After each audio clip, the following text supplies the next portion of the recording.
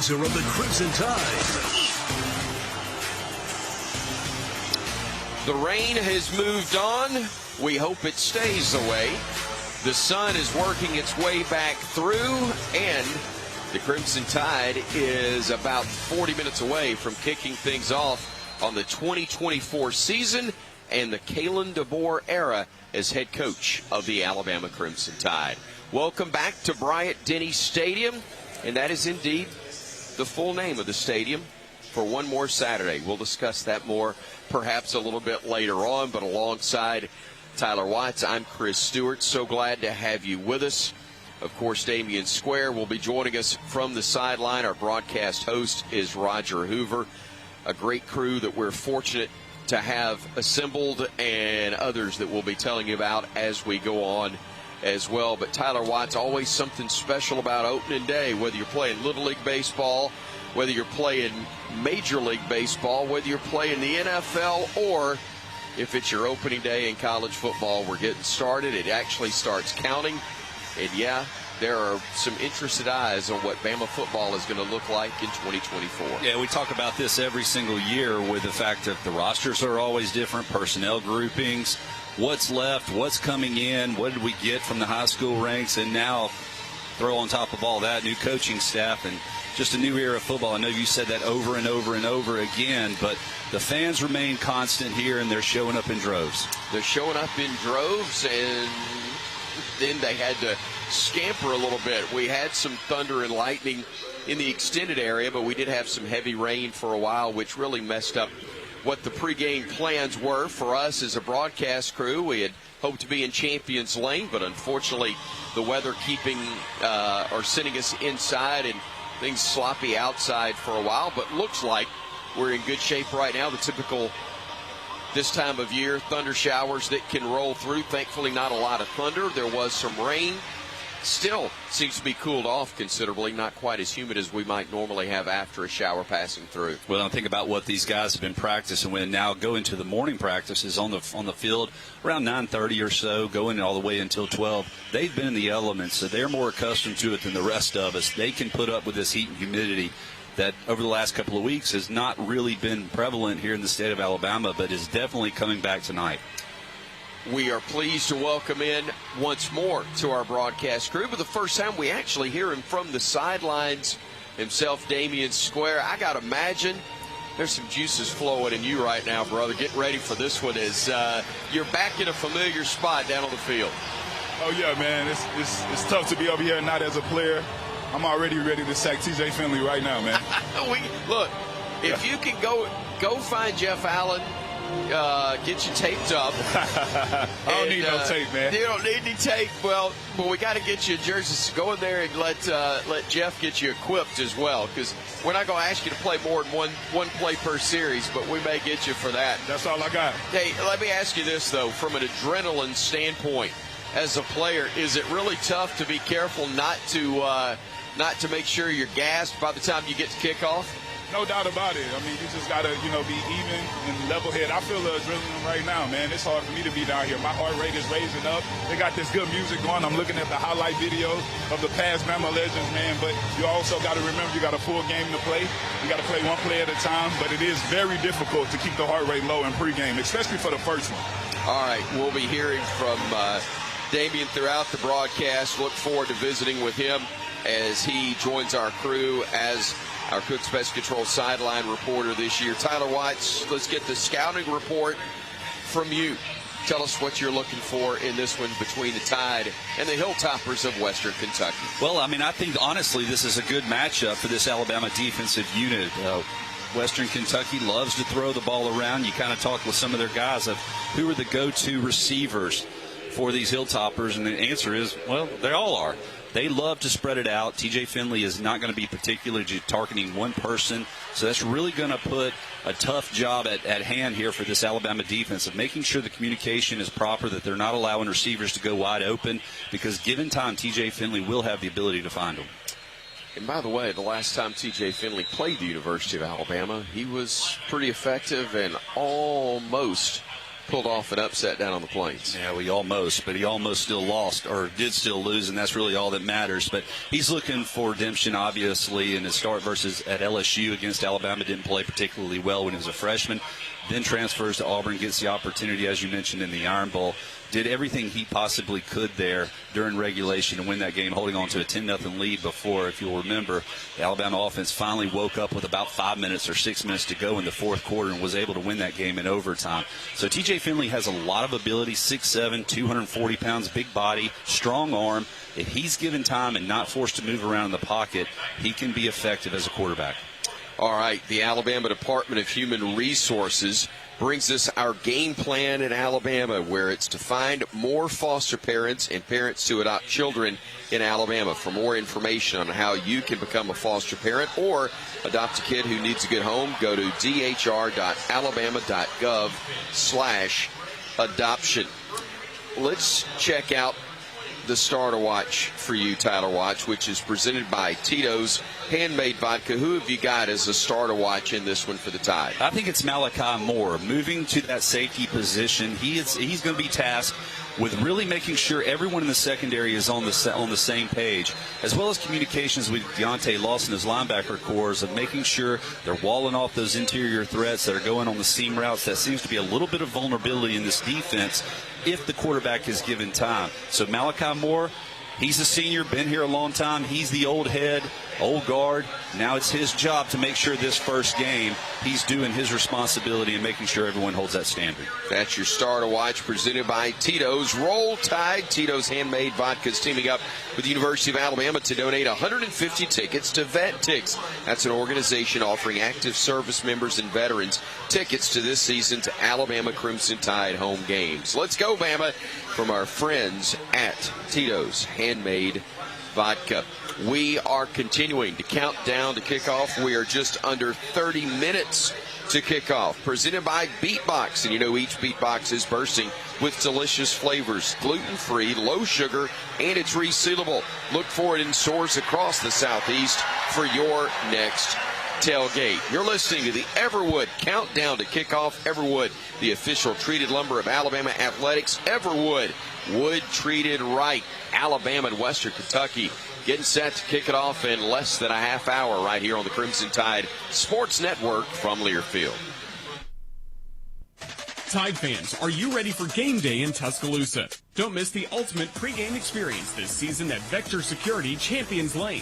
Opening 4 hours before each home game, this fan fest has everything you need to get pumped for kickoff. Located next to the Walk of Champions, you'll enjoy live music, player autographs, the best food trucks from all over Alabama, and ice-cold beer in our Legends Lounge beer garden, where there's never a cover charge. Check out ChampionsLane.com each week for the latest updates. Roll Tide! Some people just know they could save hundreds on car insurance by checking Allstate first. Like you know to check that your seats aren't in the visitor section first before buying tickets. I'm so excited for this game. I can't believe you got us tickets. Me too. Wait, are we on the wrong side? Yeah, checking first is smart. So check Allstate first for a quote that could save you hundreds. This is going to be a long game. You're in good hands with Allstate. Savings vary. Subject to terms, conditions, and availability. Allstate Fire and Casualty Insurance Company and affiliates, Northbrook, Illinois.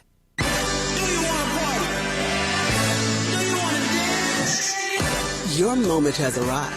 It's time to shed the normal day-to-day version of yourself and let your most fabulous self loose. Make your way to Wind Creek Atmore, because whatever your idea of fabulous is, this is where you'll find it. Wind Creek Atmore. It's your kind of fabulous. Gambling problem? Call 1-800-GAMBLER. I spy a new Camry. Ooh, I spy a sporty RAV4. I spy deals on the entire lineup at the Toyota National Sales Event. Good eye. Lease a new 2024 Toyota RAV4 LE for $349 a month for 36 months. Offer valid through September 3rd, 2024. Well-qualified lessees with approved credit through Southeast Toyota Finance. 3648 due at signing. No security deposit with select equipment. $350 disposition fee. Excludes tax, tag, registration, title, and dealer fees. See dealer for details. Toyota, let's go places.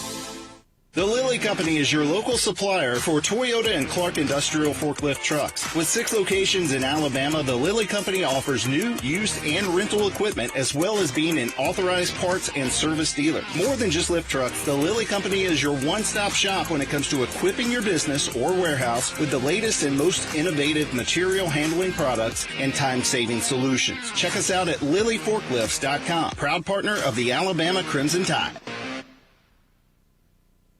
Gear up for game day with a hearty win from Jack's. Score big with our hand-breaded chicken fingers and mouth-watering fried chicken, served with scratch-made biscuits and a spread of tasty sides. Jack's Catering is perfect for feeding the whole crew while you cheer on your team. Whether it's a game watch or a gathering with your family, we've got the flavors that everyone loves. Visit us at eatatjacks.com or download the Jack's app to start your catering order today. Jack's, all about the South.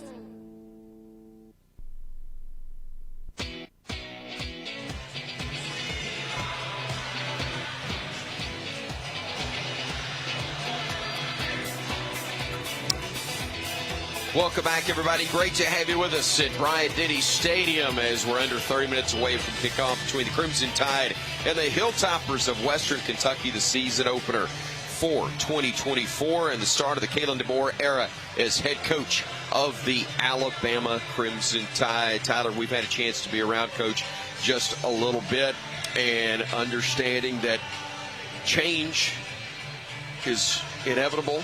It's always going to happen at some point or another. Thankfully, Nick Saban able to walk away on his own terms and at the height back in the college football playoff semifinals, a minute and a half from being away or playing in the championship game. And ironically, it would have been against the man who follows him now as head coach of the Crimson Tide in Coach DeBoer, of course, coming from University of Washington. Your thoughts on what Alabama has and what Alabama will see with this man as head coach? Well, I think obviously the product of what he has done throughout his career kind of speaks volumes. The fact that he played in a national championship game just a year ago up at the University of Washington. This guy has won wherever he has been, and that's kind of what you're looking for, is someone who is able to replicate success at multiple programs, improving every single time at a higher level. And now he comes to Alabama, as you mentioned, with all the success that Coach Saban has had over the 17-year period that he stayed here in Tuscaloosa. I think that we do have a good one, someone who can take us into the next age of college football as the game continues to evolve. A younger guy, lots of energy, new ideas, different ways and approaches of doing things, but continues to win regardless of where he has been. All right, Tyler, let's take a look at the starting lineups for this one, presented by Transamerica. Transamerica, helping Tide fans create financial freedom so they can live their best life. We'll spend a little more time, and in fact, in our starters, we'll go exclusively with Alabama's starters because there are some new faces. Not as many as you may think with a coaching change in this day and age, Tyler, but still some different faces. And we begin on defense, where we'll see either LT Overton or more than likely Jamarian Latham as the starter at that Bandit position. Yeah, and Jamarian may be one of the better pass rushers on this Alabama front. He played a little bit last year, but has really stepped into that starting role here early on this fall. At nose tackle, Tim Keenan III expected to get the start with Damon Payne there as well. Big off defensive lineman, and I think this could be a strength of this defensive unit, is the guys that are able to rotate in. They have 6 or 7 bodies they feel comfortable with coming in, but it all starts with Tim Keenan as well as Tim Smith, a senior who has played a lot and has a ton of upside ability. Yeah, defensive tackle next to the nose, Tim Smith or Jaheim Otis listed. Likely to see some of James Smith also. The Wolf, they're going to call it. Tell us more about what that position really is. Quandarius Robinson, Keanu Coot, or Quay Rusaw expected to get the start at what they're calling the Wolf. It's a speed guy who can come in on down and distances that dictate it. You bring a little bit more speed, someone who can go into coverage, but more than anything else, just pin the ears back and get to the quarterback. In addition to the new terminology with the Wolf, we also have new terminology with the Stinger, Deontay Lawson, Jeremiah Alexander, or Justin Okoronkwo, but with Deontay likely to get the start. That's an appropriate name, too, for a middle linebacker, is the Stinger. You're wanting to lower your head in there, stop the run between the tackles. these linebackers are also going to be tasked with walling off any vertical threat in the middle of the field. They have to be able to keep those guys from getting to the middle until safeties can pick them up. At the Mike linebacker, Jihad Campbell expected to get the start with Justin Jefferson backing him up. And we saw Jihad really do an outstanding job, especially later in the season. He's great in pass coverage. He's put on a little bit of weight.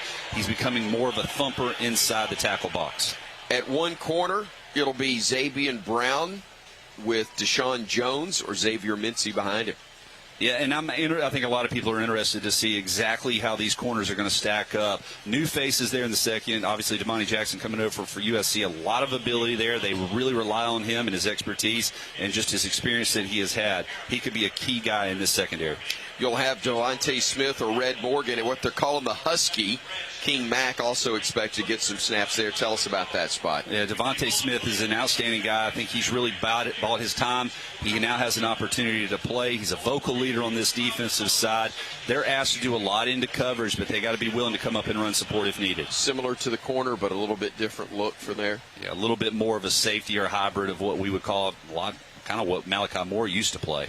He is the strong safety, or listed that way now, with Cameron Howard behind him. And he's the key in this entire secondary. He's a guy that knows the defenses. He's very vocal, making sure that everyone is on the same page. He needs to have an outstanding season. This is a new position for him, but one that could elevate his ability to play at the next level if he succeeds. Keon Sabb will be at free safety. Bray Hubbard listed behind him. And Keon Sabb, obviously coming in from Michigan, tons of ability, does a really nice job of reading the quarterback's eyes, has a chance to make a lot of plays there from that safety position. So there's the projected starters and backups there at defense.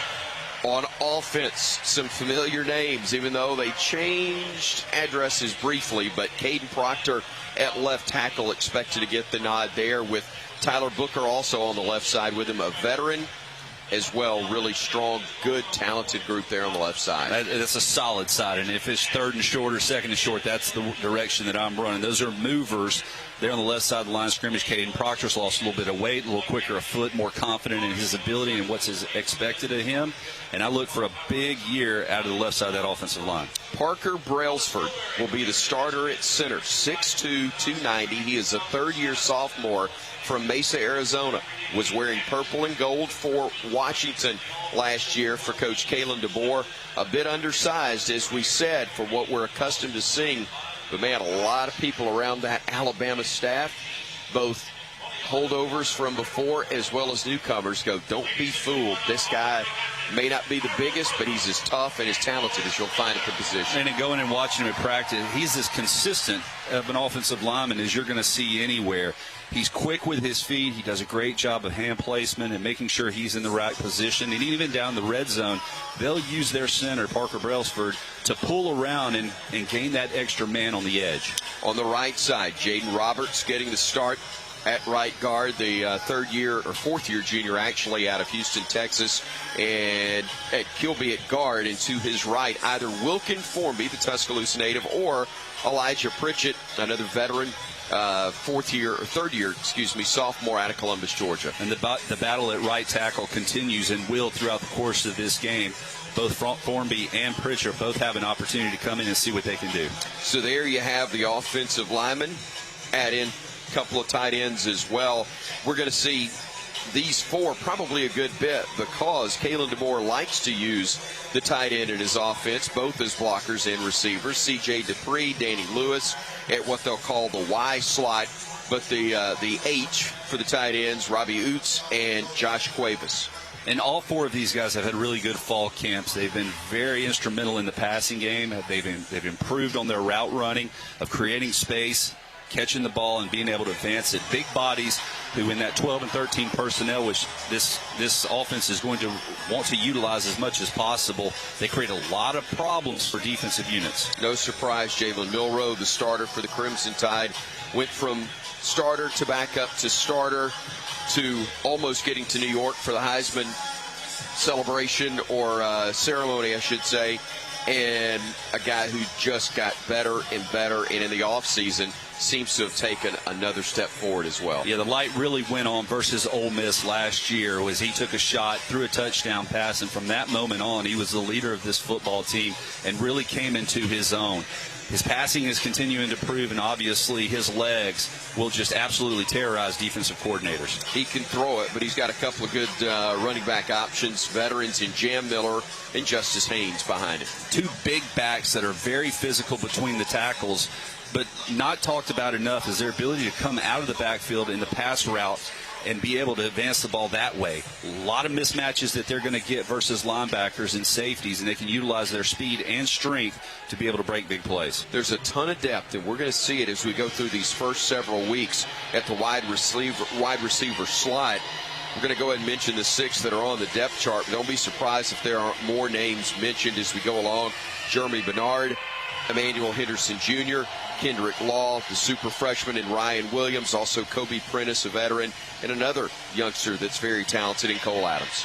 Lots of guys that are very quick with their feet, very explosive as well, and they're looking to create as much space as they possibly can, and each of them, obviously with the schemes that are coming into place, can be kind of targeted at various places. It's not like the old days where you have one guy that you're throwing to 80% of the time. They feel confident in all of these receivers. Will Reichert is gone. He had an NIL deal with, I believe, Social Security at the end of his career, AARP, somebody like that. But he has moved on. He's now, in all seriousness, doing tremendous things in the NFL with Minnesota. But Graham Nicholson, who was indeed the Lou Groza Award winner last year, now wearing the Alabama uniform, and he's got Connor Talty, a good one, behind him as well. Yeah, both those guys, I think that this coaching staff feels very comfortable putting in there. But Graham Nicholson, obviously the transfer in from Miami, Ohio, outstanding kicker, very accurate, and I think if he's probably good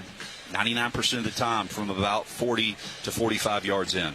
Maybe the most undervalued guy over the last couple of years is back again. Thankfully, James Burnham, punter, but also the holder on placements as well. And Neelan Hibbett is also back, and now a scholarship player as the long snapper. Was given one after being a walk-on for the majority of his career. Now, great to see that Dennis Holman's grandson is a scholarship player for the Crimson Tide. He's been an important part of what they've done in special teams. You know, that's often the position that's overlooked more than anything else, but the ability to get the ball where it needs to be for these kickers, because timing is everything in special teams. It is indeed, and timing pretty important in broadcasting as well. Hopefully we got a lot of those things taken care of with our pregame coverage. So excited to be able to talk to you about what's taking place for Alabama football as we run through those starters, presented by Transamerica, helping Tide fans create financial freedom so they can live their best life. When we come back, it'll be time for kickoff. We are wrapping up now our Everwood countdown to kickoff. Everwood, the official treated lumber of Alabama athletics. Everwood, wood treated right. The Kalen DeBoer era kicks off when we come back to Tuscaloosa here on the Crimson Tide Sports Network from Learfield. This has been the Everwood Countdown to Kickoff Show.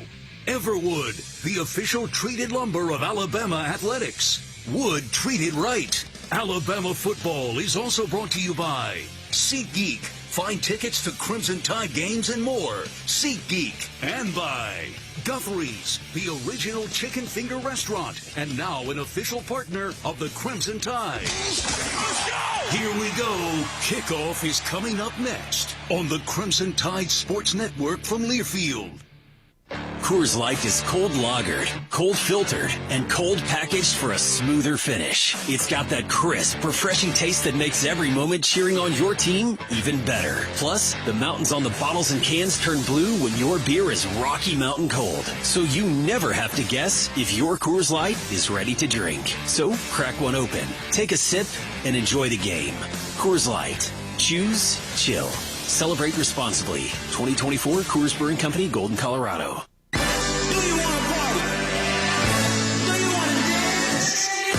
Your moment has arrived. It's time to shed the normal day-to-day version of yourself and let your most fabulous self loose. Make your way to Wind Creek, Wetumpka. Because whatever your idea of fabulous is, this is where you'll find it. Wind Creek Wetumpka. It's your kind of fabulous. Gambling problem? Call 1-800-GAMBLER.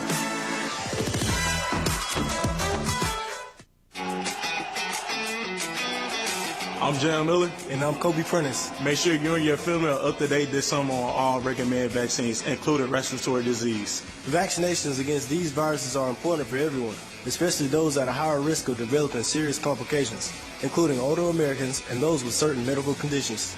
So don't wait. Vaccinate. For more information, visit alabamapublichealth.gov/IMM today. Stay safe and roll tide.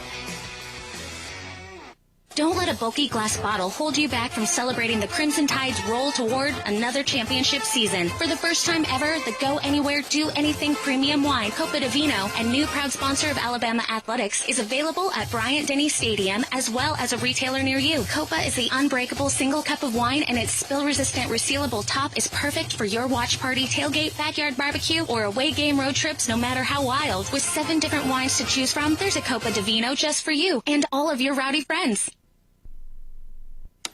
Aw, shucks, the game's on TV, but I can't listen to the call of my favorite team broadcasters. Never fear, Sync My Game is here. Sync My Game? Yes, Sync My Game. If you have a DVR and streaming device, head to syncmygame.com from Learfield. It's never been easier to hear the impassioned voices of your favorite radio crew synced with the TV. Wow, thank you, Mr. Just remember, syncmygame.com. Domino's delivers game days across Tuscaloosa and the surrounding area. Locally owned and operated in Tuscaloosa for over 30 years, the team at Domino's is proud to be a supporter of Alabama football and athletics across the Capstone. Domino's would like to thank our customers for supporting our local business for over 30 years. Make Domino's your choice on game days year-round and enter our weekly Drive for Dough contest this football season. Domino's is proud to deliver your Alabama Crimson Tide game days anytime. Visit RollDomino's.com. Thanks from Domino's and Roll Tide.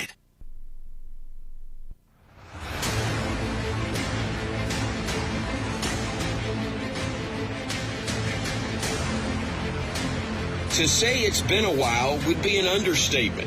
In fact, it's been 6,209 days since the Crimson Tide last welcomed a new head football coach.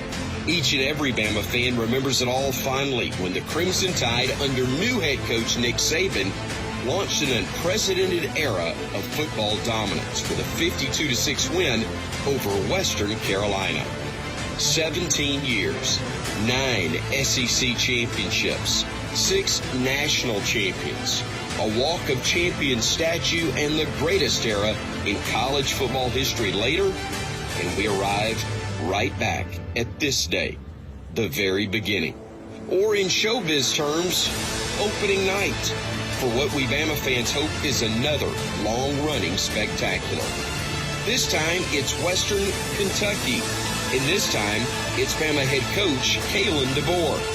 And if we Bama fans have come to understand one thing from the remarkable era that just passed, it's that championship trophies and granite statues are earned. One rep, one practice, one day, and one game at a time. Or put in even more familiar terms, yeah, it's a process. So here we go. Game 1 of the Kalen DeBoer era begins now. Bama and Western Kentucky next.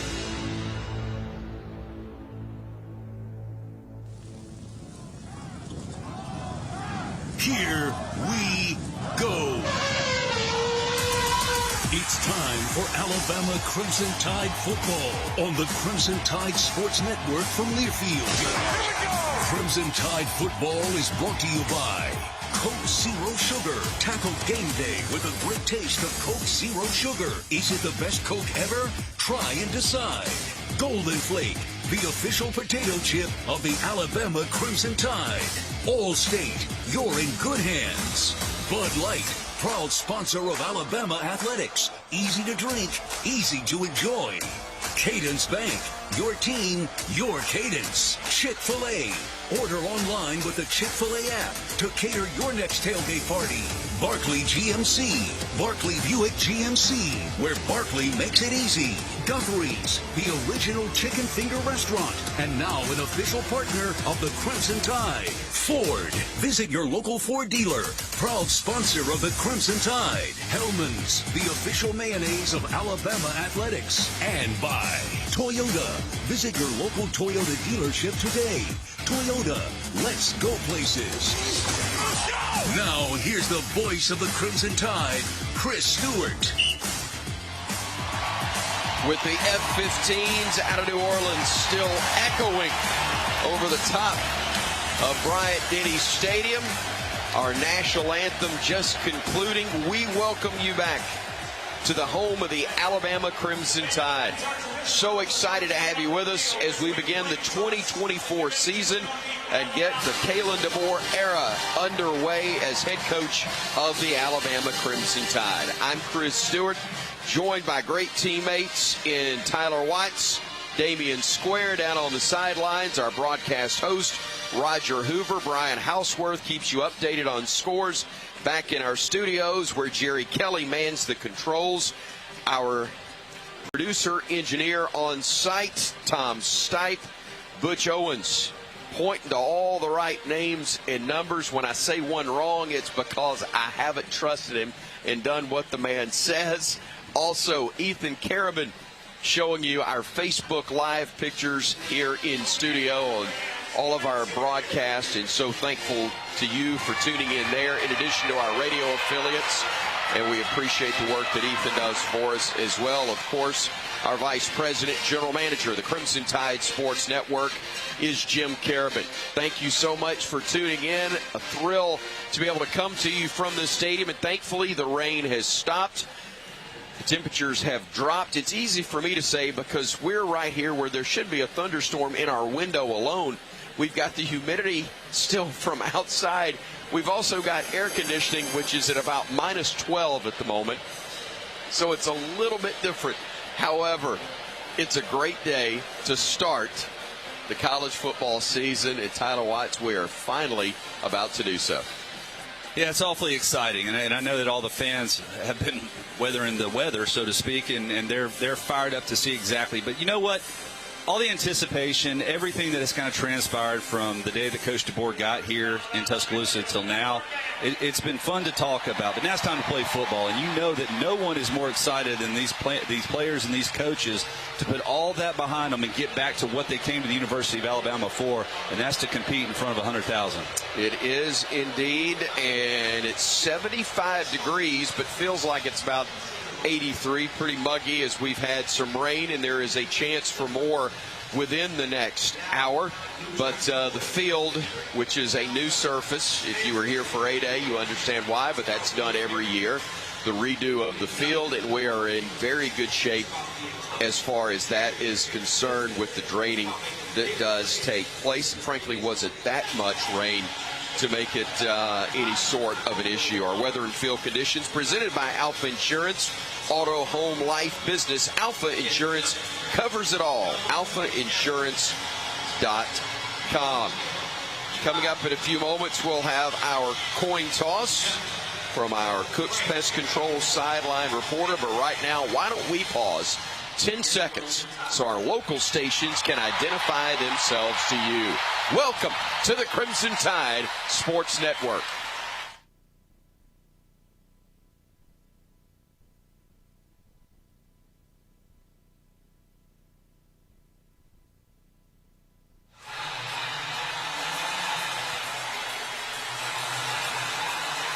Thunderstruck,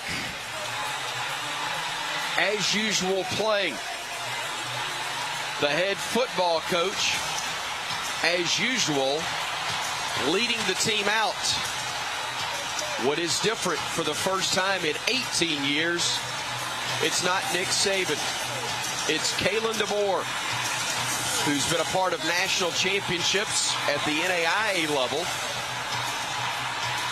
Coached in one last year at the FBS level, but for the first time walks out of the tunnel on a college football Saturday with the Crimson Tide behind behind him and takes the field as Alabama begins 2024.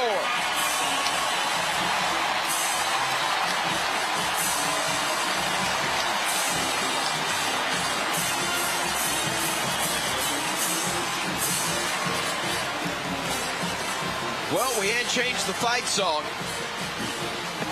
We had changed the uniforms. Hadn't changed most of the players. And the desired result doesn't change. The standard still the same. It's Alabama. Winners of national championships prior to Nick Saban's arrival.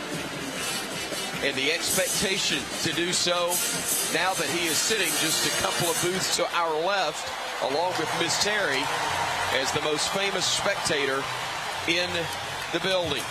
Time now for the coin toss. Our Cooks Pest Control sideline reporter, Damian Square, is there. Cooks Pest Control, the South's most trusted name in pest control and proud sponsor of Alabama football. How you doing? Want to hear? Come on, listen up. Today, okay?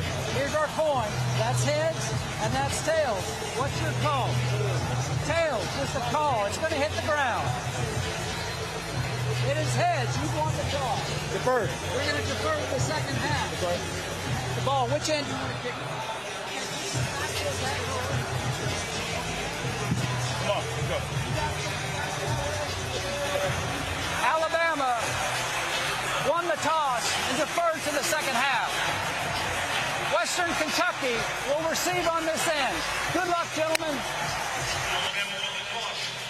The Tide did indeed win the toss, and Roger Hoover, we got to hear that, courtesy of our Cooks Pest Control sideline reporter Damian Square, who had some help. Certainly did. The kickoff captain courtesy of Barclay GMC. Susanna, 10 years old, from Tuscaloosa. Her favorite players, Jalen Milrose. She attends Sipsey Valley Middle School, and so she was joined on the field with her parents, Justin and Holly, and her brother Kiesler. We'd like to welcome her to Bryant-Denny Stadium and also thank Barclay GMC for their support of the Crimson Tide of Make-A-Wish, Alabama. You can text Roll Tide to 44834 to support Make-A-Wish, Alabama. Wallace Gilberry and Tyrone Prothrow, the honorary captains. Boy, great to see those two wonderful representatives of the Tide, two tremendous players in their own right, here to serve in that role today at the coin toss. And Tyler, finally, we're going to get things started. Yeah, this is really all that matters, is from this moment on. Jersey change. Number 3 is now wearing number 10.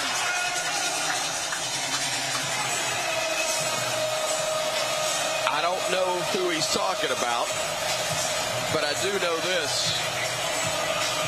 Alabama's ready to kick it off.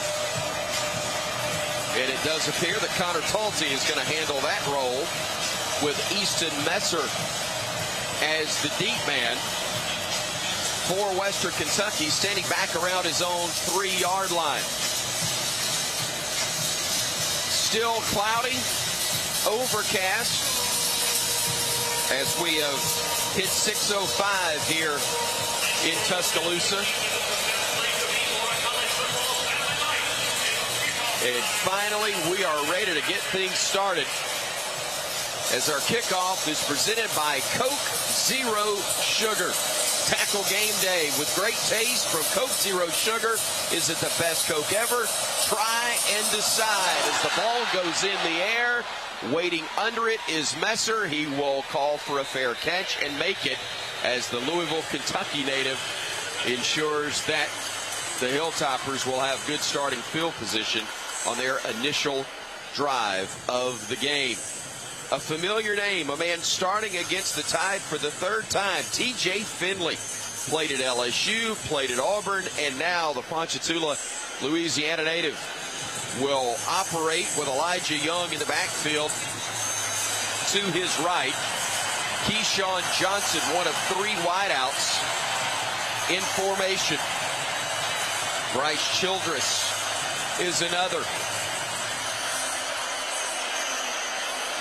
And the Hilltoppers go with River Helms, normally a tight end, who is there as well. We had some discussion by the officials, and I'm not exactly sure what our issue is, as our lead official today is Matt Leffler. Oh, I hope we're not already having problems with the headsets. That would be just dandy, wouldn't it? You're exactly right. The headset communication from the sidelines to one player on the offense, ordinarily, of course, the quarterback, and one on the defensive side is allowed. And this is more than likely the communications from the booth. And this happened in 2009 versus Tennessee, where there was problems on one side. Therefore, none of the coaches are allowed to utilize that technology. So, everybody's going to huddle up, and they ask the question, does anybody have fresh batteries? Or 2 Dixie cups and a long string, because somebody's got a problem. Still trying to sort it out. Yeah, we have seen a very laid-back Kalen DeBoer, and this may be as agitated as I have seen him, thankfully, as I've been with him at about 25 different venues around the state of Alabama, whether he was speaking to different groups or taping television shows or doing Zoom meetings. He's about as low-key as it gets, but he's ready to get this thing started.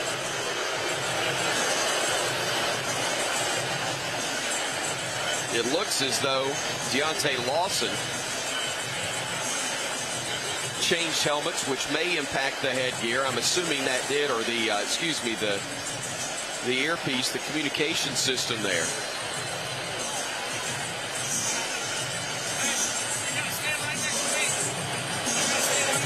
The conversation still taking place between Matt Leffler and Coach DeBoer, and I'm not exactly sure what we got going on.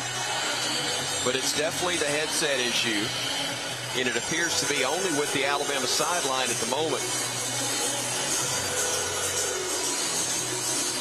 And again, these are among the bugs they're going to work out. But frustrating for everybody concerned nonetheless.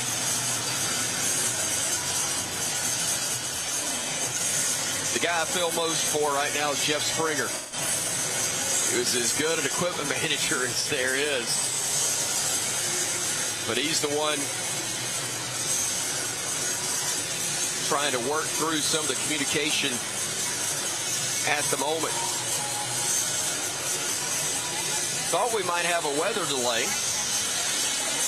We didn't. Damian, I'm not sure where you are on the sidelines right now, but are you hearing anything? Yeah, I hear. I'm sorry, not from me. Well, we know Damian's headset works. Partner, I'm sorry. I'm not over there. I'm on the opposite end. That's fine. That's not a problem at all. Yeah. Now they've gone to another. Yeah, they're going to another helmet now. Yeah. Oh, that's got to be miserable. Man, that's terrible. Yeah, I had one helmet my entire career. You probably had the same thing. No doubt about it. Well, I mean, just to start the game off, which is, not it. Now we got everything set, and now the crowd roars to a fever pitch once again as T.J. Finley does indeed operate out of the shotgun formation. He'll swing a pass out to the near side of the field. Catch made, Keyshawn Johnson, nowhere to go. Gets wrapped up immediately. A great play by Jahad Campbell, the Mike linebacker, leading the charge there, but he had a lot of company around him. Yeah, great job also there on the edge of just setting it and not allowing downfield pressure. They did pick up a yard, maybe 2 on the play. 2nd and 8 upcoming.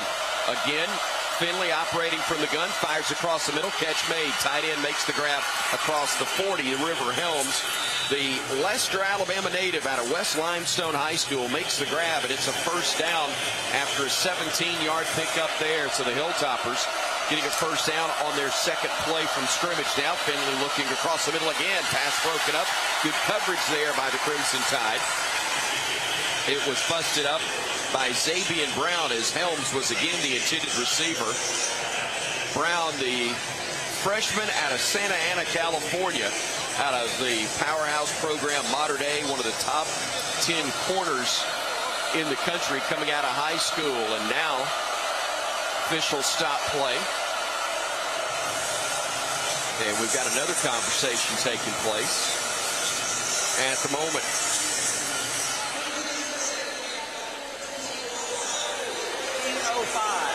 They're resetting the game clock to 14:05 as we've got second down and 10 upcoming.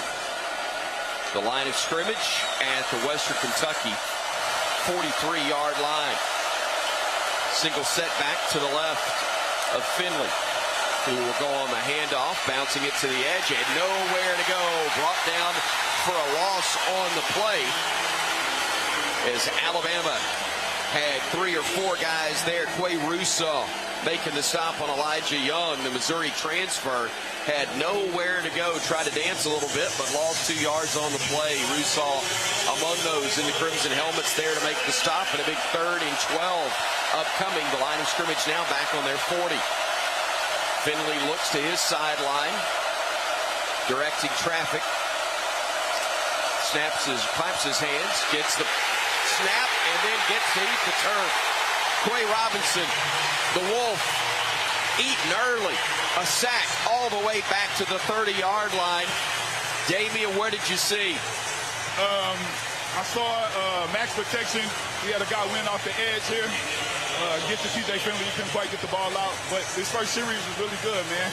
Like I said, we was looking for a guy to get to the quarterback, considering we was going to play a lot of zone coverage, and it looked like we got one. First sack of the year is presented by Guthrie's Golden Fried Chicken Fingers, an Alabama tailgate tradition, as the punt is a high spiraling kick fielded at the Alabama 32-yard line. Cole Adams fielding that one. A punt of 38 yards off the foot of Cole Maynard, and Alabama will have it 1st and 10 from their own 31-yard line.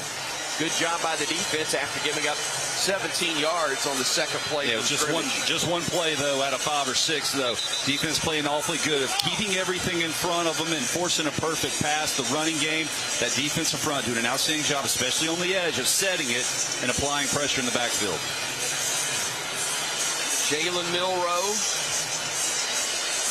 with Justice Haynes, the setback behind him. Haynes, 3rd team All-SEC preseason. And we've got a media timeout, or did Bama call one, Tyler? We've gone to a media timeout for some reason. They told us to play, now they're stopping us. So a lot of confusion dead on the field. Not from the Bama side, though, at the moment. Scoreless early, Alabama and Western Kentucky. 12:50 to go, first quarter of action in Tuscaloosa on the Crimson Tide Sports Network from Learfield. Some days you hit snooze, but not today. Today you have to go on a run to get burgers for the tailgate. You've got to haul something heavy, a cooler stocked with Bud Light. When you've got beer and football, nothing is hard, until the other team scores. Bud Light, easy to drink, easy to enjoy.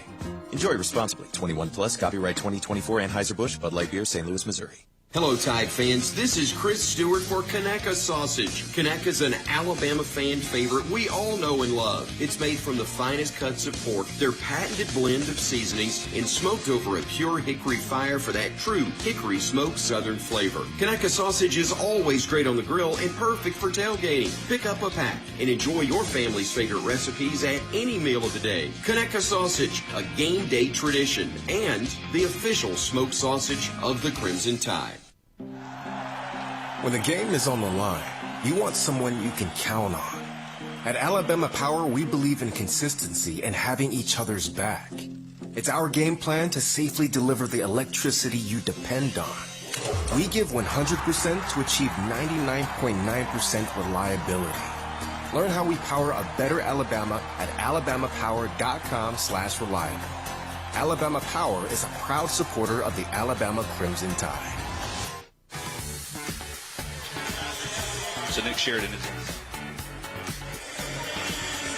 12:50 left to go in the first quarter. No score between the Alabama Crimson Tide and the Western Kentucky Hilltoppers. We're coming to you live inside the Alabama Credit Union broadcast booth. Feel good about your money with Alabama Credit Union. The Crimson Tide offense about to take the field. Tonight's game is presented by Golden Flake, the official potato chip of Alabama Athletics. And just a moment ago, we saw a great stop by the Crimson Tide defense. Big-time stop presented by Truckworks, the official truck dealer of the Crimson Tide. 17 locations throughout Alabama, Mississippi, and the Florida Panhandle. Thank you, Roger Hoover. Yeah, Q Robinson coming up with that big sack of T.J. Finley. Alabama bringing pressure and successfully doing so. Elijah Pritchett does indeed start right side for Alabama. Check that.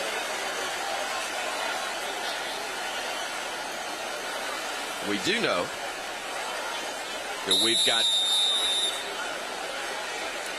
Jalen Milroe at quarterback with Justice Haynes behind him as Haynes now goes to the right of the Bama quarterback. A man goes in motion to the right, and the handoff goes to Haynes, who cuts it back, fights forward, and gets near the 35-yard line.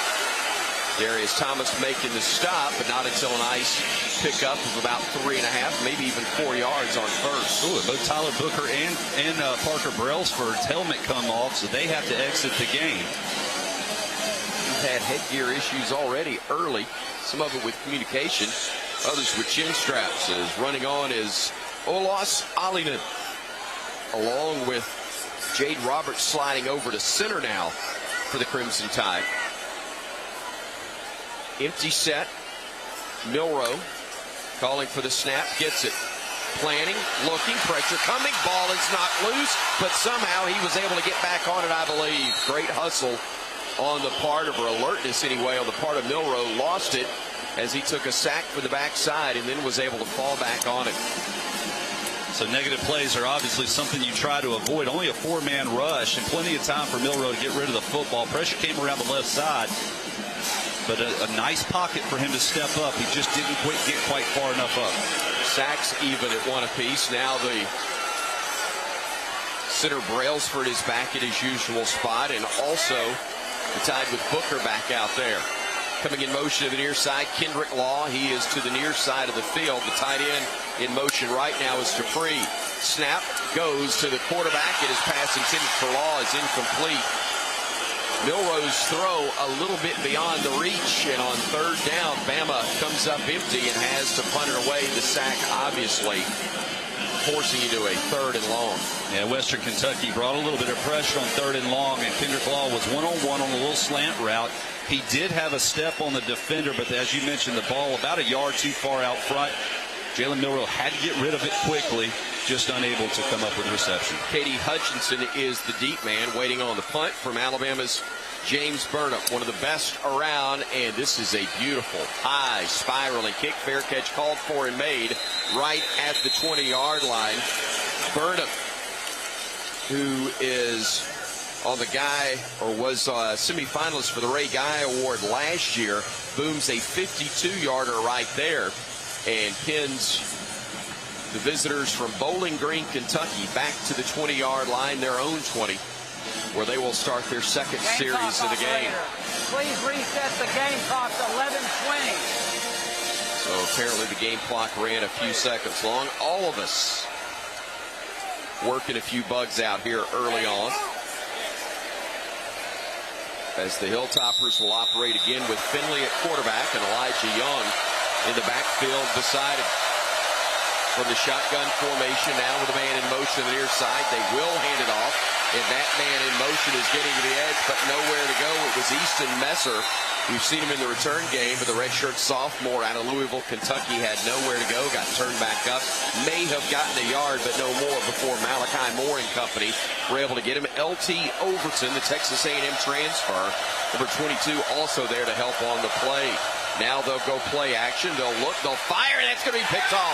Intercepted. Emmanuel Henderson Jr. bringing it back. Check that Keon Sabb. I'm sorry. Wrong number 3 that I looked at. Sabb able to make the pick. Gets it inside the 20-yard line of the Hilltoppers, and Alabama will have it 1st and 10 in the Chick-fil-A red zone. Little play action by Western Kentucky. TJ Finley just stared down the the wide receiver the entire time. And this is one of the advantages of the cover 3. You have your safety back reading the eyes of the quarterback. The ball was underthrown. Keon Sabb was able to undercut it and advance it back inside the 10-yard line. For every Alabama interception, participating Chick-fil-A restaurants in Alabama donate $1,000 to Children's of Alabama as our Picks for Kids partner. That's the first pick of the year for Bama and $1,000 for Children's of Alabama. Special thank you to Chick-fil-A locations in Alabama that are supporting Children's of Alabama this season. 23-yard return on the part of Sabb. 1st and 10, Alabama operating from inside the 20-yard line. They'll call it the 16 as Haynes is the running back, I believe, to the right of the quarterback, and they'll run right up the middle on the play. And for the Crimson Tide, it'll be a gain of about 3. Jam Miller, his first carry on the handoff from Jalen Milroe. The offensive line really getting a nice push up front, just moving the entire line of scrimmage about 3 or 4 yards before the tackle was made. This is a Western Kentucky defense that wasn't super successful last year, gave up a lot of points. But inside the red zone is where you really have to make hay. 2 tight end look with Robbie Oates and C.J. Dupree in the ball game for Alabama. Also 3 wideouts. Quarterback keep. Milroe. Touchdown, Alabama. He goes left side. He walks in, and the Crimson Tide gets its first points of the 2024 season, and the first with Kalen DeBoer as the head coach. Boy, there's pancakes up front, and then there's what Tyler Booker just did. Not only did he throw the defender on top, he rolled him over 2 or 3 times. That's how you dominate the line of scrimmage. Easy play there for Jalen Milroe. Took the direct snap, went left side, and absolutely it was a run designed the entire way, and he goes in untouched as Graham Nicholson will try his first extra point. The snap from Nealon Hibbett to be held by James Burdup. The first 2 parts are perfect, and so too is the third. And Alabama takes a 7-0 lead just under 5 minutes into this one. 10:07 on the game clock here in the opening quarter of play. 7-0 our score. Alabama leading Western Kentucky here in Tuscaloosa. Good guys on top on the Crimson Tide Sports Network from Learfield. Hey, Alabama fans! With 15 stores across Alabama and more on the way, Shoe Station is your family's one-stop shop for the footwear brands you know and love. Head into any Shoe Station store and explore our selection of over 30,000 pairs of shoes from top brands like Nike, Hey Dude, Crocs, and so much more. No matter the occasion, Shoe Station has something for everyone. So why wait? Visit Shoe Station today to find your perfect fit. This is Alabama Crimson Tide football from Learfield. Barkley makes it easy. Get ready to rev up your engines and feel the excitement at Barkley Buick GMC Cadillac. We've got the perfect ride to match your style and adventure. Visit us at our showroom at Skyland Boulevard and let our friendly team help you find the vehicle of your dreams. Barkley Buick GMC Cadillac, where hometown pride and unbeatable deals collide. Drive with passion with Barkley. Visit us today or check us out online at barkleygfc.com. Barkley makes it easy. The Alabama Insider Podcast is the official podcast of Crimson Tide Athletics. Catch full episodes of Hey Coach and the Kalen DeBoer Show, Crimson Tide Rewind, Crimson Tide Today Daily Reports, plus full interviews from Crimson Tide driven by NASCAR. Download and subscribe to the Alabama Insider Podcast on Spotify, Apple Music, Amazon Music, and all podcast platforms. Roll Tide with the Alabama Insider Podcast.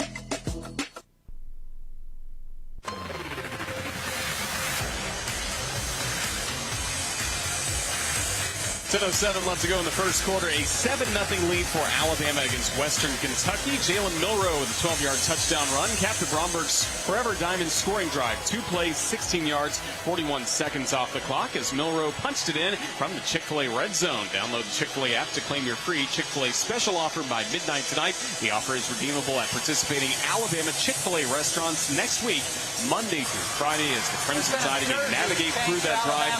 2 plays, and again, picking up 16 yards, 41 seconds off the clock. Also in that, Alabama getting its first down of the game, presented by ATIX. Let ATIX be your ticket connection to all the Alabama football games. AAA-TIX is the ticket. Roger Hoover, thank you so very much. Damian Square is our Cook's Pest Control sideline reporter. Man, always fun to see offense turn a takeaway by the defense into a score very, very quickly. Yes, it's always good for the defense to complement the offense. I read some things earlier in the week where Coach DeBoer said he has two coordinators that really complement each other. And what you saw right there is complementary football. The offense struggled a little bit early on. Defense created a turnover to put the offense in a great situation to build some confidence, and hopefully that carry out throughout the rest of the game. Those coordinators that were being referenced there, a couple of them on the defensive side, in Colin Hitchler, who's the co-DC, along with Maurice Lindquist, but of course the overall defensive coordinator, Kane Womack, who comes to Tuscaloosa after serving as head coach at South Alabama for the last 2 or 3 years. The kickoff from Connor Talty, another good one that's fair caught inside the 2-yard line by Easton Messer. And so again, the Hilltoppers will start at their own 25-yard line. TJ Finley with a pick here early, 2 for 4, 18 yards, but that interception leading to quick points for the Crimson Tide. Yeah, fortunate for us, all the pressure taking away the running game. Those things help out, and you force a quarterback to throw into a very tight window. He just absolutely lost track of where Keon Sabb was, and Sabb was able to take advantage of it. Michael Matheson, Dalvin Smith split to the left side. Elijah Young is the running back beside TJ Finley, who operates out of the shotgun again. 1st and 10 for Western Kentucky from their own 25. Finley looking, firing. He was almost picked off again. Mercy. Deontay Lawson could have walked into the end zone if he'd been able to catch that bullet thrown by Finley, and almost back-to-back takeaways by the Bama D. Boy, right through his hands. He read the eyes of TJ Finley perfectly and undercut the little hitch route right off of his fingertips. Mbakwe and Red Morgan are also in the game now, so a lot of competition still in this secondary for Alabama. 2nd and 10, once more from the 25. Finley with time, firing to the near side, and it is caught and pushed out of bounds is Keyshawn Johnson, the wideout out of Birmingham. He's from Ramsey High School, started his career at Alabama State, but transfers to Western Kentucky, made the grab on a perfect throw. 12-yard pickup, moves the chains. 1st down, Western Kentucky from now their own 37-yard line. The handoff goes to Elijah Young, and he is going to be corralled at the 40, a gain of a yard or 2, but not much more, as LT Overton leads the way defensively. This is a free play for Western Kentucky. Tim Smith was starting to come on the field, and they're going to get us for illegal participation. 1st down. In a fast-paced, hurry-up offense over the years, we've seen you cannot substitute in between plays. How much of that is new staff, new scheme, new year? Alabama making a change, and we will see Smith go to the left side. Is coming off the field is Jaheim Otis, the junior from Columbia, Mississippi. A 1st and 5 upcoming after the step off. Finley on the option left, gives the pitch, and it's going to be a big hit by the Bama defense on Elijah Young. He got wrapped up, brought down in a hurry. Overton again there to lead the way for the Bama defense. Well, I tell you, who's having an outstanding game right now is Quay Rosal. He shoots the gap, and nobody on this Western Kentucky offensive front has been able to wrap their hands around him yet. Red Morgan flying like a bullet out of the secondary, upending the running back. So 2nd down and 8.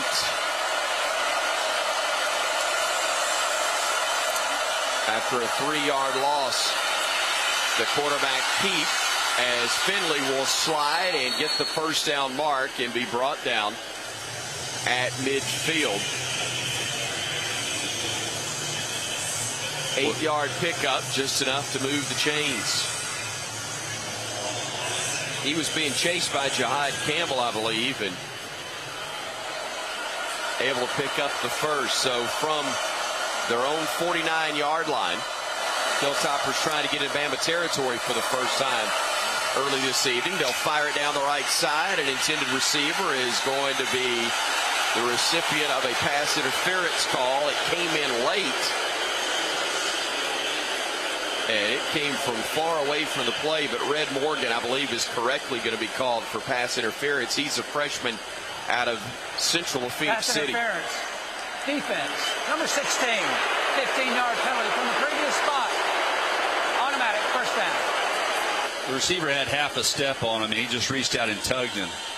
We also had a bust behind that as well on just a little takeoff route where we let Mbakwe allowed that receiver to get to the outside and did not have over-the-top help. Bryce Childress, I believe, was the intended receiver, a senior out of St. Louis, Missouri. Now a 1st and 10 in Bama territory from the Crimson Tide's 37-yard line. Finley, sprint draw, handoff, gives it to the running back Young, who will fight his way forward and continuing to push the pile, and they're going to get very close to the first down. A fired-up Western Kentucky sideline as they continue to push and fight and claw, and they'll get very close to the first down. In fact, they will move the chains after the spot. Exactly 10 yards on the pickup by Elijah Young, who gets there with a little help from his friends. Conference USA preseason watch list, on the Doak Walker watch list as well.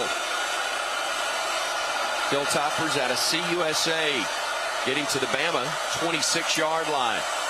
Finley play action, looking, pressure coming, unloads it. That's going to be an incomplete pass. Hugh Robinson putting pressure on Finley, knocked him to the deck just as he unloaded the football. He was trying to connect with his intended receiver, Easton Messer, but well beyond his reach on a little swing pass. That was a little wrinkle off of a speed sweep they did earlier in the game that went for negative yards. Now inside the red zone or close to it, trying to catch Alabama being overly aggressive. Great coverage in the secondary, tremendous pressure up front. 2nd and 10 from the Bama 26. Finley again from the shotgun. Looks to his right, fires, catches made, a gain of 3 after a nice wrap-up tackle on River Helms by the Tide's Keon Sabb. He's already had a pick, and the 3rd-year sophomore out of Glassboro, New Jersey, making his presence felt early on. Doing a good job of reading the quarterback, knowing where the offensive guy is, and then rallying after the catch. Being in the correct zone, having good communication in the secondary. Finley and company 0 for 1 on 3rd down attempt so far. They've got a 3rd and short 7 upcoming. Operating just outside the Bama 22. 3 wideouts left, 1 to the right of Finley. Gets the snap. Steps, looks, fires, picked off again. Sam again, 20, going to his right, 25, 30, still on his feet, across the 40, down the sideline, still on his feet, still going, tight ropes, finally tripped down as he gets near the 20-yard line. Keon Sabb, his 2nd interception, and the Tide turns away the Toppers again. Boy, he breaks on the ball as quick as I've seen anyone. Of course, everything is in front. He's doing a good job of staying behind the wide receivers, reading the quarterback's eyes. He knows when the ball is being delivered in the right position and then breaking on the ball quickly. Needed 1 more block down the sideline. Come on, guys. Damian, what'd you see, buddy? I saw multiple guys having eyes on the ball. Like I said, whenever you're playing zone defense, you know, it gives the illusion that certain things are open. 3 had his eyes on the ball. CJ threw it, he picked it off. I was hoping he took it to the house, but maybe next time. He got it to the yard anyway, not all the way to the house, but Bama's inside the 25 and operating 1st and 10 from there. Milrow with a running back to his left. Looks like Haynes, that's who he'll hand it off to. Justice lowers his head, fights forward, and will pick up about a yard or 2 on the play. 2nd and long upcoming. Jaleel Rivera-Harvey making the stop for Western Kentucky. We saw Haynes lose his helmet there, and the Tide will bring Jam Miller in to replace him. Kendrick Law will come wide left. Joining the freshman out of Saraland, Alabama, Ryan Williams. 2 wideouts right as well for the Tide. Empty set now as stepping up and sliding down wisely is Milroe. After a gain of about 3.5, 4 yards, middle linebacker, I believe Chandler Matthews was there to make the hit. Pressure came completely free off of the right side of the line of scrimmage as Western Kentucky brought more than we could block. Play was intended to get out quickly, but Milroe saw the edge pressure coming out, was able to step up and pick up at least positive yards. 3rd down and 6. Crimson Tide need to get just inside the 16 in order to keep this drive going. They're 0 for 1 on 3rd downs thus far. Miller to the left of Milroe. Gets the snap. Looking. Pressure coming from the edge. Steps up. Now he will look. Fire. Catch is made. Inside the 10. Inside the 5. Into the end zone. Kendrick Law. Touchdown, Alabama. 21 yards as Alabama gets a 1st down and more. The Tide scoring for the 2nd drive in a row. 5:01 to play in this 1st quarter, and the Tide leads it now 13-0 with the extra point pending. Man, initially there was nowhere to go with the football. Good zone coverage by Western Kentucky. And as Jalen Milroe is stepping up to advance the football, he sees a defender coming up to take him away. He's keeping his eyes downfield, finds Kendrick Law, one of the quickest guys on this Alabama roster. Nicholson on to try the extra point. Another good snap and spot, and the kick is perfect as well. Bama, a 14-0 lead. 5:01 remaining, 1st quarter of action. We're in Tuscaloosa, and this is the Crimson Tide Sports Network from Learfield. At Red Diamond, we know that there's simply nothing better than the perfect sip of fresh brewed iced tea. And we've been working hard to make sure choosing Red Diamond is always easy. With only simple ingredients, water, tea leaves, and pure cane sugar. Or no sugar. We make sure our tea tastes like, well, tea. Stop by your local cooler and pick up a gallon for a perfect sip today. Red Diamond.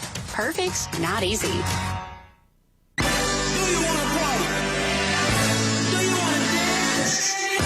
Your moment has arrived. It's time to shed the normal day-to-day version of yourself and let your most fabulous self loose. Make your way to Wind Creek Atmore, because whatever your idea of fabulous is, this is where you'll find it. Wind Creek Atmore. It's your kind of fabulous. Gambling problem? Call 1-800-GAMBLER.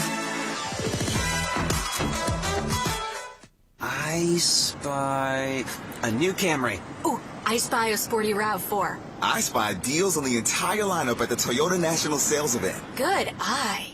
Get 3.99% APR for 36 months on the new 2024 Toyota RAV4. Offer valid through September 3rd, 2024. Zero down for well-qualified buyers with approved credit and financing from Southeast Toyota Finance. $29.52 monthly payment for every $1,000 financed. Excludes tax, tag, registration, title, and dealer fees. See dealer for details. Toyota, let's go places.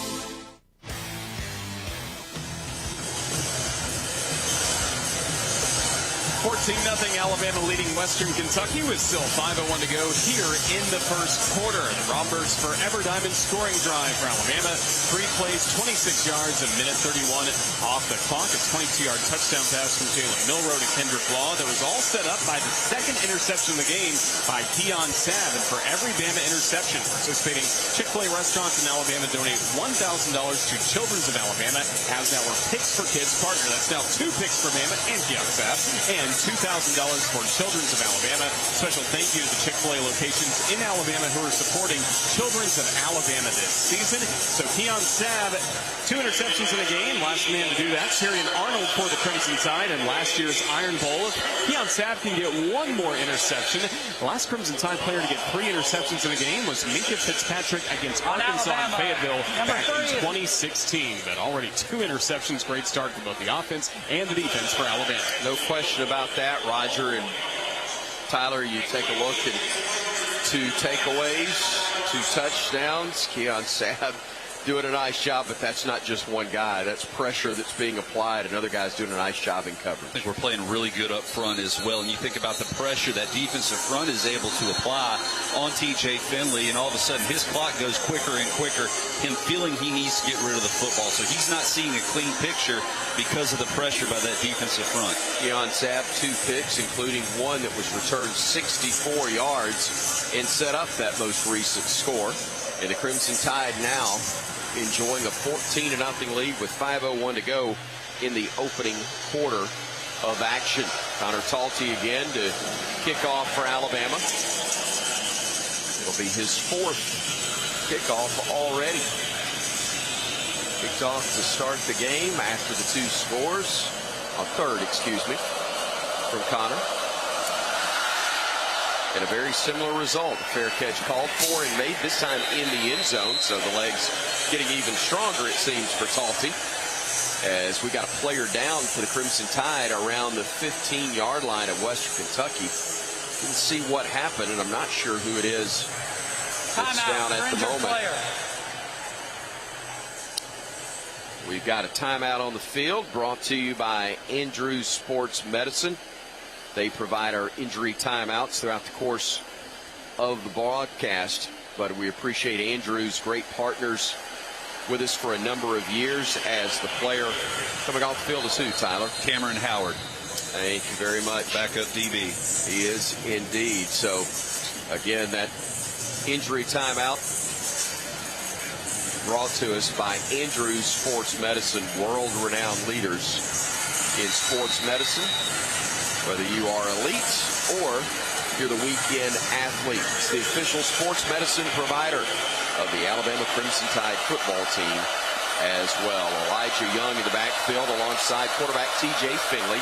He will hand it off. Finley will to Young, and he will fight forward, but there's not much room again. A gain of a yard before Quay Russaw, the freshman out of Montgomery, makes the stop along with James Smith. That's 2 Carver High School products. Yeah, James Smith took on 2 blockers and didn't give up an inch and was able to roll out the last second and get a partial tackle as well. How about that? 2 guys that were defensively in the lineup for Carver High School 2 years ago, and now getting the job done for Bama. LT Sanders in at running back for the Toppers as they'll go play action, fire across the middle. I think it got deflected at the line of scrimmage.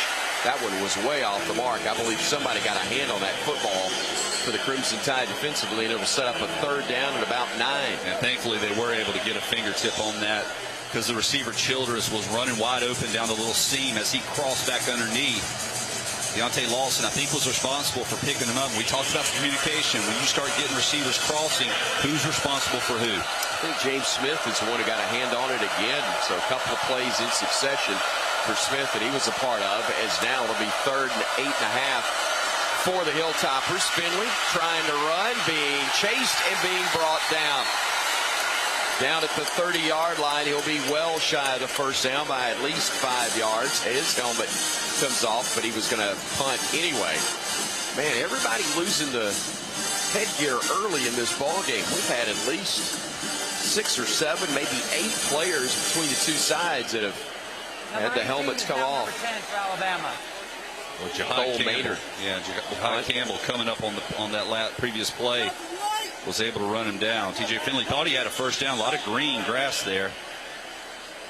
Cole Adams, the Oklahoma native for Alabama, standing back inside his 30, waiting on this one, makes the catch, gets hit, spun around, and they're going to throw a flag and say that hit may have come early. It was a great job on the part of Adams to reel it in. We'll see if it was a block in the back or an early hit. Regardless, it was penalty flag on the play. We'll see who gets hit with what. Still waiting to sort it out. Eventually we'll get the word from Matt Leffler, our referee. Still talking with the field judge. Messer for Western Kentucky thought it was against us. I think it was Xavier Mincy. During the return, illegal block in the back, number 12 on the return team. 10-yard penalty, first down. They will whistle that one on the Crimson Tide, and it is Xavier Mincy. And so Alabama will have to start inside their own red zone, starting at the 16-yard line. As Tom Stipe was saying, the offense really hadn't gotten a first down. They've just been scoring. This is a few more opportunities to get some first downs here. A little more room. Third penalty, total of 30 yards on the Crimson Tide thus far. Not the start you'd want to see there for Kalen DeBoer's squad, but nonetheless a 14-0 advantage thanks to 2 takeaways and a couple of quick scores afterwards. Milroe operating from the pistol, standing on his own 10-yard line, waiting on the snap from Brailsford, who is at the 16. And we've got whistles coming in. No flags at the moment, but whistles do come in. And Hilltoppers go flying as a Bama lineman slung one about 3 yards deep. And we've got no signal of anything just yet. There's still time on the play clock. I'm not sure what this is. They're not either. They being the men in stripes.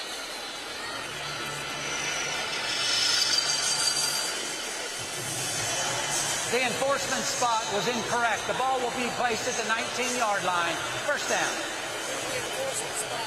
Even the math is an issue here in the opening half. I understand it's been that way for 54 years for me. So now at the 19-yard line, it's 1st and 10 Alabama. Crimson Tide again operating out of the pistol with Haynes the single setback. Pass goes across the middle. Catch is made by the tight end C.J. Dupree. And Dupree will pick up 8 yards. 2nd down and 2 upcoming for the Crimson Tide. Bama hurries to the line of scrimmage. 3 men split wide right. Snap goes to Milroe, and there's going to be a procedure penalty as that snap came after the movement by the Alabama line. False start. Offense. Number 52. 5-yard penalty. It is 2nd down. Well, they whistled it on Tyler Booker, but I didn't think he was the only one that moved. I think everyone early. Parker Brailsford. Yeah, he is the one that counts. 4th penalty now 35 yards as the Bama center snapped it a tad later than the other interior linemen were expecting, and I think the wideouts fall into that category as well. 3 of them right, 2 of them left. Empty set now until Company joins Milroe, and a handoff goes to Miller, and Jam goes to the right. Jam turns the corner, and then flags come in. This one may come back as well, and maybe one at the end of the play also, as Miller had hopped up and then got knocked down again. Boy, Holding offense, number 6. 10-yard penalty from the spot of the foul. It is 1st down. I was watching Kobe Prentice. I thought he had a heck of a block over there, but there towards the tail end, his arms just kind of extended away, and he didn't let the defender go. You could see the jersey being pulled on, who is that, Darius Thomas, the weak side linebacker. And after you see the replay, it's easy to understand why the flag came in. So another Alabama penalty already. The Crimson Tide flagged 5 times in this ball game. Back now on 2nd and about 15. Milroe with some time, flushed out of the pocket now, scrambling left, looking, fakes a pass, and instead wisely just runs out of bounds up around the 15, which is the line of scrimmage. May have given him a yard or a half yard on that play, but it's still going to be 3rd and more than 10 upcoming. You know, in a scramble drill, the receivers are always going to go to the sideline, then go up once they hit the numbers. That time, a couple of guys just kind of stood around the sideline. If they'll turn it upfield, that'll create more space for Milroe to advance it. So 3rd and 13 upcoming. Jam Miller to the left of Milroe. 3 wideouts to the right side of the formation with a tight end split wide left. Milroe with time, looking, firing deep. He's got a man wide open. Catch is made. 40, 30, 20, 10. Touchdown, Alabama. The deuce got loose for the first time in a Bama uniform. Ryan Williams takes it to the house. 84 yards. Touchdown, Bama. This is just an unfair advantage that Ryan Williams has on most defensive backs, and that is his top-end speed. When he is able to close in that cushion, and then you have a quarterback like Jalen Milroe who can throw the ball about 60, 65 yards, There's no safety help because of the vertical package. Bernard took away the safety. That left a one-on-one situation with Williams on the outside, and Milroe just threw it up there. Good guy to throw it up there, too. Here's Graham Nicholson on to try his third extra point of this opening quarter. It is true, and so, too, are the conversations about Alabama's offense being pretty good. Get the penalties eliminated. Who knows what it's going to look like already. 21-0 with 2:27 to go in the opening quarter of play. You know, I think what's most impressive about this is that it was only a 4-man rush, really a 3-man rush, but the protection up front. But Jalen Milroe did not have to wait 5 seconds for that play to develop. It was still a rhythm throw where he got rid of it in about 3.5 seconds. And if you can do that, it doesn't matter what defensive fronts you're going against. That's a rhythm pattern. The ball's out of your hands on time. You got speed on the outside. You can take advantage of that. That's going to be a threat moving forward. Alabama jersey change 3 is now number 10. Ryan Williams, the freshman out of Mobile, Alabama, the Saraland player who reclassified to the class of 24. 5-star who had 1,300 receiving yards, 19 touchdowns as a junior. The #1 ranked receiver in the country, according to ESPN. Gets his first catch and his first score all in one in a Bama uniform. Connor Talty kicks it through the end zone. The 4th touchback, or the 4th fair catch between the two. And Alabama again forces Western Kentucky to start at their own 25-yard line. Well, Damian Square, it hadn't been a perfect start for Alabama. I mentioned some penalties, but 21-0 with 2:27 to go in the first is pretty strong. No doubt about it. Like I said, these guys are playing big-time complimentary football. We had a few mistakes. Forrest getting comfortable out there. We saw Ryan get the outside release on cover 2, which is a sin because the safety couldn't get over the top. And I know the high school seniors are really happy to see that guy get in the end zone. Glad to see him somewhere other than playing for Saraland High School. A near pick for Bama, but a catch in traffic for Western Kentucky, and then bouncing off of players. Musa Berry, the Tacoma, Georgia receiver, able to make the grab. Musa Berry making that catch and able to fight his way forward for 5 yards when I thought he might lose a couple on the play. And Bockwell almost picks it off. He sniffed out the quick screen quick. 2nd and 5 upcoming. They fire it right side, and it's knocked down again. Bama's defense hands up. Jaheim Otis, 6'5", 325, and Big Jaheim was able to swat that one out of the air. You got to remember, TJ Finley's 6'7". I mean, that's not a low angle that the ball's coming out of his hands. This defensive front for Alabama has always been good at rushing the passer, but then getting their hands up once they realized they couldn't get to him. So another 3rd down for Western Kentucky. 3rd and right at 5 yards. Finley pumps, fakes right, fires high, and it's incomplete. He was trying to hit receiver on a drag route in Easton Messer, but Bama had it well covered. I think Devontae Smith is the man that was with him step for step. Forced the throw to be high, incomplete, and Alabama forces the Hilltoppers to punt it once again. Well, and Finley originally wanted the running back, coming out of the backfield. He was completely free before Deontay Lawson kind of shifted over there just enough to force that pass back inside. 40-yard punt average so far on the day from Cole Maynard. And another good one that will send the Tide's Cole Adams back to his 18.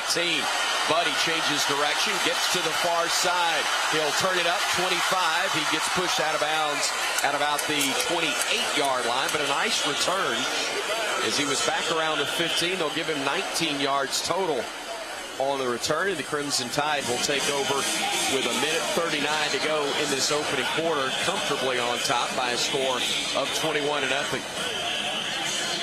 Still have not seen a sustained drive. A lot of big plays, short field situations that Alabama fortunately has capitalized on, but not a sustained drive.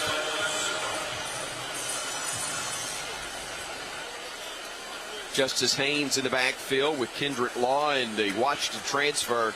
Jeremy Bernard split wide to the left side. Haynes steps up now to the left side of Milroe. Bobbled snap. He says, I'll just take it. And he does fight his way forward for a yard or two. Look, that was a mistake on the part of the quarterback as the snap was a little high, but not much. But you love the quick decision. I'm not going to stop and think about it. Just go do what I can to get positive yardage. Yeah, don't compound a mistake, make it into two. Just get back to line of scrimmage, play again on second down. Because you've really seen rhythm completely thrown off at that point, right? Oh, yeah. Yeah, and that's when mistakes typically happen is you lose your composure, try to make something out of nothing. Handoff coming left side, Kendrick Law getting to the edge, fighting forward, pushed out of bounds and well beyond the boundary. And some barking going from one of the Hilltoppers, and he don't want any part of that, I guarantee you. DeMarco Williams acting tough, the Ole Miss transfer, hit him late, out of bounds, no whistle for that as they just carried the play a little bit further. And again, that was somewhat innocent, but the barking that came afterwards, you're down 21-0. Not really sure what he was gloating about right there. Third down and a couple upcoming for Alabama. Haynes in the backfield to the right of Milroe, who looks to the sideline for the signal. Three wideouts to the right side of the formation. Snaps his hands or claps them and whistles, and a timeout may have been called by Alabama. It is a timeout. I think Kalen DeBoer wanted to make sure that Alabama had everything lined up right. Yeah, and on 3rd and 3, the play clock was getting awfully close to 0 as well. Not wanting to lose this opportunity to continue to strive. Big difference, 3rd and 3 and 3rd and 8 in terms of what you want to try and do. And look, they're still talking about trying to win the football game, but in his mind, he's probably thinking, I want to see how we react in this situation. And that's another key example. We talk about the little things and doing everything probably as clock awareness, understanding where the play clock is. Jalen Milroe, you practice it, but still game time situation. Sometimes you got to knock the dust off a little bit of that awareness. Timeout has concluded. Bama comes back out to the field, lines up, gets ready. Similar formation. Actually, they'll go 2 wideouts right, 2 left now. And the snap is over the head of Milroe, who lost it. Ball is on the deck. It looks like Western Kentucky has it. A mistake there as the snap went over the head of Milroe, and then he tried to pick it up, lost the handle, and a turnover will give Western Kentucky the football at the 21-yard line of Alabama. Devontae Matthews feeling it as we pause 10 seconds for station identification on the Crimson Tide Sports Network.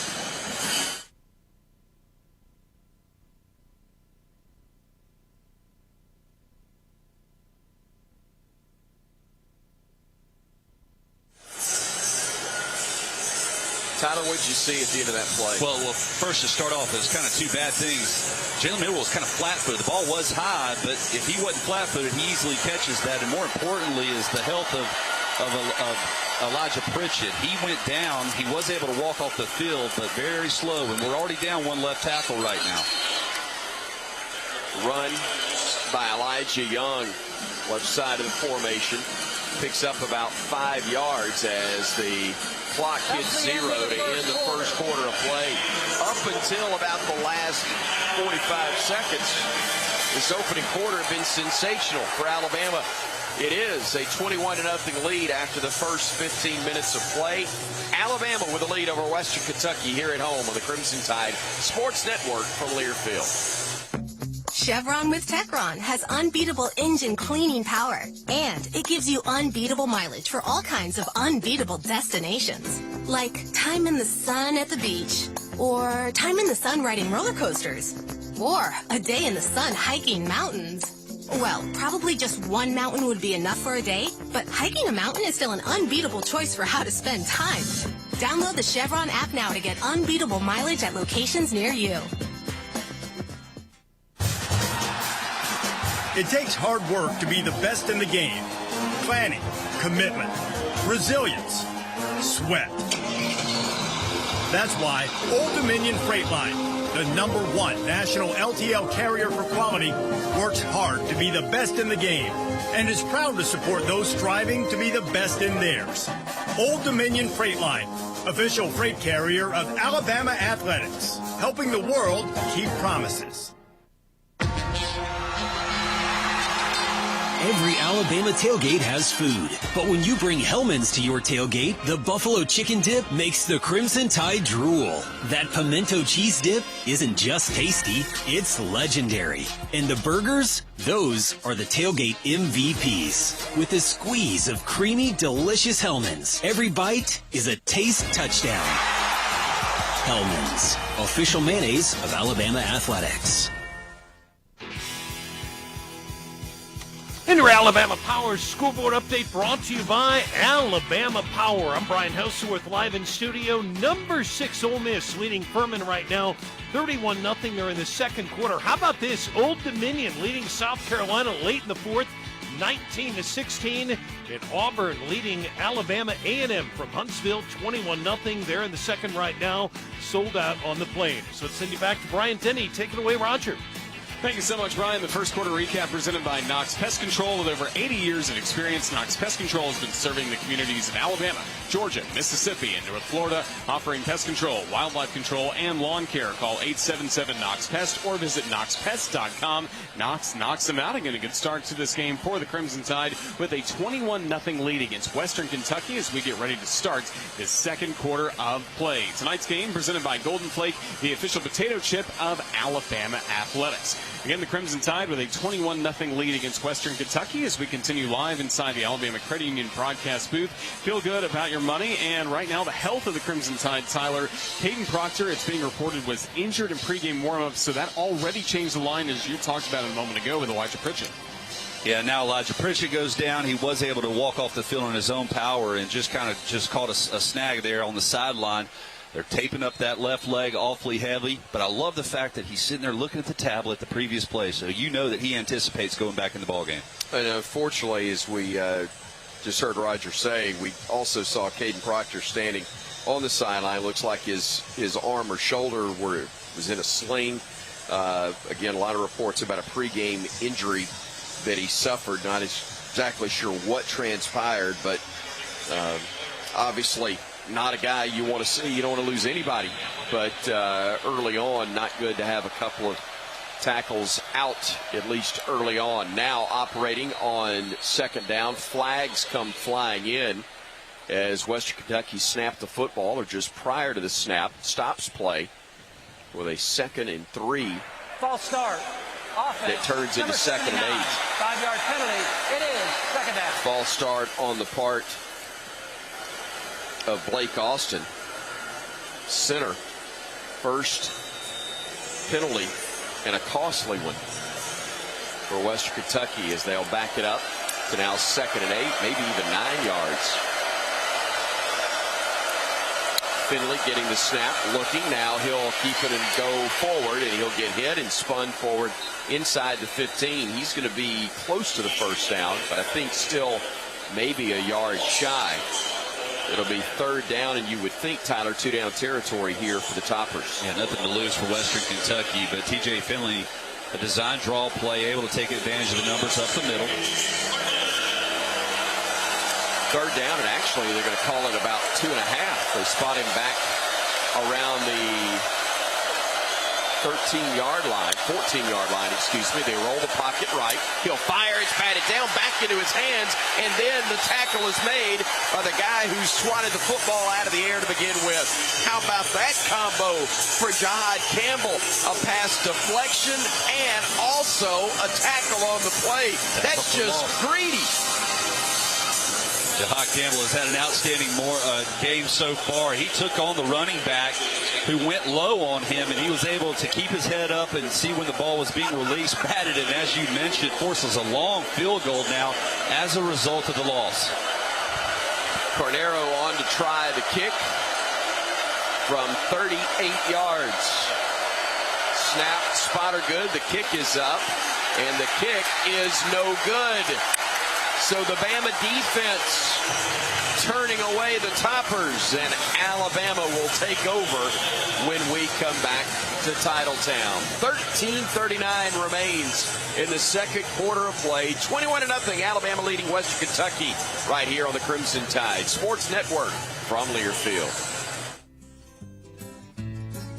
Throw a flag before ants, termites, and other pests invade your home by calling Cook's Pest Control. Cook's proven pest control methods and Centricon termite control system protect your home from unwanted pests and are backed by a 110% satisfaction guarantee. Make the right call and call the South's most trusted name in pest control for a free inspection. Cook's Pest Control. Looky, looky, looky, here comes Cookie, Cook's Pest Control. Alabama football all season long. This is Alabama Crimson Tide football from Learfield. Tide fans, let's take a 30-second timeout for a quick mental getaway to Pensacola.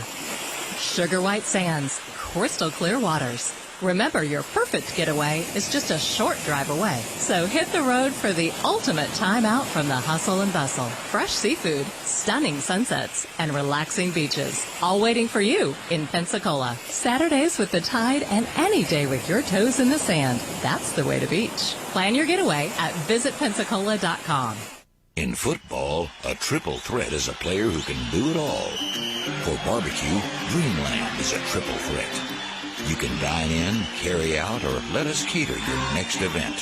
For the ultimate tailgating experience, nothing beats a rack of legendary Dreamland ribs with your favorite sides. If you got a taste for winning, treat your team to Dreamland. There ain't nothing like 'em nowhere. A proud supporter of the Alabama Crimson Tide.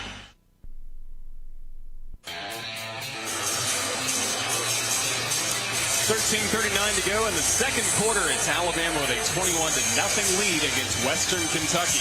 Across the conference is presented by Homewood Suites, and so far it has been a winning start for the Southeastern Conference with one exception.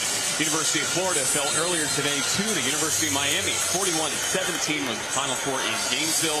Otherwise, SEC teams have won their openers, including a bit of a surprise in Nashville. Vanderbilt picks up a 34-27 win over Virginia Tech to start the year.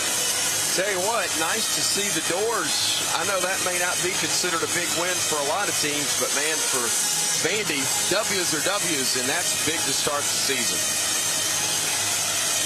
Alabama with a 1st and 10 upcoming,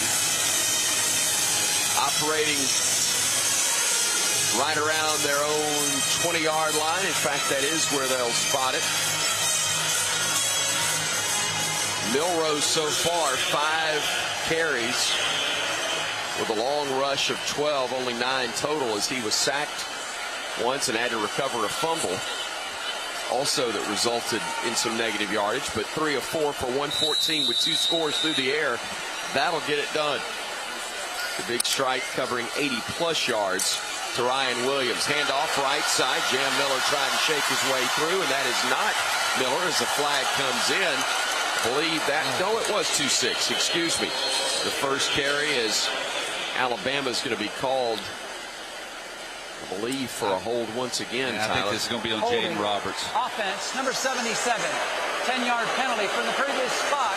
First down. It's crazy, though, Chris. I mean, they allowed the play to go 15 yards downfield before they finally threw the flag. Did a good job of getting out on the perimeter, but once again, just didn't let go once the defender disengaged.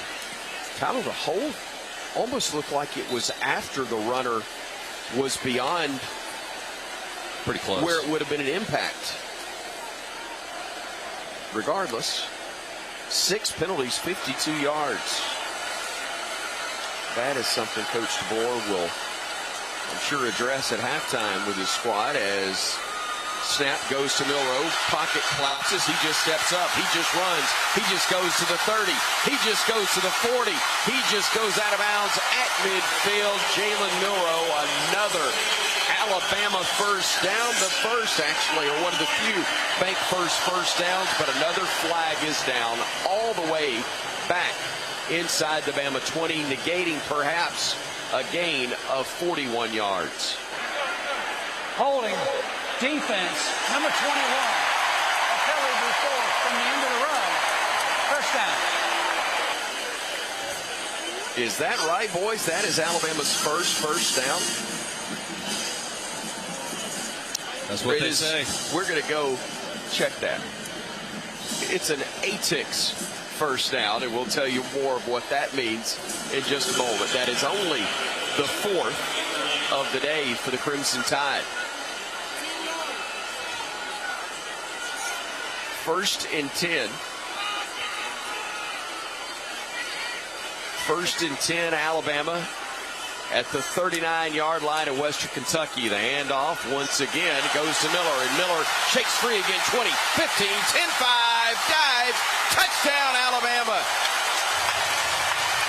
39 yards. Jam Miller finds the end zone, and the Crimson Tide adds to its lead. It is now 27-0 with 12:35 remaining in quarter number 2. And it was Josh Cuevas along with Wilkin Formby who were able to get him to the edge. Then he did a little duck with his shoulders and was able to avoid contact and slip into the secondary. And then just at the last second, as he's crossing the goal line, has to go airborne in order to get in. I think we were all looking for flags on that one.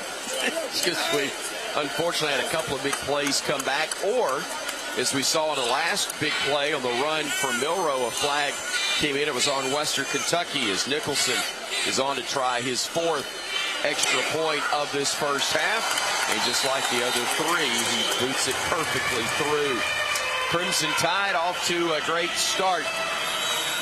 First half of play, 12:35 to go. Quarter number 2, it's 28-0. Alabama leading the Hilltoppers of Western Kentucky here on the Crimson Tide Sports Network from Learfield.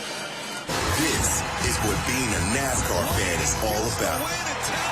Singular history and tradition. Thank you, everybody, for coming out. This is so special. And triple-header playoff action to ratchet up the stakes. We gotta go. Throw in a can't-miss concert, camping, and the legendary atmosphere of Talladega Boulevard. And you've got more than a race. You've got Talladega. NASCAR Playoffs Weekend at Talladega, October 4th through the 6th. Get your tickets now at TalladegaSuperspeedway.com.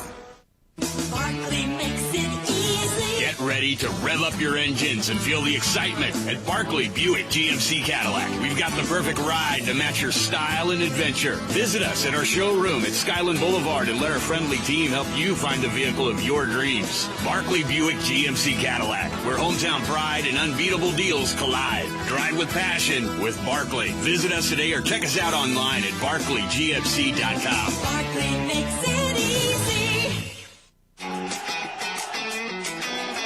I'm Jam Miller. And I'm Kobe Prentice. Make sure you and your family are up to date this summer on all recommended vaccines, including respiratory disease. Vaccinations against these viruses are important for everyone, especially those at a higher risk of developing serious complications, including older Americans and those with certain medical conditions.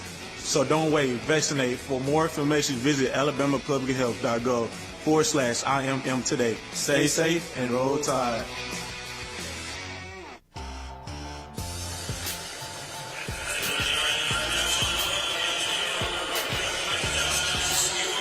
Alabama 28, Western Kentucky nothing, with still 12:35 left to go in the second quarter. The Bromberg's Trevor Diamond scoring drive, 2 plays, 80 yards, 1 minute, 4 seconds off the clock for the Crimson Tide as Jan Miller picks up that 39-yard touchdown for Alabama. Crimson Tide fans, make Evan Williams Bourbon part of your game day traditions, tailgate parties, and, of course, game-winning celebration. Evan Williams Kentucky Straight Bourbon Whiskey, Bardstown, Kentucky. 43 to 45% alcohol by volume. 21 plus. Think wisely and drink wisely. Now we'll head to our Pest Control sideline reporter, Damian Square. Damian, do you have an update on Alabama offensive lineman Elijah Pritchett? They say he's doing just fine. He had a little soreness and some cramps coming off the field, but I just spoke with the guys, and they said he's doing just fine. Good to hear. Thanks so much, Damian. Great to have the 3-time national champion joining us on the Crimson Tide Sports Network crew this year as our Cook's Pest Control sideline reporter, Damian Square. Joining us, I'm Chris Stewart. Tyler Watts, of course, our color analyst. Roger Hoover, our broadcast host. Best spotter in sports, Butch Owens, handling things for us here, and Tom Stipe, our producer engineer, with our Facebook Live pictures being taken care of by Ethan Carabin. Yep, there are a lot of you that actually watch us live and die on every play on Facebook Live, and we're glad to have you join us there, and of course all of our great affiliates on the Crimson Tide Sports Network. Easton Messer is the deep man for Western Kentucky, but it may as well be me because we haven't had a kick return yet. That one sails into the end zone. Connor Talty booting another one through, and man, what a luxury right now. You got James Burnham, tremendous punter. You've got Nicholson, who's the returning Grozo Award winner, and you've got Connor Talty, who is absolutely handling things well in the kickoff duties, so that's pretty good depth in your kicking game. LT Sanders, who is a Gardendale, Alabama native, in at running back, number 7 for the Hilltoppers. As once again, TJ Finley works from the pistol formation, looks to his right, fires, catches made, and then knocked down after a gain of a couple of yards is Dalvin Smith. Boy, Devontae Smith made an outstanding play. He took on a blocker, fought him off, and then was able to make the open field tackle. 3 wide left, 2 wide right. Snap again to Finley. Again, the quick firing pass right side. Catch is made by Sanders, who is split wide that time, and he'll work his way forward, setting up a 3rd down at about 4. So this is Western Kentucky's running attack right now. Is just the quick screens on the outside, trying to get the ball in space and advance it just 3 or 4 yards. That's as good as a run to them. 6th 3rd down situation for Western Kentucky. They're 0 for their previous 5 in terms of trying to convert. 3rd and a long 3. Single set back to the left of Finley. 2 wideouts left, 1 right. He'll keep it himself. He'll fight forward. He'll continue to push, and I don't think he got there. He did not. He'll be a half yard, maybe a yard short. Jahad Campbell leading the charge there for the Bama defense, and let's see if the Toppers go for it or not. Tyson Helton, the head coach. They feel like down 28-0. We got nothing to lose. You're only a foot, 18 inches short. You got to go for this. Same play. They will indeed. Shotgun situation. Looking to the sideline. Finley steps up. Calls the play again. Single set back to his left as he waits on the snap. Gets it. He'll keep it. He'll fight forward. He'll get the 1st down at a couple of yards more. In fact, they'll spot him at the 38-yard line. That'll move the chains for Western Kentucky as they convert on the 4th in less than a yard.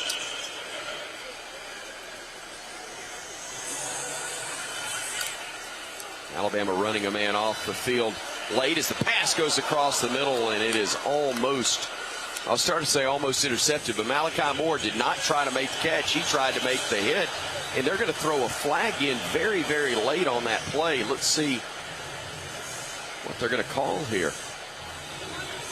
It's either a substitution or we only play with 10 people, because once again, Deontay Lawson going off the field. We're just being nice, though. We're up 28-0 for crying out loud. It's illegal, though. I understand.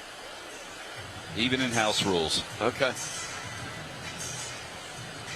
Still waiting on the official word, although I don't doubt Tyler Watts for a moment. Matt Leffler. Well, you can't call targeting. There's no contact. Oh, Malachi Moore. I mean, the ball was in the air against a defenseless player, but he missed it. There is no foul for legal substitution. That was the 11th player that ran off. So we did play with 10. There you go. Still stop them. He said it was the 11th. It was running off. All right. But that's miscommunication of not having the right personnel on the field. So that's a correctable mistake. It is indeed. It needs to be corrected. And one that thankfully did not hurt the Crimson Tide as we see 2nd down and 10 once more for the Tide. Receiver stacked left side. Catch is made quickly but pushed out of bounds almost as soon as he made the grab. That was K.D. Hutchinson. He's another Alabama native from Valley, Alabama, Harris County High School. 2 stacked wide receivers. They just try to spread you out. This is what Tennessee does so much, and they just count. And they're going to take that 2-on-1 situation and try to advance it 4 or 5 yards. 3rd down and 10 upcoming. 3 wideouts right, 1 left. Finley with some confusion. Play clock now under 10. It's down to 5 seconds. Plenty of time to snap it. Does it 4 on the clock. Looking right. Dumps it off to a man out of the backfield. Catch is made by Young. Young gets close to the first down. In fact, he gets past it by a couple of yards. They'll give him the midfield stripe, a gain of 12 on the play. First down for the Toppers as they've gotten 2 on this particular drive. It's kind of a zone coverage, but there was nobody in the middle of the field. On 3rd and 10, there was nobody within 10, 12 yards of the line of scrimmage. So the Toppers able to convert. They go 3 wideouts left, 1 right. Empty set with Finley throwing another pass that's deflected. Is that at least 4 passes knocked down by a 6'7" quarterback? James Smith, who's 6'3", swatted that one down. He's had a couple of tips at the line of scrimmage. He's either throwing it too low or they're lying about how tall he is. Fudging. We won't call it lying, but that would be ugly. But fudging just perhaps. Regardless, it's another knockdown, and it's 2nd and 10. Finley stepping up in the pocket. Tried to run, stumbles, flips it underhand. That's going to be an incomplete pass. Tell you what, that's a pretty smart play on his part. Outside the tackle box, all he has to do is get it past the line of scrimmage. There wasn't a soul for Western Kentucky in the vicinity. But as he's going down for about a 3 or 4 yard loss, he just tosses it forward. Had a lot of pressure once again from Russaw. So 3rd and 10 now. Single setback to the right of Finley with 3 wideouts left, 1 to the right.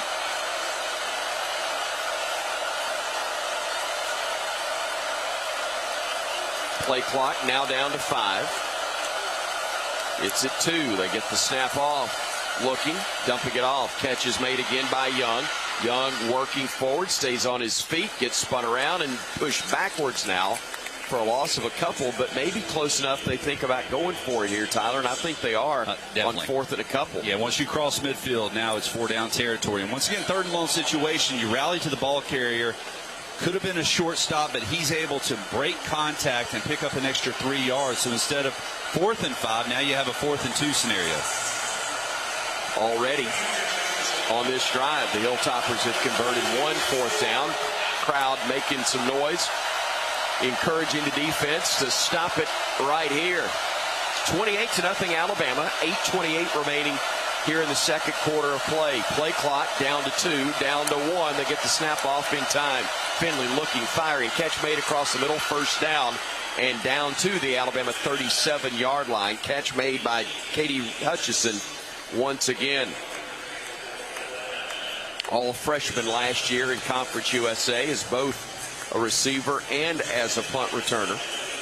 He gets the 1st down as they are 2 for 2 on 4th down tries. Finley now throwing a fade right side. He's got a man there. Ball is knocked away though on a nice defensive play intended for Keyshawn Johnson, but it was broken up by Xavier Mincy, the freshman from Daytona Beach, Florida. Well, did a really nice job of reading the eyes of the receiver. Never turned his head around, but once the hands went up, that's when he went through the receiver to break it up. I said it was Mincy. Correct myself. That was Red Morgan. It is a freshman, but it was 1'6", not 1'2". Morgan out of Central High School in Phoenix City, 6 feet, 186. Knocking that one away. So a 2nd and 10 now. 2 wide outs each side. Finley looking. Quick pass left. Pushed out of bounds after the grab is made. That's again Easton Messer, who's been his favorite target so far. At least he was in the 1st quarter. Bray Hubbard there in coverage. A gain of about 4 yards, setting up 3rd and 6.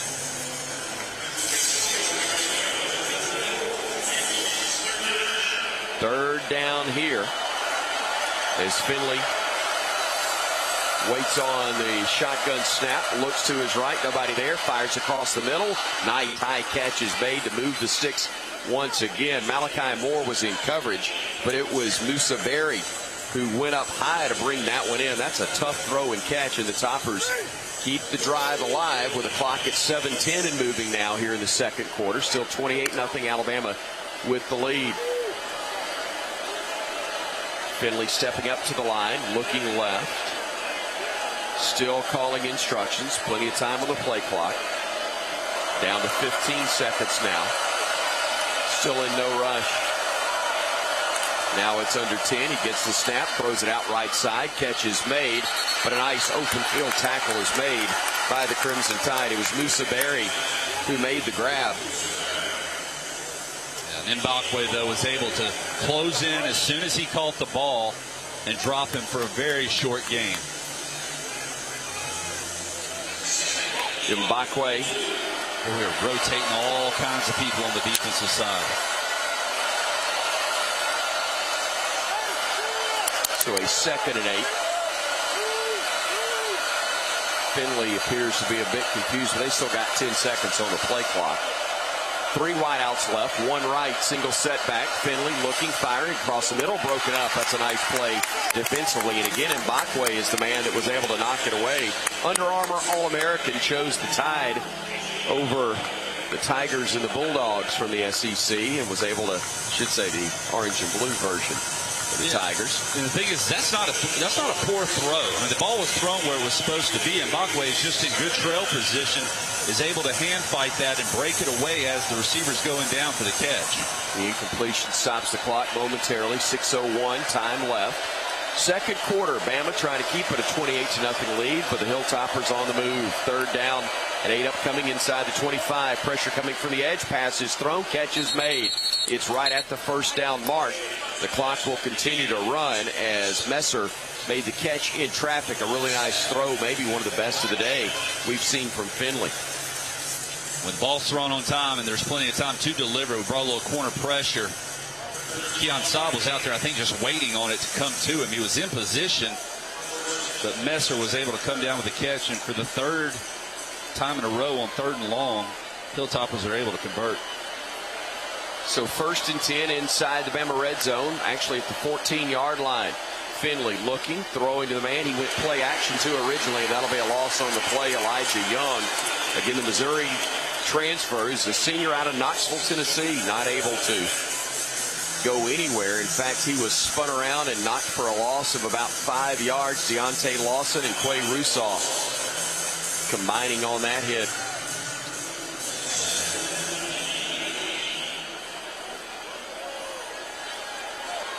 They'll stack receivers right. 2 of them there, 1 left. They've got a tight end to the right side and a single setback to the right of Finley. They will hand it off, but nowhere to go for Elijah Young. He stacked up.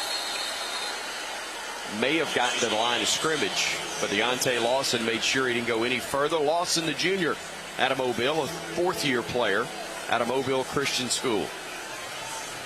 A lot more speed on the defensive side now. Justin Jefferson in, Q Robinson in. 20th play of the drive. Goodness. Thanks for that note, Roger Hoover. I knew it had been out there forever. I didn't know it was that long. Another 3rd and long upcoming, about 14. Finley with time, fires across the middle, catch made. And spun around, staying on his feet and getting inside the 10, still shy of the 1st down. That was Musa Berry once again.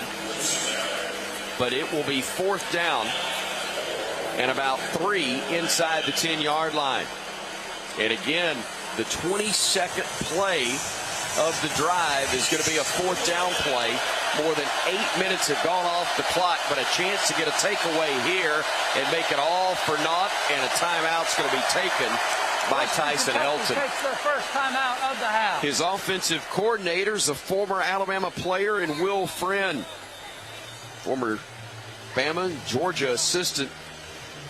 Friend now in the booth as the OC for the Toppers. Trying to draw something else up on a 4th down. They've already converted 2 on the drive. We'll see if they can keep it going and get the touchdown when we come back on the Crimson Tide Sports Network from Learfield. Let's go, let's go, let's go. Let's huddle up and make things happen with the only cards for T-Town. The University of Alabama Regions Visa Debit Card and Prepaid Regions Now Card. They're a win for your wallet and a big roll tide, whether you're purchasing stuff for game day or every day. Want to go all in on confidently showing your Tide pride? Order your card now at regions.com/GoBama. Regions, official bank of the SEC. Member FDIC. Terms, conditions, and fees apply. Like a bold cigar on the 3rd Saturday in October, this is Alabama Crimson Tide football from Learfield. Firing downfield, has a man, catch is See the call as we make the call. Watch the booth cam presented by Yay Alabama for each and every Alabama football game. Streaming live on all CTSN social media platforms, you can get a front row seat to every touchdown and every great play reaction from Chris Stewart, Tyler Watts, and the entire Alabama radio crew. Watch on YouTube, Facebook, and X at UA_CTSN. Favorite jeans, favorite shirt.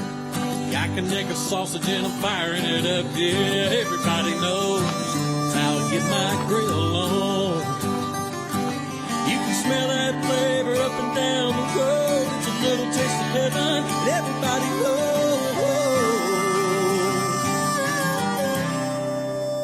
That's how I get my grill on. Kanaka sausage. It's just a little taste of heaven.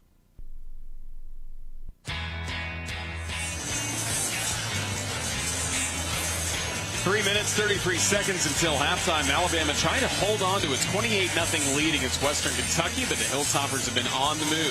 Crimson Tide fans reminded to stay up to date with all recommended vaccinations. Flu season's here. COVID-19 continues to affect our community, so don't wait. Vaccinate. Visit alabamapublichealth.gov/IMN today to learn more about how you can stay up to date on vaccinations. ADPH proud to support the Crimson Tide.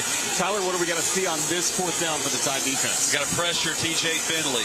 If he is able to sit back there in a clean pocket, there is going to be some open space. So go ahead and pin your ears back. Find a way to get in his grill. Already on this drive, which has gone 21 plays, the Hilltoppers are 2 for 2 on fourth down conversion attempts. Finley with Young in the backfield. 3 wideouts to his left.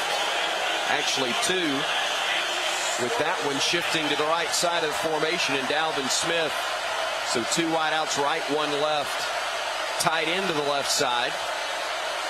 Finley gets the snap on fourth down. Pressure coming from the edge. Steps up, bouncing to his right. Foot race, spun, gets down, but he's at the 5, maybe the 4, and that could be a first down. Let's wait and see.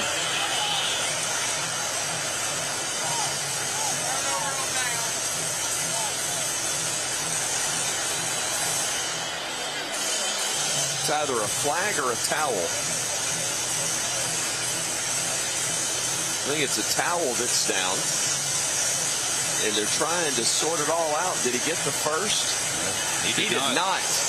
Alabama's defense turns away the Hilltoppers. You know, he had to have the 3, and Tim Keenan hustling all the way from the line of scrimmage, dropped him around the 4, so just about a yard short.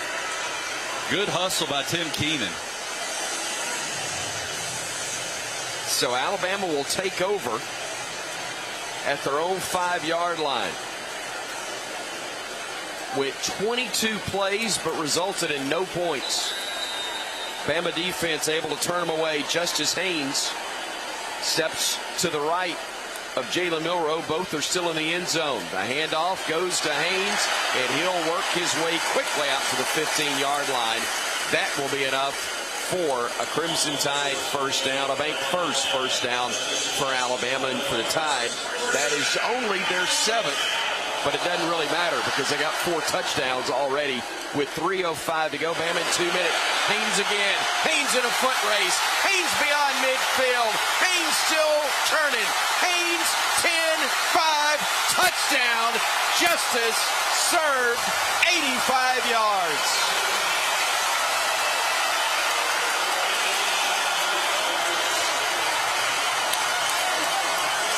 And whatever wind may have been in the sails of the Hilltoppers just got removed.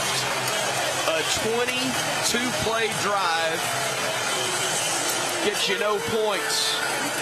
A 2-play drive covering 95 and an 85-yard run from number 22 results in a score for Alabama.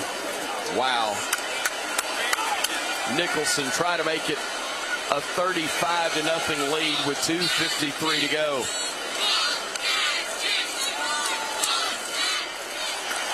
Snap, spot, kick, all perfect. 2 plays, 96 yards officially on your Brombergs Forever Diamond scoring drive. Thank you, Roger Hoover. And Bama, I said they were in 2 minutes. No, they were in, hand it to number 22. So we pulled the entire right side of the line of scrimmage around to the left, and Parker Brailsford is able to kick back and wall off the backside. So that puts two pretty dog. You got Jaden Roberts and Wilkin Formby who kick everything out and open up a huge seam up the middle. Swanson was trying, but he couldn't get to him until Justice got to the end zone. Haynes, the fantastic carry, great blocking, set it up, and then great speed took him to the house. Tell you what, he came close. He only had a few carries last year. There were a couple of times he came really close to busting one.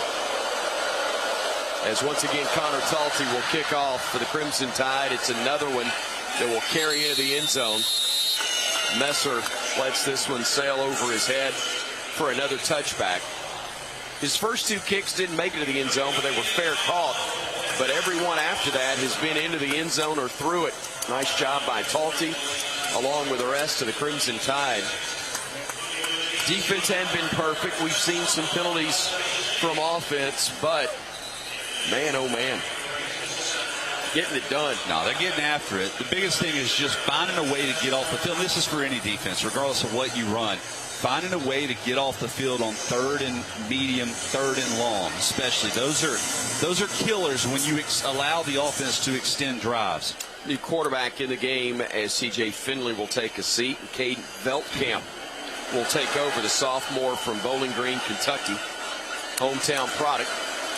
Will hand it off, and they'll try to bounce it to the outside with George Hart III, a redshirt junior who transferred in from Arizona State, a Baton Rouge native.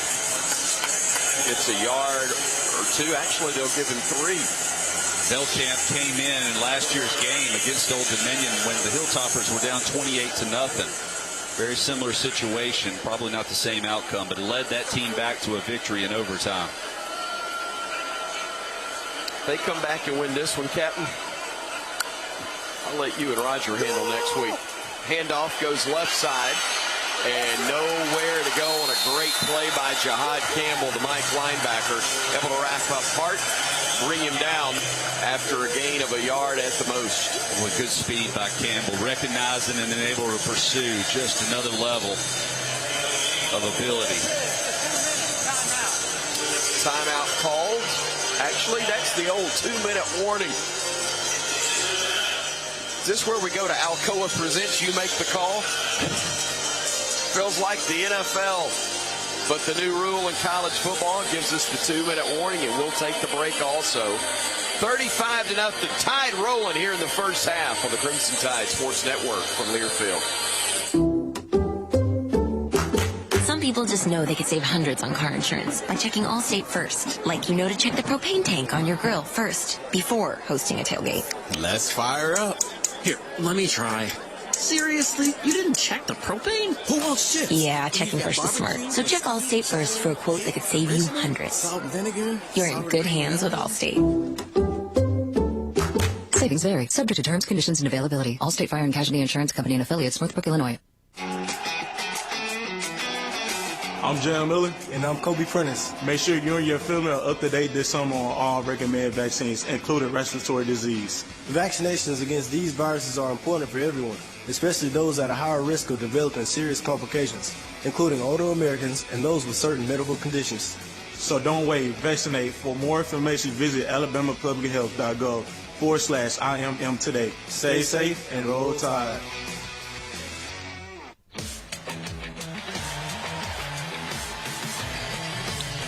2 minutes exactly on the clock here in the second quarter with Alabama leading Western Kentucky 35-0 in Tuscaloosa. Bama fans, after another Alabama victory, drop by and celebrate at Full Moon Barbecue. Now with 16 locations, there's always one near you. It's the best little pork house in Alabama.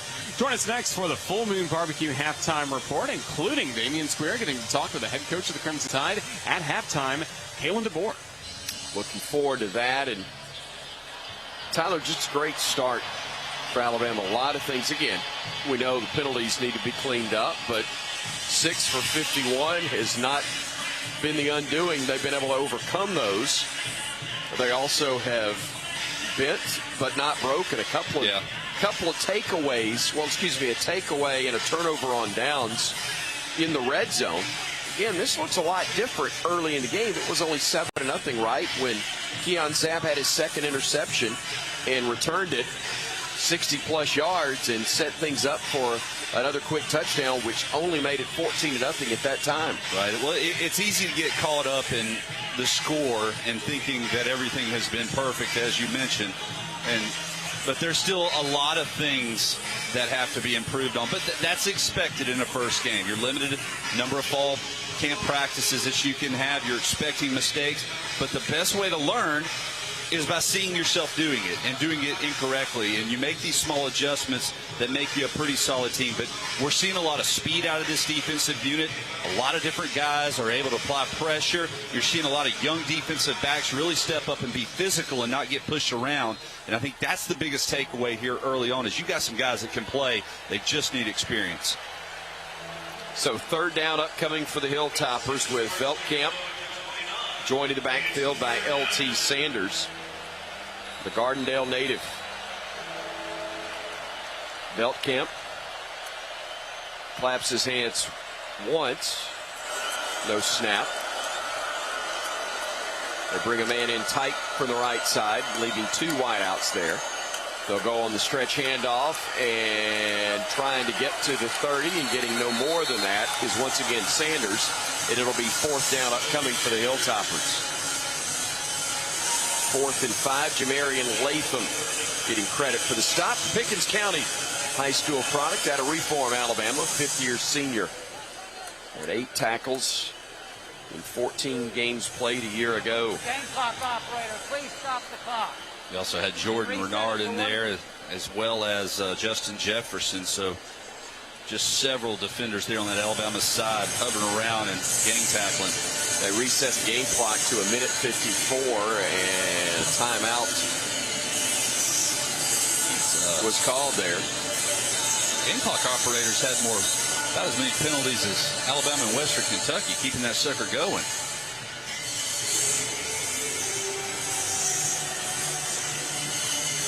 And Western is going to punt the football now. Cole Maynard on to kick it away once again.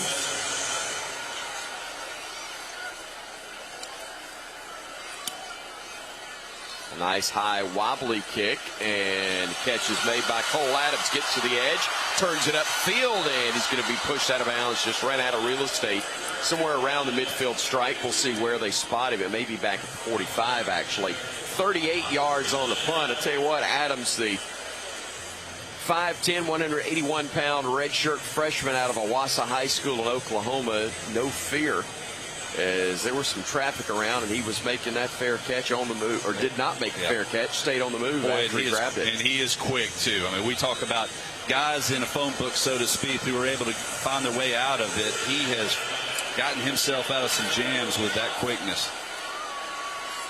So 1st and 10 with Jam Miller in the backfield. The quarterback, Jalen Milroe. Miller will be the recipient of a swing pass, and it was high and incomplete, and maybe even best that it was, because he did get popped after the fact.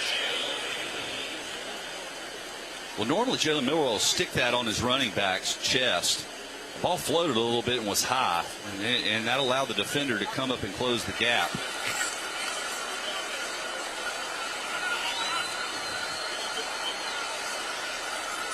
Second and 10 now with 2 wideouts left, 2 right, and a single setback in Miller. Milroe looking, plenty of time, fires across the middle, catch is made. Williams breaks the tackle.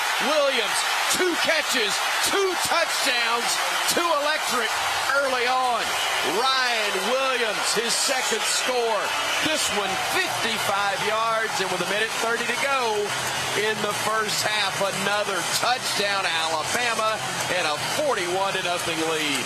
And I tell you, this is a play I thought Jalen Milrose probably was holding on to it too long and should have just hit his running back coming out on a flare route. Instead, kept his eyes downfield, had great protection up front against just the four-man rush, and found Ryan Williams, who was somehow able to break that tackle. There is some strength to that young man in addition to great speed. 6 feet, 175. Snap, spot, and kick. Stop me if you've heard this. They're perfect. And it's a 42-0 lead with 1:30 to go in the first half for Kalen DeBoer's Alabama Crimson Tide. They actually brought a five-man rush. And that actually opened up the passing lanes and made a clearer picture for Jalen Milrose. Ryan Williams just kind of came from the outside all the way across the middle of the field and broke down the safety, broke through that ankle tackle. Great strength. 55 yards on that drive, all by that play to Ryan Williams. 2 plays, 55 yards, 15 seconds off the clock. That's your Bromberg's Forever Diamonds scoring drive for Alabama. Thank you, Roger. And Bama does indeed extend the lead. The great thing about this, besides the obvious that you're executing in some areas very, very well, probably a great opportunity for Kalen DeBoer to play a lot of people in half number 2. Well, who has he not played already, especially that defensive side? We probably played 24 guys on that side of the ball already. Ty Simpson's going, me. Probably a couple of quarterbacks behind him thinking the same thing as that one from Talty sails through the end zone as well. And again, 1:30 to go here in the first half. This quarter's taken forever, I'm sure, in the minds of the Western Kentucky players. Don't forget now, they had an 8-minute drive to start this quarter, almost 9 minutes. It took 22 plays, and it carried all the way to the Bama 5-yard line, but the Tide turned them away on downs. And then it was 2 plays after that that Justice Haynes went 85 yards. And basically you felt like Bama's just able to name its score from there, but the handoff goes right side, stacked up at the line of scrimmage again was Young, as LT Overton leads about 4 or 5 Bama defenders there. He's been a good pickup, LT Overton. That's added depth and an experienced guy who's played a lot of football at Texas A&M last year, and he's a big body too, but it can also be very effective in the pass rush. 1 minute left to go in this first half, and Western Kentucky is in no hurry to snap the football. They simply want to get to the locker room and talk things over. Play clock winding down as the handoff goes straight up the gut again with Young. Jaheim Otis greets him there, and it's another 3rd down upcoming. 30 seconds and ticking, time left in the half.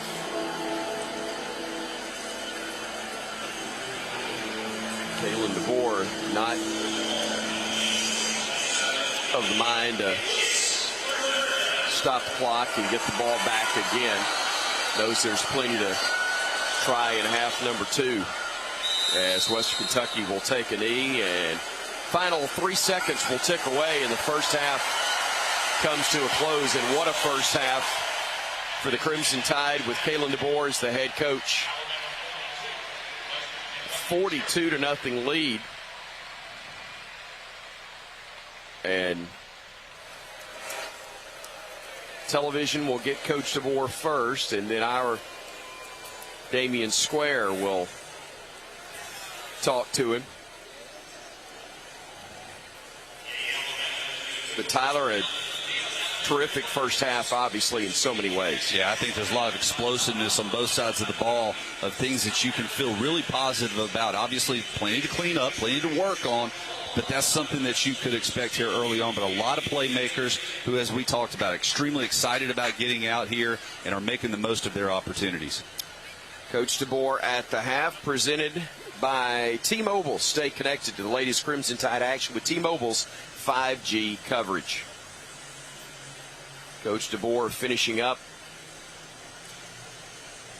with ESPN at the moment, and now he will be joined by our sideline reporter, Damian Square. Damian, take it away. Alabama football. It was great. Proud of the guys.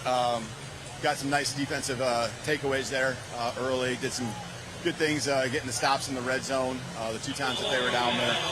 You know, proud of the way that guys bow up and going to make it hard on the opponent. Could do a few better things, just really nitpicky, but communication a couple times, maybe offensively.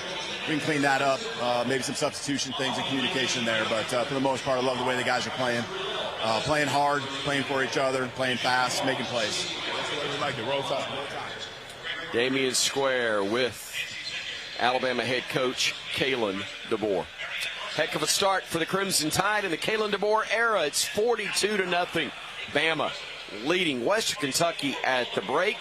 Roger Hoover will be among those you'll hear from at the half. Stay with us here on the Crimson Tide Sports Network from Learfield.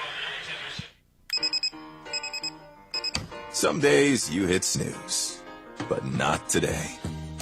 Today you have to go on a run to get burgers for the tailgate.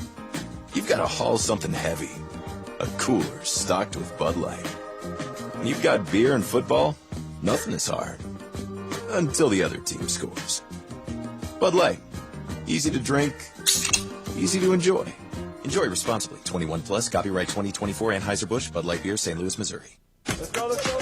Let's huddle up and make things happen with the only cards for T-Town. The University of Alabama Regions Visa Debit Card and Prepaid Regions Now Card. They're a win for your wallet and a big roll tide, whether you're purchasing stuff for game day or every day.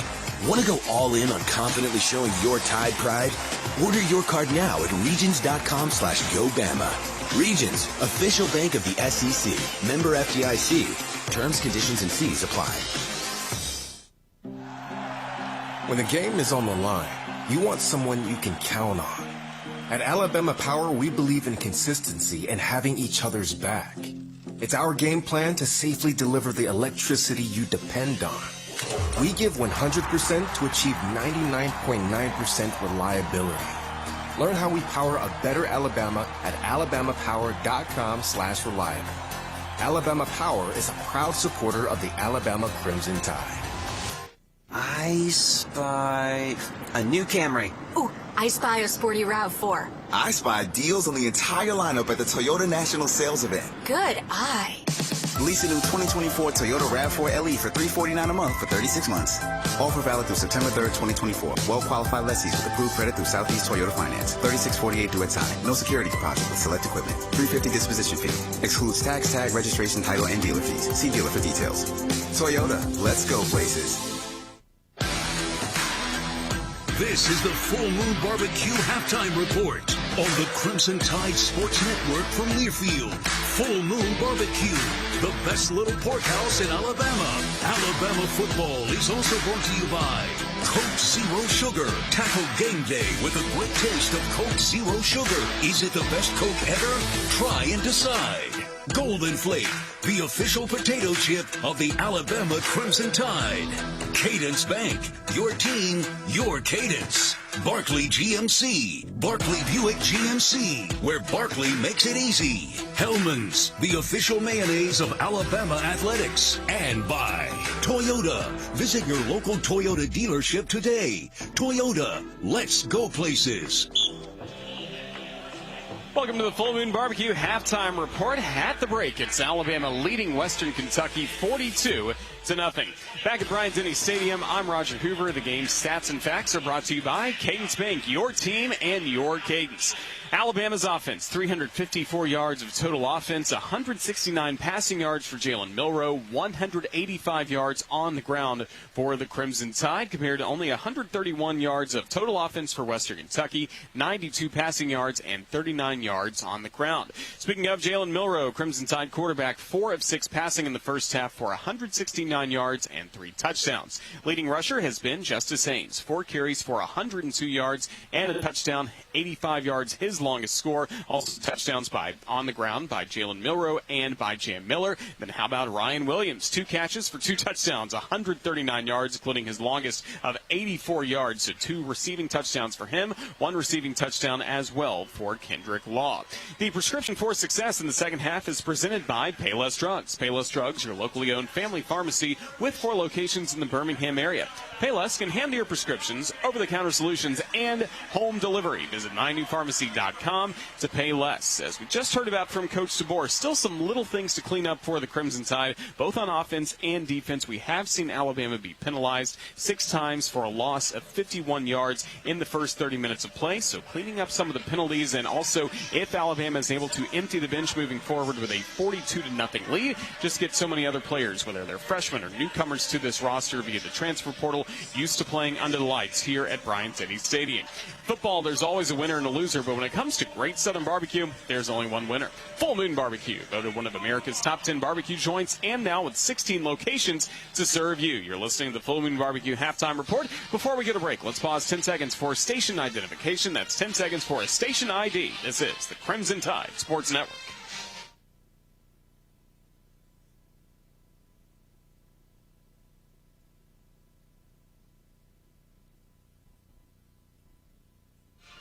Halftime score in Tuscaloosa, Alabama 42, Western Kentucky nothing in the season opener. Ryan Houseworth at our studios will take a look at our Alabama Power scoreboard update when we return on the Full Moon Barbecue Halftime Report. This is the Crimson Tide Sports Network from Learfield.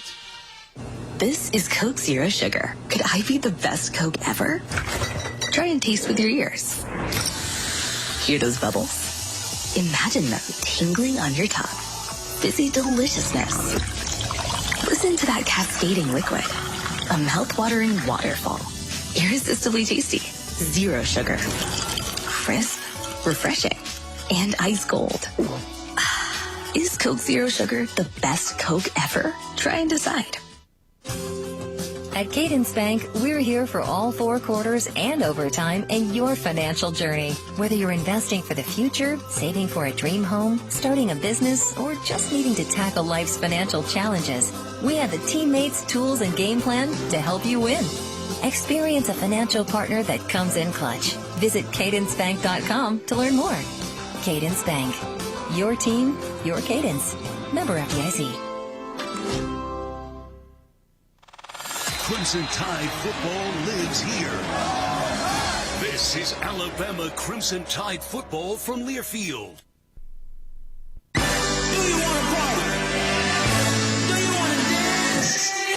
Your moment has arrived.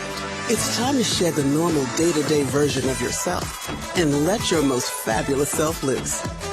Make your way to Wind Creek, Wetumpka, because whatever your idea of fabulous is, this is where you'll find it. Wind Creek, Wetumpka.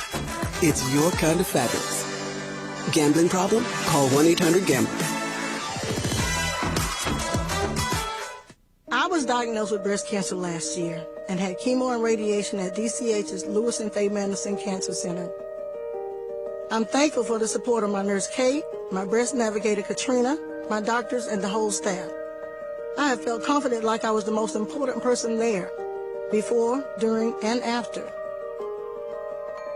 Tuscaloosa is blessed to have such an excellent team at the Madison Cancer Center. Great things are happening at DCH.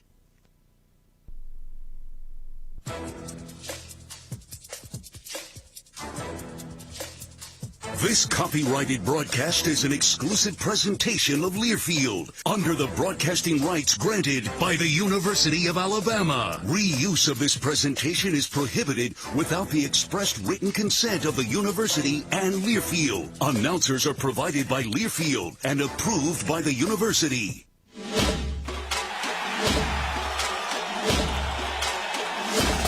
Live from the Learfield Network Studios, this is the College Scoreboard. And a pleasant good evening, my friends, across the great state of Alabama. and the southeastern United States. I'm Brian Houseworth, live with you here in studio, 8 o'clock. It's your Alabama Power scoreboard update, the latest scores from the SEC and around the nation. Alabama, proud supporter, the Alabama Crimson Tide.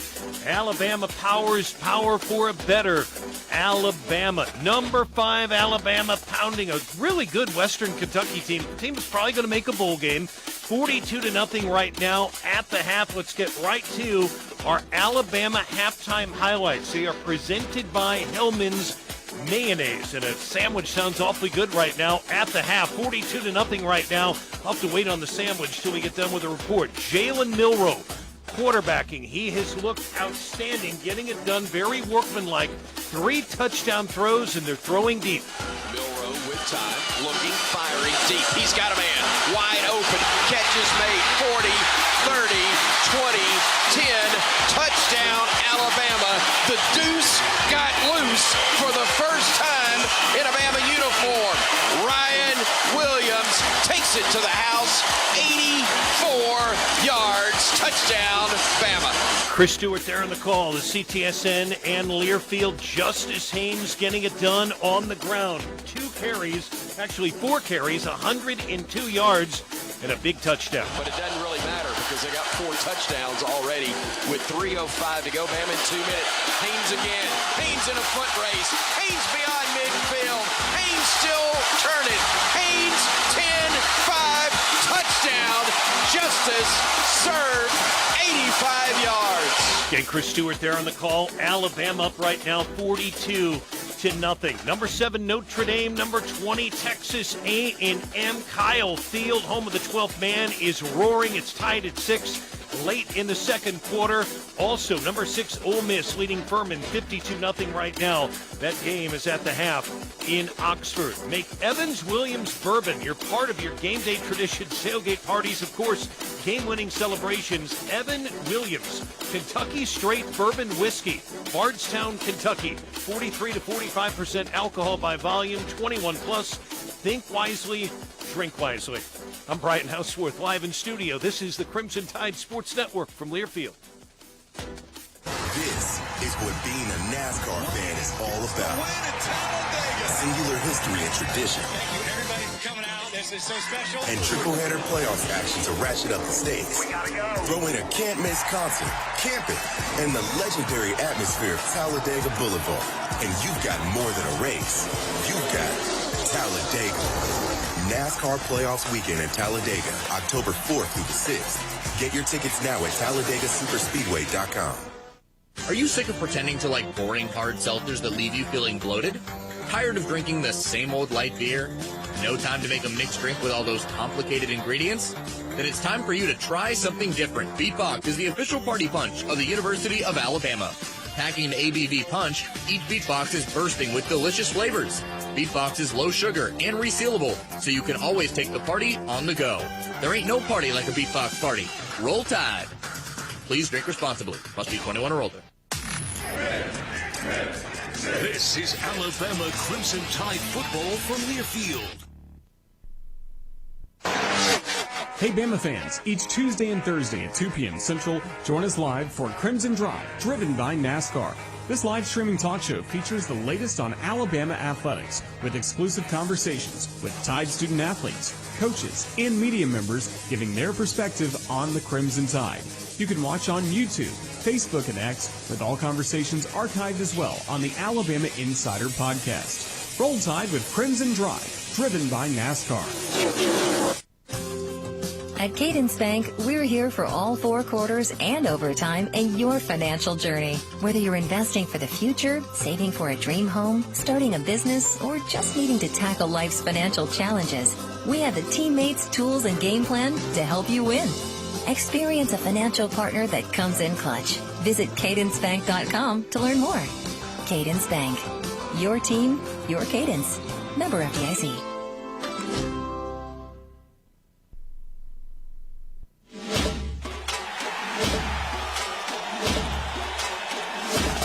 Live from the Learfield Network studios, this is the College Scoreboard. In your Top 25 Alabama Power Scoreboard brought to you by Alabama Power. I'm Brian Houseworth. It is 8:05. Idaho number 3 Oregon right now at the half. And the Ducks lead it by a score of 14-0. Number 18 Kansas State leading UT Martin right now 20-6. Dabo Sweeney taking some heat. Wow. In Death Valley, they're pounded by number 1 Georgia 34-3. That was just a literal beatdown. Number 19 Miami beating Florida 41-17. USC LSU coming up tomorrow night. Coming up next, your second half kick with Chris Stewart, Tyler Watts, Roger, Damian. Right after this, I'm Brian Houseworth live in studio. This is the Crimson Tide Sports Network from Learfield. Tide fans, Golden Flake Snacks have been a proud partner with the Tide family for 67 years. The South's original potato chip, Golden Flake Snacks are delicious fan favorites because they're crafted from traditional Southern recipes. From crispy, perfectly flavored potato chips to light and airy pork rinds and fluffy, cheesy cheese puffs. Golden Flake Snacks are a winning combination with Alabama football. Share Golden Flake Snacks with your Tide family and friends. Simple, Southern goodness. That's Golden Flake.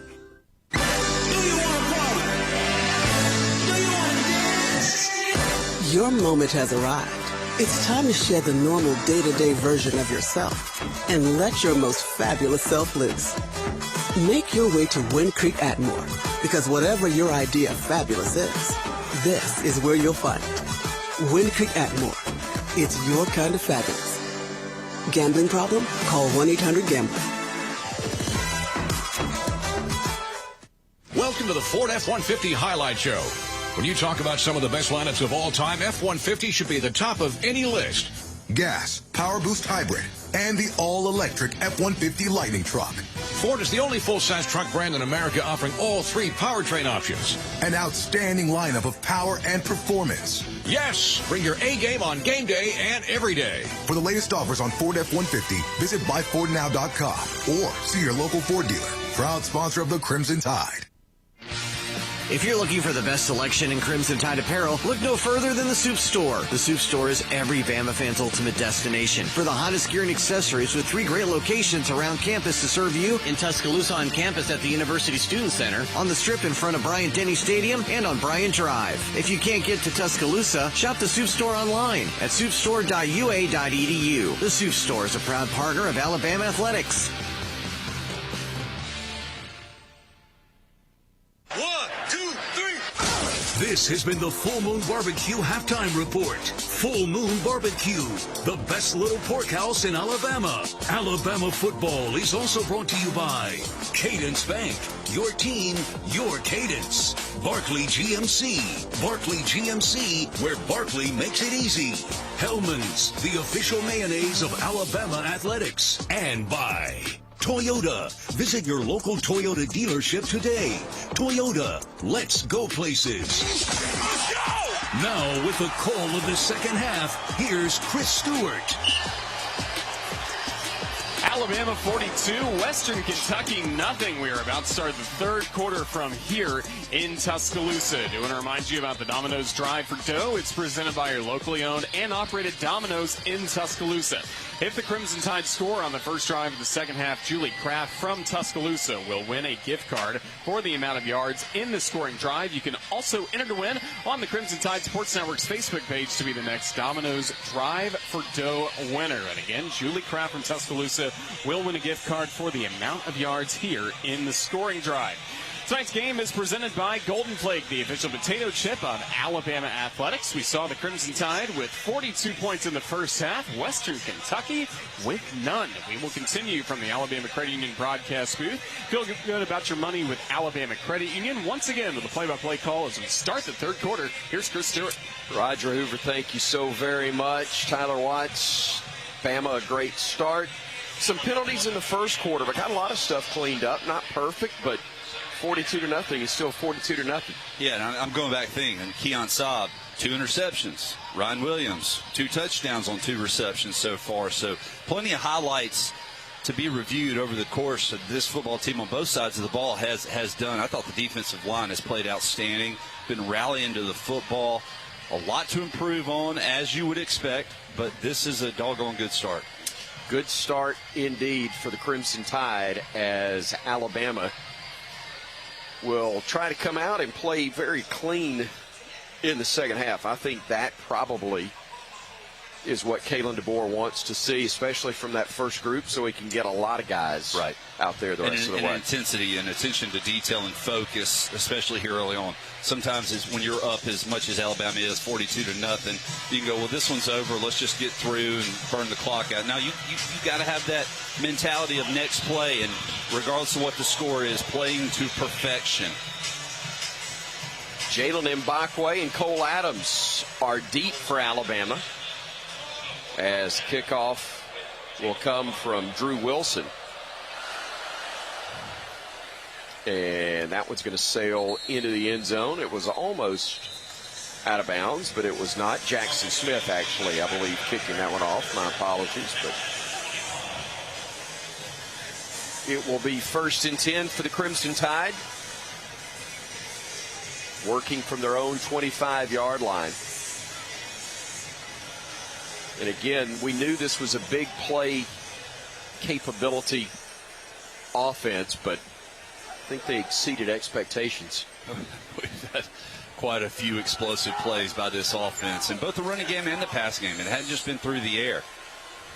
So here comes Alabama again with 2 wideouts left, and now 3 is going in motion. Will be Jeremy Bernard, and the handoff goes right side. Jam Miller fighting his way forward, and he will get 8 yards on the play. And I wouldn't be surprised if we don't see a lot of that. A lot of work on the ground. And again, it's not just, hey, we're taking it easy, but we want to see what we can get done on the ground game. Yeah, we want to be physical up front.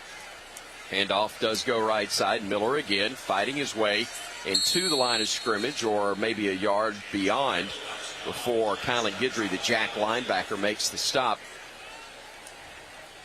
for Western Kentucky. A gain of a couple, but 3rd and 2 upcoming. Bama 2 of 4 on 3rd downs. Empty set, 5 wideouts, 3 to the left, 2 right for Coach DeBoer and the Crimson Tide as Milroe operates again from the pistol formation. Pressure coming from the edge. He eludes one man. Pump fake with a second throw. Now tucks it and then gets out of bounds. He's going to be close to the 1st down mark. Not sure if he got there or not, but very close, as I think on Markham a yard short, aren't they? Yeah, I believe so. So I'd always thought that the line to gain extended through out of bounds. When he left the play of field, it landed on the other side, but they're going to mark him out short. So this will be just the 2nd punt. The first covered 52 yards. Katie Hutchinson, the deep man, waiting on the punt for the Tides. James Burnham, who again boomed one 52 yards in the first half. Delay a game. Offense. 5-yard penalty. Bama. It is 4th down. With the delay right there, everybody. It's been so long since we punted, had to figure it all out again. It was another substitution issue. Mincy not getting on the field, and Alabama has to take the 5-yard penalty. Again, this has been almost ideal because it hasn't been perfect. Coaches can still gnaw on you a little bit come practice, as that high spiraling kick comes from the foot of Burnham. Fair catch called for and made. Back around the 16-yard line by Hutchinson. 49 yards this time on the punt. But a great job again with the hang time from Burnham with no return. So the Hilltoppers will come back out, and let's see if they stay with their backup. And it appears they will, as they weren't able to get much done with T.J. Finley, and Caden Veltkamp is the man who took the final snaps of the first half and will do so to start the second. He's got 3 wideouts to his right, 1 to his left. Play action.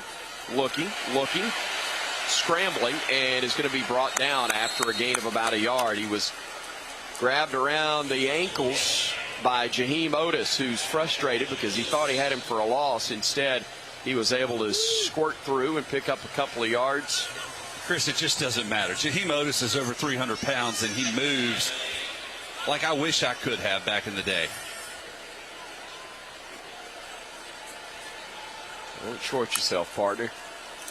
2nd and 8 upcoming. They swing it to the left side. Catch is made by Elijah Young, man out of the backfield, making that catch. Deontay Lawson again making a stop on the play, and it will be a 3rd down and about 6 upcoming. So this is when you have to find a way to get off the field. These 3rd down and medium, 3rd and long situations, Western Kentucky all night long has been able to convert. Alabama has to find a way to get off the field. Again, Western had a 22-play drive early that netted no points, obviously. Tide still up 42-0. Pass is thrown, catch is made, and getting the 1st down is Dalvin Smith. And you got a lineman who's down and a flag that's down as well on Western Kentucky, I believe. Trayvon Taylor, the transfer from Alabama State, is the young man who appears to be injured on the play. Illegal block in the back. Number 4, offense. 5-yard penalty. Replay, 3rd down. The wide receiver, Michael Matheson, guilty of the infraction. But we missed 2 open field tackles on that play. The penalty should not have mattered at all if we're able to wrap up in the open field and drop him for a loss. Well, I'll give Malachi Moore a pass. He's the one that got pushed in the back, and he would have made the tackle. Another edge rusher, though, Keanu Coop, is in at the right side, and on 2 consecutive plays, he has been very quick of getting around that left tackle and almost had a sack on the previous play. So another young guy getting an opportunity to get out there on the field. 3rd and about 13, we'll call it, with 3 wideouts right, 1 left for Western. They'll look, they'll throw, the catch is made, but he's going to be brought down well behind what is needed for a 1st down. In fact, behind what was the original line of scrimmage. Jihad Campbell, the man making the stop on Easton Messer.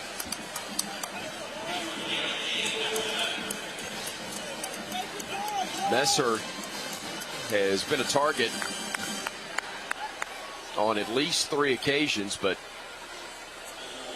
is brought down there. 4th down and 11 upcoming. And so on to punt once again will be Maynard, and he boots this one away. A beautiful high spiral and kick, sending Adams back to his 30. He makes one man miss. He zigs to his right, and now he will stop and then start, and wisely just goes out of bounds. So a good job by Western Kentucky stringing it out. 54 yards on the punt off the foot of Maynard. And Alabama will have it when we come back to Tuscaloosa. The Tide also enjoys a 42-0 lead. 10:40 remaining in the 1st half. In the 3rd quarter here on the Crimson Tide Sports Network from Learfield. Some days you hit snooze, but not today. Today you have to go on a run to get burgers for the tailgate. You've got to haul something heavy, a cooler stocked with Bud Light. When you've got beer and football, nothing is hard. Until the other team scores. Bud Light. Easy to drink, easy to enjoy. Enjoy responsibly. 21 plus, copyright 2024 Anheuser-Busch, Bud Light Beer, St. Louis, Missouri. At Cadence Bank, we're here for all 4 quarters and overtime in your financial journey. Whether you're investing for the future, saving for a dream home, starting a business, or just needing to tackle life's financial challenges, we have the teammates, tools, and game plan to help you win. Experience a financial partner that comes in clutch. Visit cadencebank.com to learn more. Cadence Bank. Your team, your cadence. Member FDIC. Tide fans, let's take a 30-second time out for a quick mental getaway to Pensacola. Sugar white sands, crystal clear waters. Remember, your perfect getaway is just a short drive away. So hit the road for the ultimate time out from the hustle and bustle. Fresh seafood, stunning sunsets, and relaxing beaches. All waiting for you in Pensacola. Saturdays with the Tide and any day with your toes in the sand. That's the way to beach. Plan your getaway at visitpensacola.com.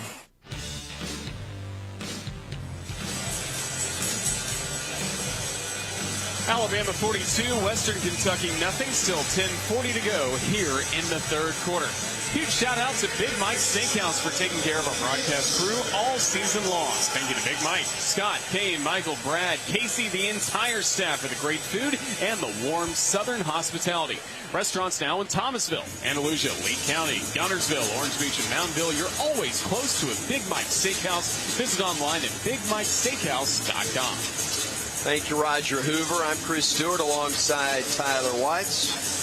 Damian Square, our Cooks Pest Control sideline reporter this year. So glad to have all of you joining us here on what's turned into a more pleasant night, although it's different. You know, if you're watching on our booth cam, you see Roger's got the jacket. I've grabbed the tarp. So here's the deal. It's muggy and warm outside. You're not feeding anybody under there, are you? No, sailor.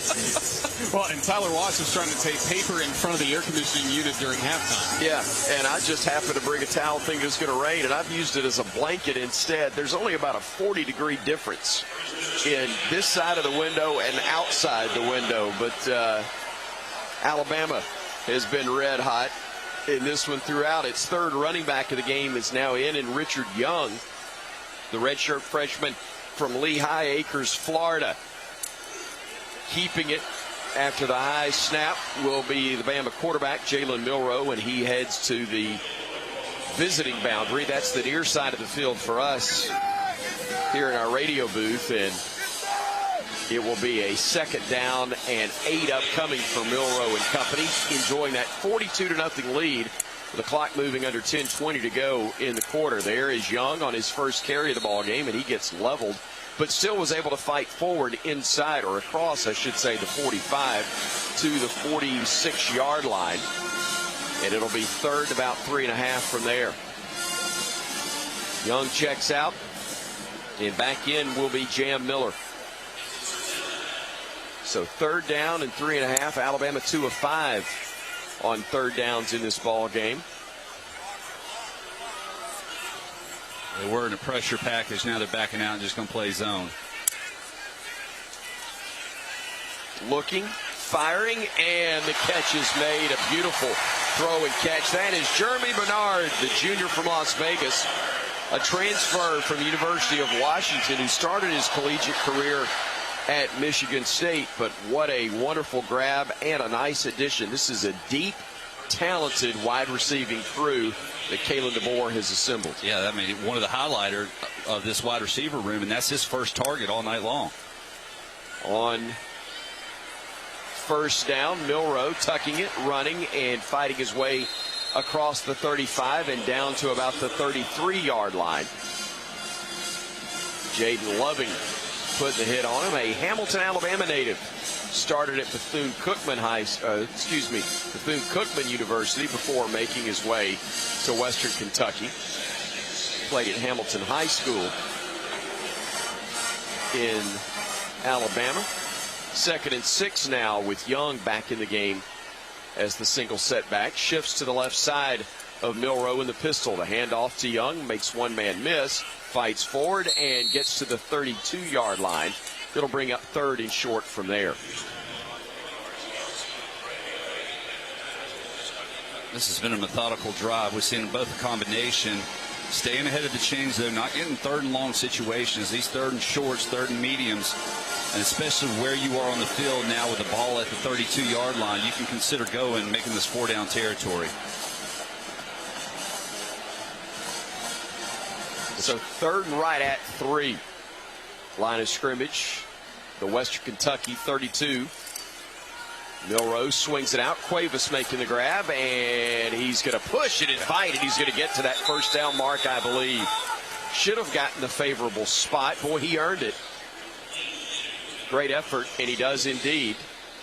Great second effort, yeah, because the contact was made. He was about a yard or two shy of the 1st down marker, and he lowered his shoulder and drove a pile of defenders across the yard to gain. That is another bank first down for Alabama as the snap goes to Milroe, swings it out near side. Catch is made by Emmanuel Henderson Jr. and his first grab results in another first down pickup, another bank first down for the Crimson Tide. As many points as we haven't had a ton of first downs. That's only the 12th bank first down of the game. Haven't had a ton of plays either, Chris. Yeah. I mean, they've been so explosive. These drives have been very short. Robbie Oots and C.J. Dupree in at tight end.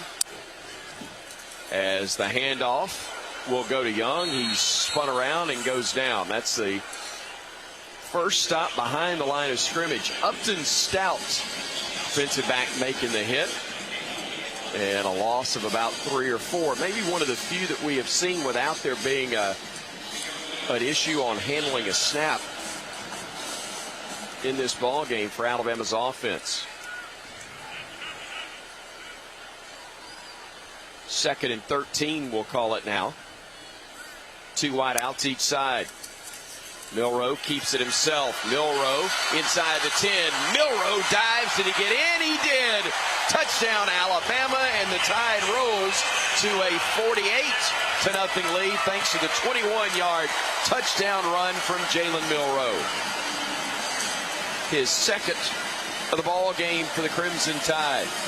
Yeah, just so explosive. This is just a little option on the outside perimeter, and he's able to break 2 or 3 tackles. Probably going to take a close look at this to make sure his elbow didn't come down prior to crossing the goal line, but it's awfully close. I hope they don't, at least not involving stopping play. No. Nope, he got it across clearly. He had the left arm down to keep his balance and does the job perfectly. As once more, we'll see Nicholson on to try and successfully boot through the extra point. Another good snap from Nealon Hibbett. The hold from James Burnip, and the kick again good by Nicholson as Bama increases its lead with 6:30 to go here in quarter number 3 in Tuscaloosa. 49-0 Alabama leading Western Kentucky in the 2024 season opener right here on the Crimson Tide Sports Network from Learfield. People just know they could save hundreds on car insurance by checking Allstate first. Like, you know, to check that your seats aren't in the visitor section first before buying tickets. I'm so excited for this game. I can't believe you got us tickets. Me too. Wait, are we on the wrong side? Yeah, checking first is smart. So check Allstate first for a quote that could save you hundreds. This is going to be a long game. You're in good hands with Allstate. Savings vary. Subject to terms, conditions, and availability. Allstate Fire and Casualty Insurance Company and affiliates, Northbrook, Illinois. From Bart and Joe Willie to Mac and Tua, this is Alabama Crimson Tide football from Learfield.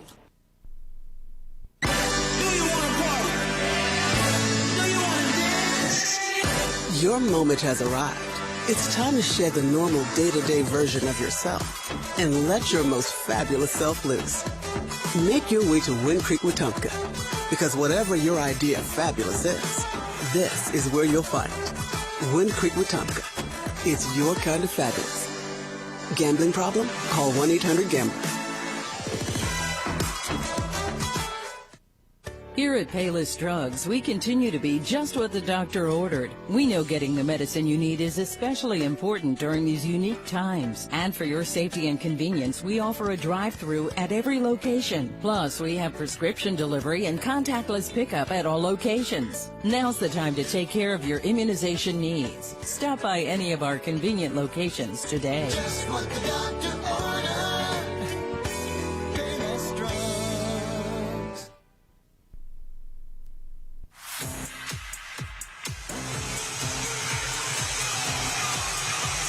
6.5 minutes remain in this third quarter. Alabama 49 and Western Kentucky nothing at Bryant-Denny Stadium. Don't get you closer to the game than SiriusXM SEC Radio. Tune in for news, talk, and analysis from the offseason through the regular season and into the postseason. Got your team covered anywhere you go. Get a free trial at SiriusXM.com/SEC Radio 2024. The Bromberg's Forever Diamond scoring drive for Alabama. 9 plays, 61 yards, took 4 minutes and 10 seconds off the clock. Second rushing touchdown by Jalen Milroe from 21 yards out, and that has given the Crimson Tide a 49-0 lead against the Hilltoppers. Tyler, great start for this Bama offense in the second half as well. And I think, obviously, at some point you will see some backup guys. But that's something that Nick Saban always wanted to see, was how does that first team do that first drive of half number 2. And hoping to see some success, and now maybe see some other guys as we get a little later in this. Yeah, you will. But, and going back to that, you know how you're going to play when it does matter, when you play hard when it doesn't matter. And right now, the score not in question at all, obviously, or the outcome rather, but to see the guys still focus and move the ball down the field, that's what you're looking for. The kickoff fielded by Easton Messer in the first return of the night. And that may not have been a wise move, but at least you understand trying to make something happen if you're Western Kentucky. They only get to the 19-yard line. And fair catch would have resulted in the ball at the 25, but nonetheless, an attempt to make a play happen. As Talty's been very good, I think that's among the things you got to be excited about. Many things to be excited about if you're Kalen DeBoer. Very, very solid in special teams. Absolutely. That kind of goes without saying, because how many games have we seen over the last 15, 20 years that have come down to special teams, and it's not important until it is. Veldkamp at quarterback. Handoff goes left side to Young again, and once more he gets out-raced to the edge. Alabama contains him well. Deshaun Jones making the stop along with Justin Jefferson, a senior from Memphis. Jones, a junior from Baltimore, who transferred to Tuscaloosa from Wake Forest.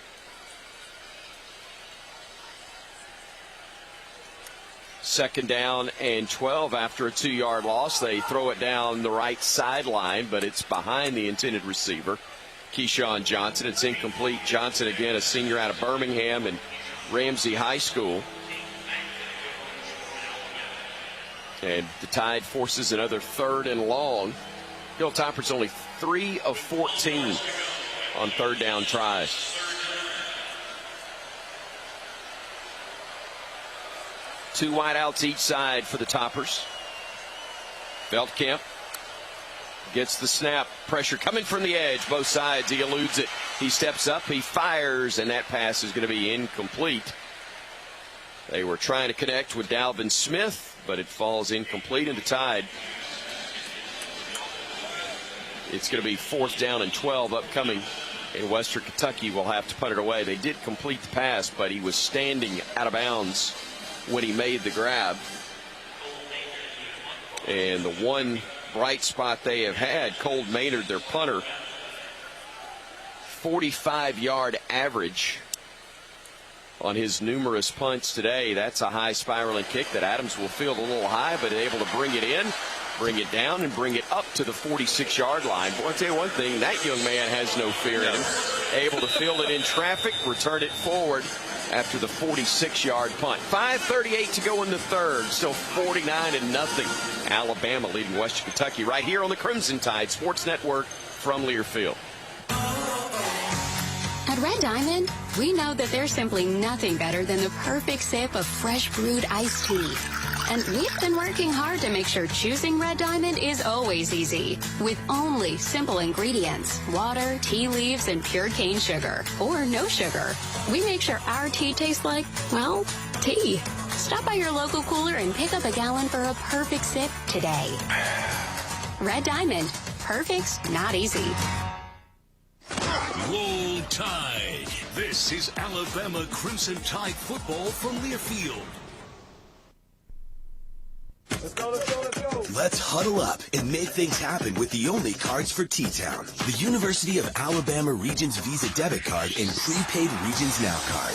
They're a win for your wallet and a big Roll Tide, whether you're purchasing stuff for game day or every day. Want to go all in on confidently showing your Tide pride? Order your card now at regions.com/GoBama. Regions, official bank of the SEC. Member FDIC. Terms, conditions, and fees apply. Roll Tide fans, this is Roger Huber. Join me and former Alabama linebacker Corey Reamer each Monday night at 6 p.m. for Crimson Tide Rewind, presented by the Alabama Department of Public Health. Live from Baumhower's Victory Grill in Vestavia Hills, we'll rewind the last Bama game, plus take your calls, and look ahead to next Saturday for the Tide and the rest of the SEC. Crimson Tide Rewind, each Monday at 6 p.m. across the Crimson Tide Sports Network.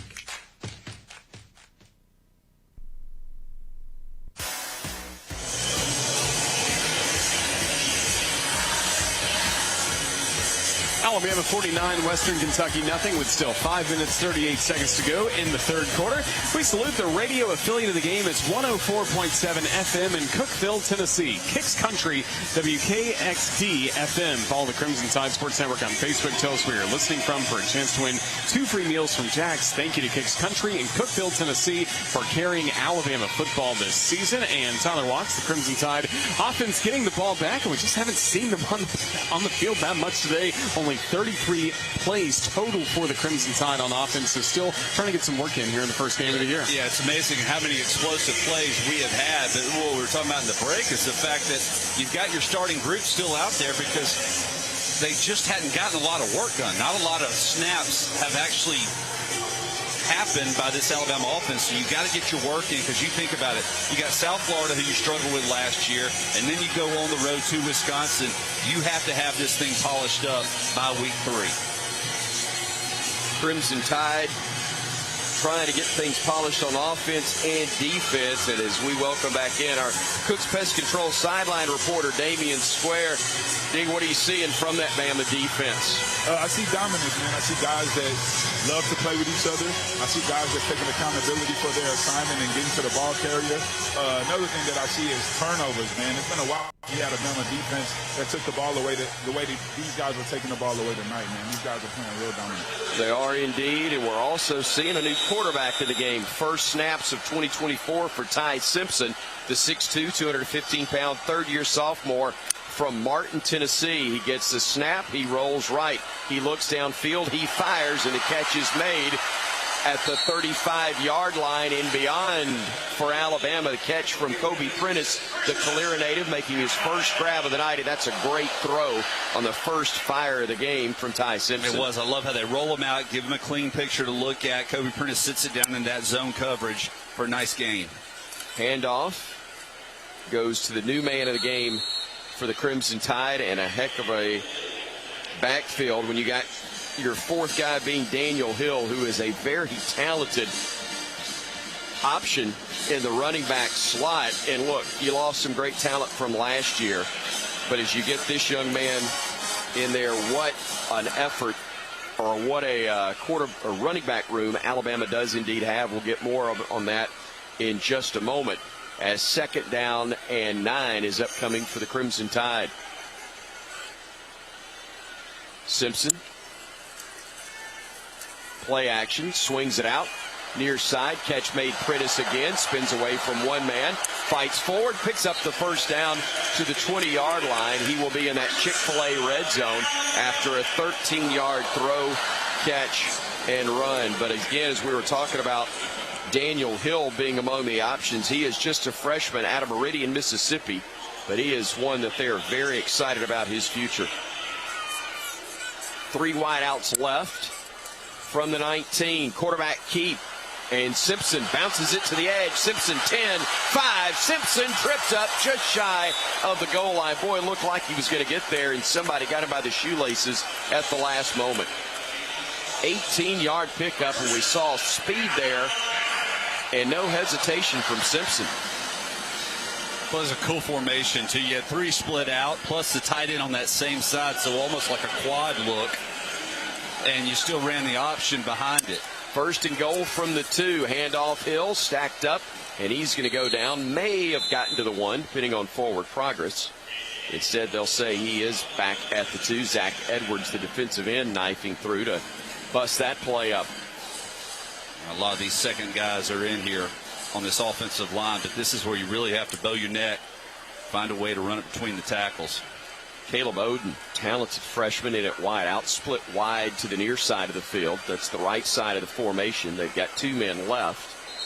Prentice is in the slot to the right. We've got a timeout called by Western Kentucky. They used their first timeout of the second half, as you may have heard Matt Leffler say. That'll give us an opportunity to get our Cooks Pest Control sideline reporter Damian Square back in. Damian, there were not many questions about the offense, at least on all the reports and what the history of Kalen DeBoer showed, but I think there were questions about the defense. Maybe not as many after tonight. What do you think? I mean, like I said, these guys are playing Alabama style of defense. You know, they get into the ball really fast. They get into the ball in high numbers. You know, we want to corral the ball. So I like what I see tonight. I like what I see from the guys on the edges. I like what I see from just the body language. It seems like anybody that gets in the game, you know, they want to make plays. And it's just a sign of a great culture whenever you got guys that's just got their tippy toes on the sideline trying to get in the game, man. Daniel Hill in the backfield with 4 wideouts in formation, 2 to each side. Make it 3 to the right as 1 comes to the right side. Young gets stacked up, keeps the legs churning though. Did he get in? He's very close. And yes, he does get in for his first Alabama touchdown. Daniel Hill, the Meridian native, finds pay dirt. The Crimson Tide extends its lead. It's now a 55-0 Bama advantage with 2:51 to go in the second half. Third quarter of play to be precise. Boy, great effort, though. That offensive line got a good push, but Hill is able just to keep churning those feet. And he got in the end zone by a good half yard. No doubt about that one. Had to unpile, though, to find him. Realize that guy stretching the pigskin across. They're trying to review to see if his knees came down, but they did not. And does it matter at this point? I know it does. Forgive me. I know they've got to still call it regardless. Here is Talty on to try the extra point for the first time. Low snap. Kick is up. And the kick is good as well. That's a nice job on the part of Burnett to get that one down. And Talty able to boot it through his first extra point after Graham Nicholson had made 7 on the evening. So 2:51 to go. Now a 56-0 Alabama advantage. Roger Hoover with our scoring drive recap. Yes, 6 plays, 53 yards, took 2 minutes, 47 seconds off the clock. 34 yards through the air, 19 yards on the ground for the Crimson Tide. That is the Bromberg's forever done scoring drive. Thank you so much, Tyler Watts. We knew we're getting a really good head football coach in Kalen DeBoer, but questions, I think, from the casual observers about the coordinators, certainly in Nick Sheridan, who is the offensive coordinator and quarterbacks coach. We'll get a word from you on what we've seen from him as the kickoff sails to the end zone and through. And that's Talty who handled that, did the job very well. Well, it's hard to really give a grade of any sort to Nick Sheridan. He has not been able to get into a rhythm of play calling. He would have loved, I'm sure, to have had a 10, 12, 15 play drive meticulate so that he could get in some sort of rhythm. But as far as going through, the execution has been what you would hope it would be. As far as the players, they're going against a lesser opponent, but they're executing well. The spacing has been good in the routes, which is creating nice pictures for the quarterback to see in the running game. I've liked the way that the fits have been up front. You see guys dominating, and that's kind of what you're looking for. Veldkamp, the quarterback, hands it off to Sanders. The Alabama native out of Gardendale gets to the right at the 25-yard line for no gain. It was Bray Hubbard out of Ocean Springs, Mississippi, who made the hit for Alabama. Veldkamp will keep it himself this time and push forward for a gain of a couple before he is stacked up by Crimson Wave. Indeed, Yanu Koot was among those leading the way.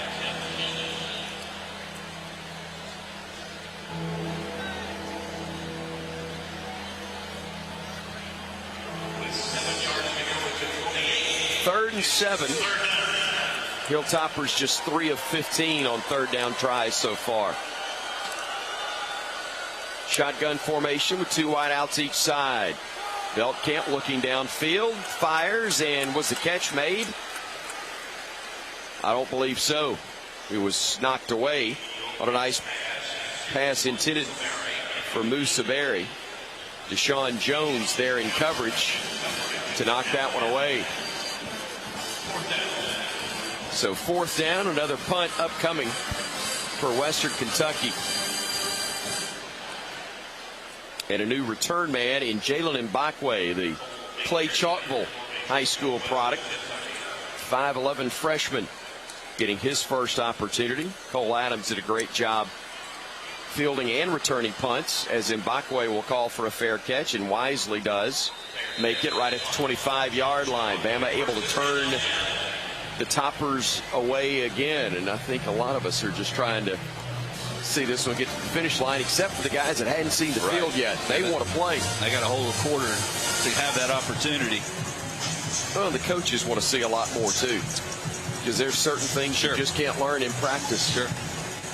Put as much film on there as you possibly can. That's a great way to keep everyone's attention during film study when they know that their plays are coming up.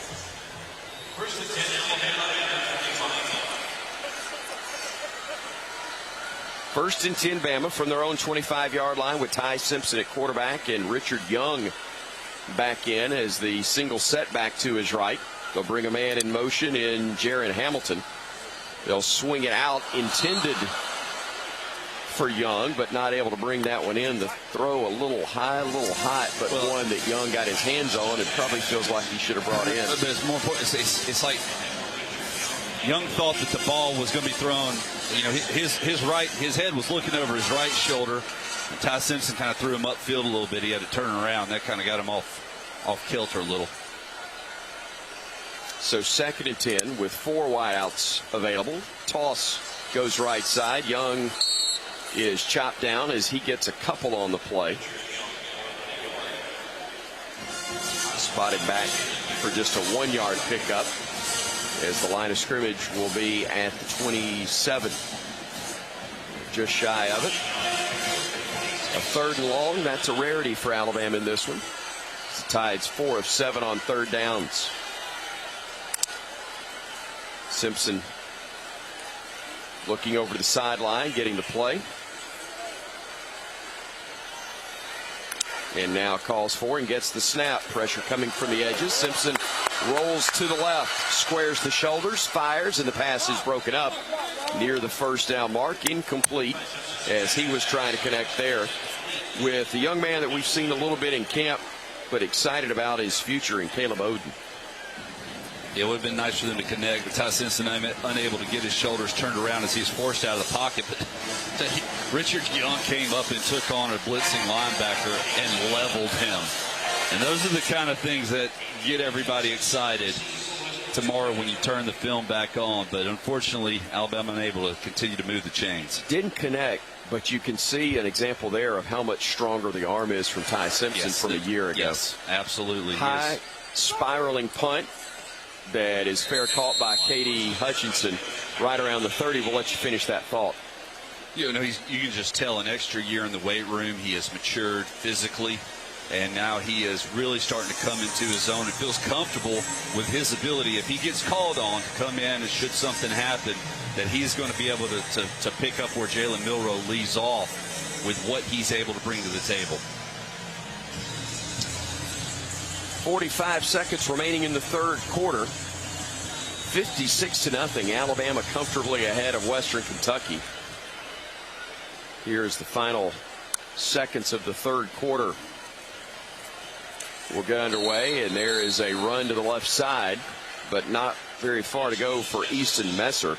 Boy, he get hit hard there by Bray Hubbard. Knocked him out of bounds. Actually lost about 2 yards. He did. Boy, I heard some guys at practice talking about Bray Hubbard and just bragging on the fact that he's just always around the ball. He's just one of those guys that has a knack of and a nose for where the ball is going to be and finds himself in good position. Has a lot of ability. Final seconds ticking off.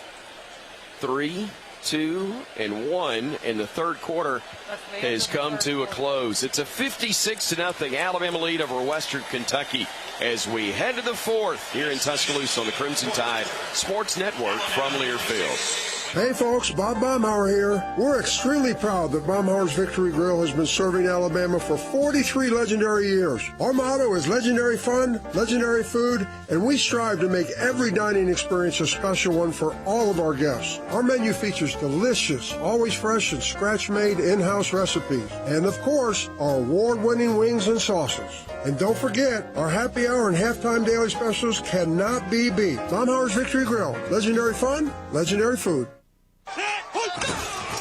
This is Alabama Crimson Tide football from Learfield. You can find all Crimson Tide Sports Network video content online on the CTSN YouTube page. It's the home of the live booth camp presented by Yay Alabama. Episodes of Crimson Drive driven by NASCAR, plus replays of Crimson Tide Rewind. Our YouTube shorts will deliver thrilling Alabama radio highlights, plus interview clips from Alabama student athletes and coaches that you can't miss. Subscribe to the Crimson Tide Sports Network on YouTube for the very latest on the Alabama Crimson Tide. Hey parents and kids, it's a perfect time for students to read their way to the Iron Bowl in AAA's Be a Champion and Read contest. AAA wants to help K-6 students to be academic champions, just like the Alabama Crimson Tide. Students who participate in the Be a Champion and Read challenge could win tickets to the Iron Bowl and a chance to take the field on game day. Ask your teacher about contest rules. Encourage your child to be an AAA champion reader and win a trip to the 2024 Iron Bowl.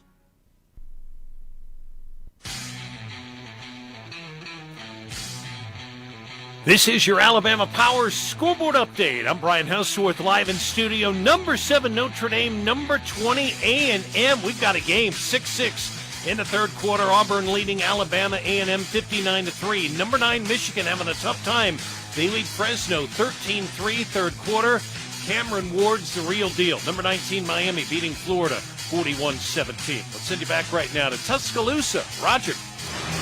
Thank you so much, Brian. Third quarter recap presented by Knox Pest Control. 80 years of experience. Knox Pest Control has been serving communities in Alabama, Georgia, Mississippi, and North Florida, offering pest control, wildlife control, and lawn care. Call 877-KNOX-PEST or visit KNOXPest.com. Knox knocks them out. Crimson Tide outscoring Western Kentucky 14-0 in the third quarter, building up the lead to Alabama 56 and Western Kentucky nothing. Tonight's game is presented by Golden Flake, the official potato chip of Alabama Athletics. It's the Crimson Tide again, enjoying this advantage, 56-0 over Western Kentucky.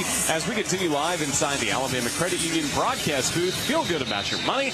Once again, go get on the call with Chris Stewart. Thank you so much, Roger. Tyler Watts, Crimson Tide, impressive offensively, but I'm really pleasantly surprised at just how good they've been on defense. I was just about to say, more impressed, because we had high expectations of what this offense, after finishing up last year, the returning players they had, got all the weapons and the coaching philosophy, that they would be something special. But this defensive side has really been impressive here this evening. Get more on that in just a moment from our Cooks Pest Control sideline reporter, Damian Square. But first, a second down and 12 upcoming for Western Kentucky with 2 wide out stacked to each side. They will hand it off to the single setback and Elijah Young, and he will get a yard and no more. And Damien, it's been that type of night for the Hilltoppers offense. We knew that they would try to attack, but Bama's had an answer every time. Yeah, Bama did have the answer every time. And like I said, it looked like these guys are buying into the culture.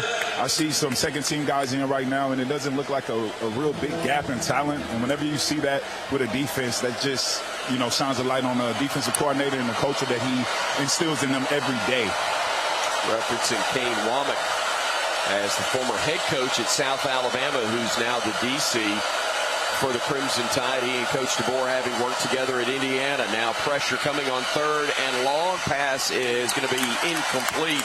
Quarterback Caden Beltkamp may have gotten hit across the arm as he was trying to unload the football. I believe that was James Smith, the freshman, that was getting there to him. Also, a nice job there on the part of Yanze Pierre, helping out for Bama defensively, as 4th and 11 is upcoming, and once more the Hilltoppers will punt it away with Cole Maynard. He's been their MVP. He's been pretty good, averaging about 45 yards a kick. This one will not carry 45 unless it takes a big bounce, and it does. And it will roll all the way to the Alabama 20-yard line. So he's right there around that average once again. In fact, exceeds it as he goes for 53 on that punt, and we'll take another timeout as well. 14:02 to play, 56-0. Alabama with a lead, and the Tide will have the football once more when we return on the Crimson Tide Sports Network from Learfield. The Lilly Company is your local supplier for Toyota and Clark Industrial forklift trucks. With 6 locations in Alabama, the Lilly Company offers new, used, and rental equipment, as well as being an authorized parts and service dealer. More than just lift trucks, the Lilly Company is your one-stop shop when it comes to equipping your business or warehouse with the latest and most innovative material handling products and time-saving solutions. Check us out at LillyForklifts.com, proud partner of the Alabama Crimson Tide. Roll Tide. This is Alabama Crimson Tide football from Learfield. Tide fans, are you ready for game day in Tuscaloosa? Don't miss the ultimate pregame experience this season at Vector Security Champions Lane. Opening 4 hours before each home game, this fan fest has everything you need to get pumped for kickoff. Located next to the Walk of Champions, you'll enjoy live music, player autographs, the best food trucks from all over Alabama, and ice-cold beer in our Legends Lounge beer garden, where there's never a cover charge. Check out championslane.com each week for the latest updates. Roll Tide! This is what being a NASCAR fan is all about. Singular history and tradition. Thank you, everybody, for coming out. This is so special. And triple-header playoffs action to ratchet up the stakes. We gotta go. Throw in a can't-miss concert, camping, and the legendary atmosphere of Talladega Boulevard. And you've got more than a race. You've got Talladega.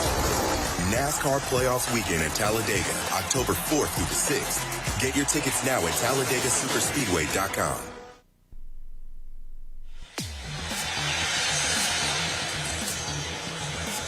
14:02 still to go in the fourth quarter. Alabama 56 and Western Kentucky nothing. The attendance figures are courtesy of ATIX. The official attendance for tonight's game is a sellout of 100,077 fans. ATIX is the proud sponsor of the game's attendance. AAA-TIX says thank you to all ticket-holding Crimson Tide fans. And we may have just seen the best move of the game presented by Old Dominion Freightliner. Old Dominion works hard to be the best in the game. Proud to support those striving to be the best in theirs. The dance contest, Chris Stewart, had you in stitches a moment ago. It was pretty good. What was the maximum you could get on Star Search? Was it 5? Was it 5? It was 5 stars. Okay, just like most recruiting services, 5 stars. Pretty good out there. Bama, pretty good at this one. The only thing disappointing tonight, I think, was the weather. 3 hours before kickoff, it kept us from being out in Champions Lane and being able to take part in that Roger Hoover. That was a big show we had set up, and we are scheduled to be back at 3 o'clock next week. We just need better weather at the time we're supposed to go on the air. Yeah, Vector Security Champions Lane can't wait to be out there. A great crowd is on hand already, so make sure you join us coming up next week starting at 3 o'clock. Kevin Riley in the backfield for the first time for the Crimson Tide. He is at running back. Play action to him as Simpson fires right side. Had a man, but a little bit underthrown. He was trying to connect with Rico Scott, who's had a really good camp. Another freshman with some great potential out of Harrisburg, Pennsylvania, 6 feet, 200 pounds, but that throw did not give him an opportunity at all. Yeah, he was able to sleep over into the flat and was wide open. The ball was just thrown a little bit low and a little behind him. Yates again in the backfield. Junior out of Briarcrest Christian, runs it left side, picks up good yardage before he gets pushed out of bounds. Kevin Riley on that carry does indeed pick up the first down. And I said Yates, 28 is the DB, and my man Butch had it written down right, and I read it wrong. Sorry, partner. That short-term memory from one side of the paper to the other, I totally lost.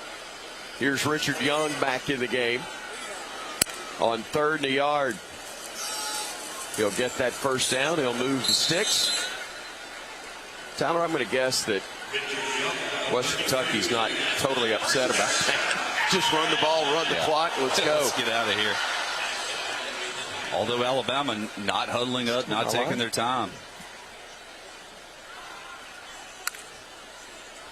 First and 10. Firing right side and completing the pass, I believe. A nice throw all the way to the far boundary on the part of Ty Simpson as he was able to connect with Caleb Odom. Again, one of those young receivers we've talked about.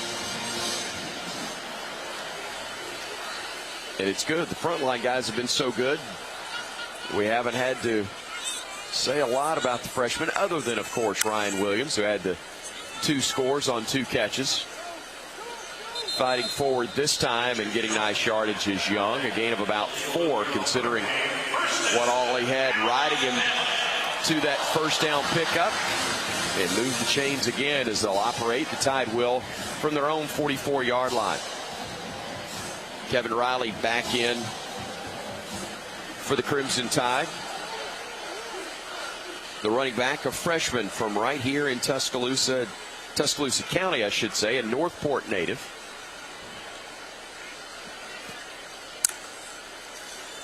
And Riley right up the gut. Gets stacked up at the line of scrimmage before he is pulled down.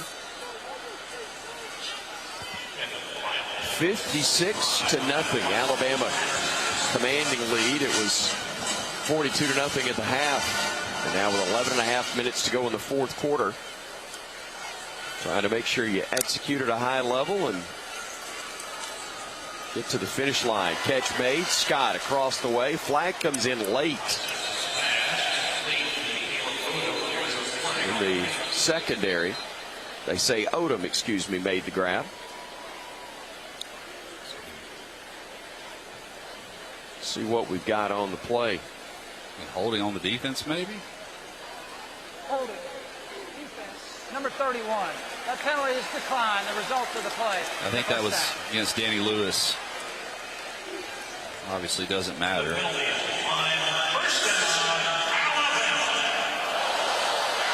So it will be on Western, and Bama declining it. The Tide will have a 1st and 10 from the 39-yard line.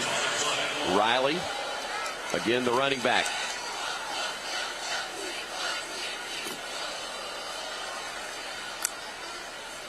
Snap to Simpson. Pressure coming up the gut. He unloads it, and it's going to be intercepted at the 5-yard line. Boy, he got leveled, and a flag's going to come in. Maybe targeting or roughing the passer. It has to be targeting it. He got smacked in the face as he was trying to release the ball, so stat sheet's going to remain clean. That's good. Kent Robinson got the interception, the Texas A&M transfer, but that's going to likely come off the board. Personal foul, roughing the passing with targeting. Number 3 on the defense. The play is under further review. Darius Thomas may get to the showers early tonight.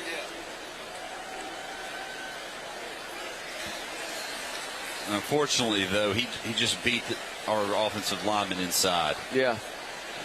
That's what we're looking at right now, is where the pressure comes from.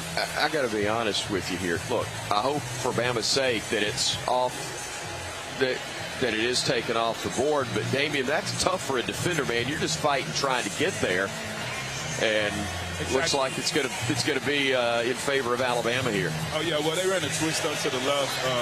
The inside tackle came in, picked our offensive tackle. Defensive man came in high. He was looked like he was sliding for the ball and trying to get the sack at the same time. Sometimes that happens. I don't think that this is going to be targeting. I think contact was initially made to the chest. And almost stumbling, trying to get back there. It's not like he was completely floating up.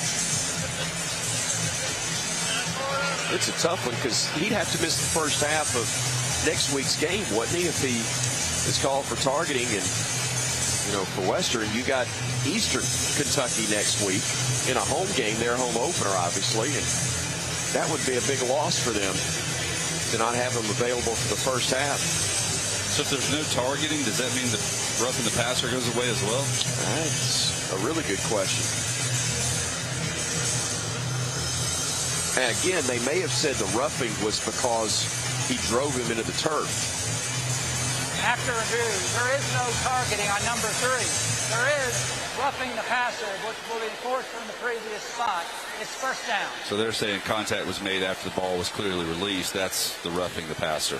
Or, again, he rolled. Driving him into the turf. He rolled. He didn't really drive him. I'm not arguing with you. I'm just saying what I think they... Look, I know it's Saturday night. You ready for wrestling, but... I saw it earlier today.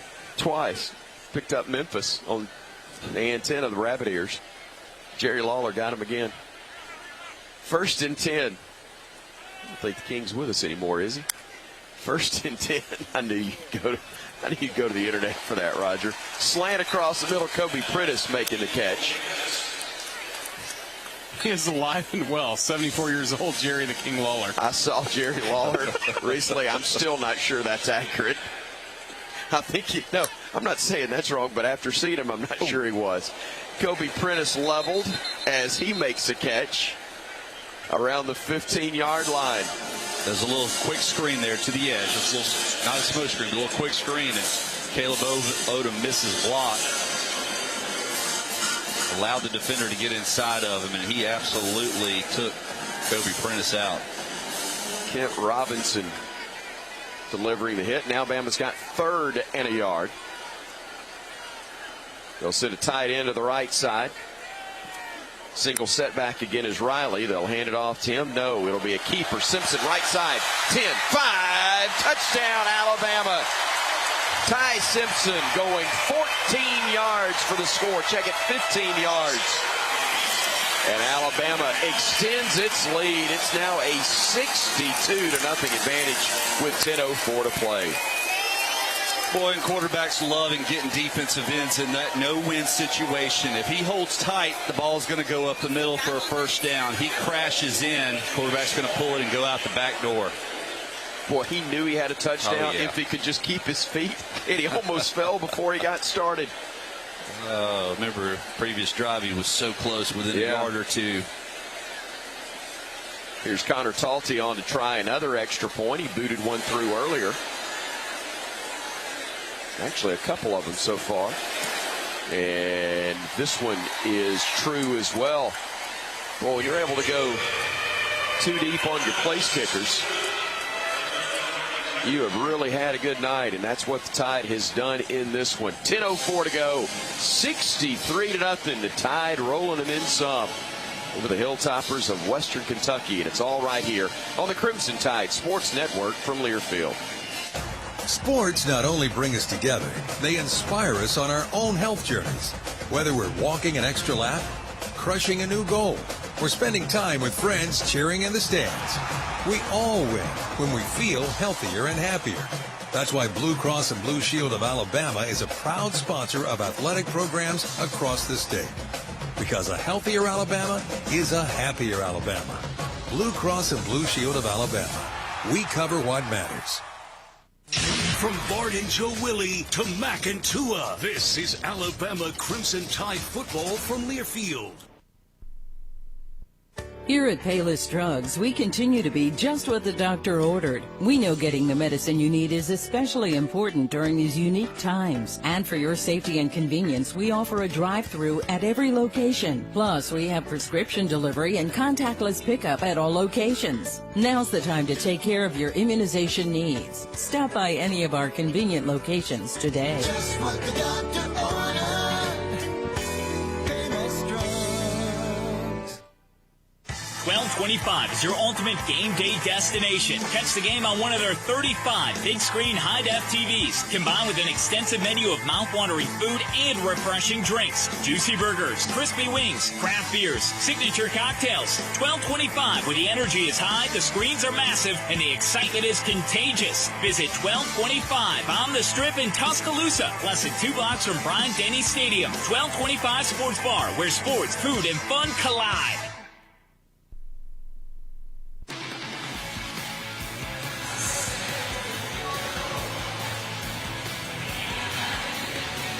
Ty Simpson with a 14-yard rushing touchdown for Alabama to grow the lead to 63-0 for Alabama against Western Kentucky. We still have 10 minutes and 4 seconds to play. Now for the Brombergs Forever Diamond scoring drive. 10 plays, 79 yards, 3:58 off the clock for the Crimson Tide. We've talked about how good the offense has been. The defense strong as well. Back in the first quarter, we saw Q Robinson with Alabama's first sack of the year. The sack count always presented by our friends at Guthrie's, America's original chicken finger restaurant, and now an official partner of the Crimson Tide. Get a sack full at Guthrie's. And once again, that swarm defense about to take the field, Tyler, even with some new faces maintaining the shutout. Doing an excellent job regardless of how much experience they have under the belt or where they are on the depth chart, of coming out and making the most of their opportunities and playing awfully aggressive. And I've really been impressed with the communication. I think probably been a couple of busts that we haven't recognized because the ball wasn't delivered where it should have. But still, overall, you're not seeing guys run free. Plenty of pressure by that front four, front five. So these are things that you can build on. South Florida is Bama's next opponent. Tide will take on the Bulls, who gave us all we wanted and then some last year down in Tampa. 6 o'clock kick again here at Bryant-Denny with a 3 o'clock airtime on the network. Talty's kickoff will be fielded at 5 and returned by Messer across the 10, the 20, and the 27-yard line. The best starting field position following a kickoff tonight for Western Kentucky. But Alabama very sound in most facets tonight. Damien, we're going for a shutout now. The defense has got to step up. Get those older guys cheering on these younger fellas. That happens a lot, doesn't it, D? Yeah, it does. But hey, keeping that goose egg on the board is very important. It's important for morale. It's important for the standard. You know, you always got to come out here and take the rest for the next team you're about to play. It does seem like this game is over tonight. But like you guys say, we got to head and play a big game next week, and then after that we got to go up to Wisconsin. So it's important to keep inflicting your will on these guys and putting good stuff on tape for your opponent to see next. Damian Square, our Cook's Pest Control sideline reporter, as Hilltoppers pick up 5 yards on a pass across the middle for or on first down. Here's Caden Veltkamp again, the quarterback. He's going to keep it himself this time, and he will pick up a yard but no more.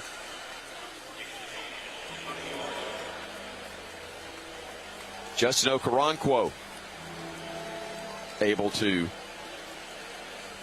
make the stop. Another freshman. He's from Munich, Germany. Born in Germany. He's of Nigerian descent, but he is at 6'3", 230, a guy that they're really excited about his future.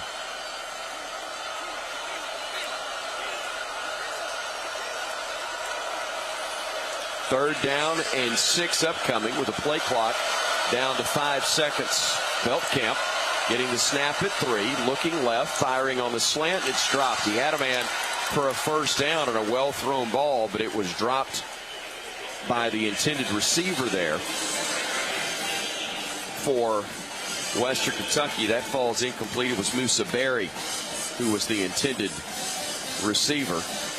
And so with 8:49 to go here in the fourth, Alabama forces Western to punt it once again. Cole Adams back once more to return this one. We saw Jalen Mbakwe earlier,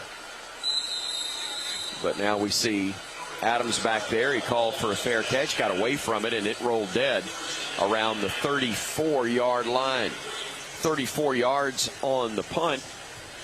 That's not one of the better efforts on the night from Maynard. And the Tide will take over as Turner Helton. He is the nephew of the head coach, Tyson Helton. His dad, Clay Helton, is the head man at Georgia Southern, former USC head coach.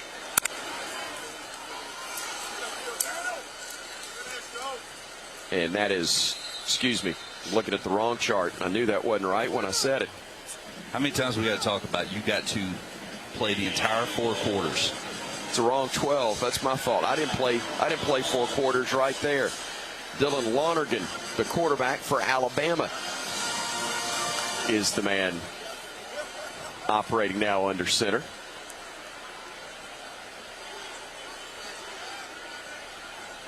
Second down and 6 upcoming. Lonergan, again, was part of a great freshman class a couple of years ago, and Daniel Hill, nice hole. The nice carry there. Yeah, really good job of that offensive front. Rock Montgomery, guys up front.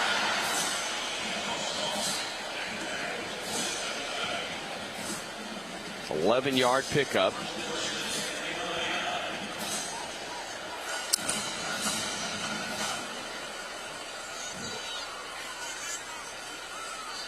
Lonergan operating out of the pistol formation. Redshirt freshman, 6'2", 214, out of Brookwood High School in Snellville, Georgia, as the handoff again goes left side. Hill on the carry there as the clock moves, under 7:10 to go, and the Tide up 63-0. Joseph Ionata down there at the center position.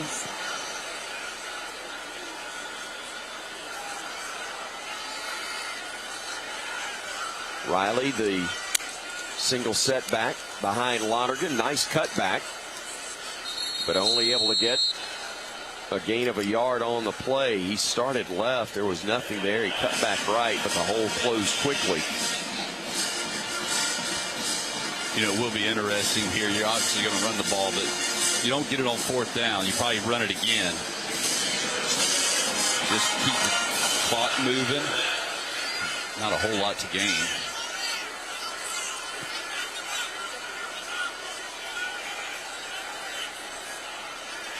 So on 3rd down and 5, Lonergan scrambling to his left. He's going to run it. He's got a first down. He's got more. Lonergan out of bounds inside the 30. And, man, we knew he was a really good passer, but you saw some really good vision and elusiveness right there as well.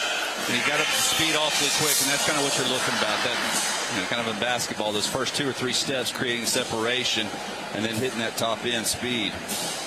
Recognized the defense, though, saw the voided area and took advantage of it. 14 yards on the carry for Dylan Lonergan, in the 3rd quarterback we've seen in the ball game for the Crimson Tide. 1st and 10. Handoff goes right side, and the cutback from Hill gets him a yard, maybe 2 on the play, as the clock is at 5:18 and moving. I would imagine if you had to pin him down right now, Kalen DeBoer says, I would love to somehow run 5 minutes off the clock and not score. Yeah. I don't know that he wants to pin 70 on Western Kentucky, even though he wants to see his guys execute. 3 wideouts to the left side. Jay Loper Jr. being among them. Handoff goes up the middle, and again Hill for a yard, maybe 2.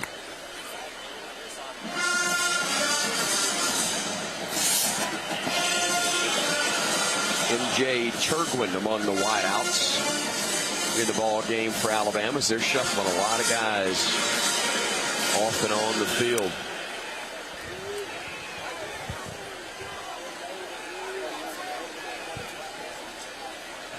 Two wideouts each side for Alabama. Riley the single setback.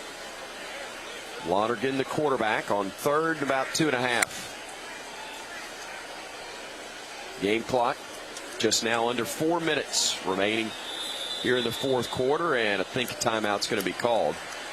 Timeout. Alabama. And we'll take the break as well. 3:55 to go here in the 4th. It's Alabama 63-0 over Western Kentucky on the Crimson Tide Sports Network from Learfield. Chevron with Techron has unbeatable engine cleaning power, and it gives you unbeatable mileage for all kinds of unbeatable destinations, like time in the sun at the beach, or time in the sun riding roller coasters, or a day in the sun hiking mountains. Well, probably just one mountain would be enough for a day, but hiking a mountain is still an unbeatable choice for how to spend time. Download the Chevron app now to get unbeatable mileage at locations near you. This is Alabama Crimson Tide football from Learfield.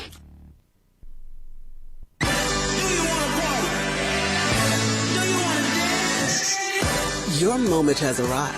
It's time to shed the normal day-to-day version of yourself and let your most fabulous self loose. Make your way to Wind Creek Atmore, because whatever your idea of fabulous is, this is where you'll find it. Wind Creek Atmore. It's your kind of fabulous. Gambling problem? Call 1-800-GAMBLER.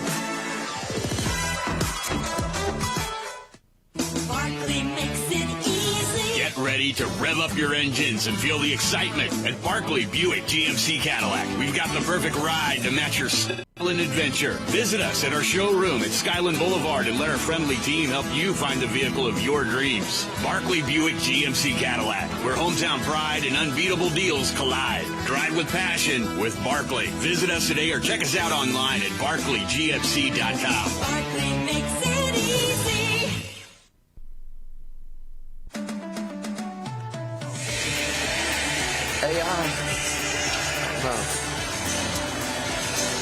We were all Crimson Tide 63 and Western Kentucky nothing with 3:55 still to go in this game. Make sure you stay tuned after this game is over for the region's fifth quarter show and the post-game press conference with head coach Kalen DeBoer, brought to you by Try Green Equipment, your John Deere dealer for North Alabama and Middle Tennessee. It's Alabama enjoying a 63-0 lead with Dixieland Delight making its return to Bryant-Denny Stadium. That is always a good thing. Love hearing that. And love seeing the Tide up big, 63-0, and love seeing the guys execute and get an opportunity. Tyler Watts to not just add to the score. It's about executing right now and trying to do so at a high level, if at all possible. And even these guys, a lot of them, seeing their first action, are doing so. Yeah, right up the middle, but dominating the line of scrimmage. Oh.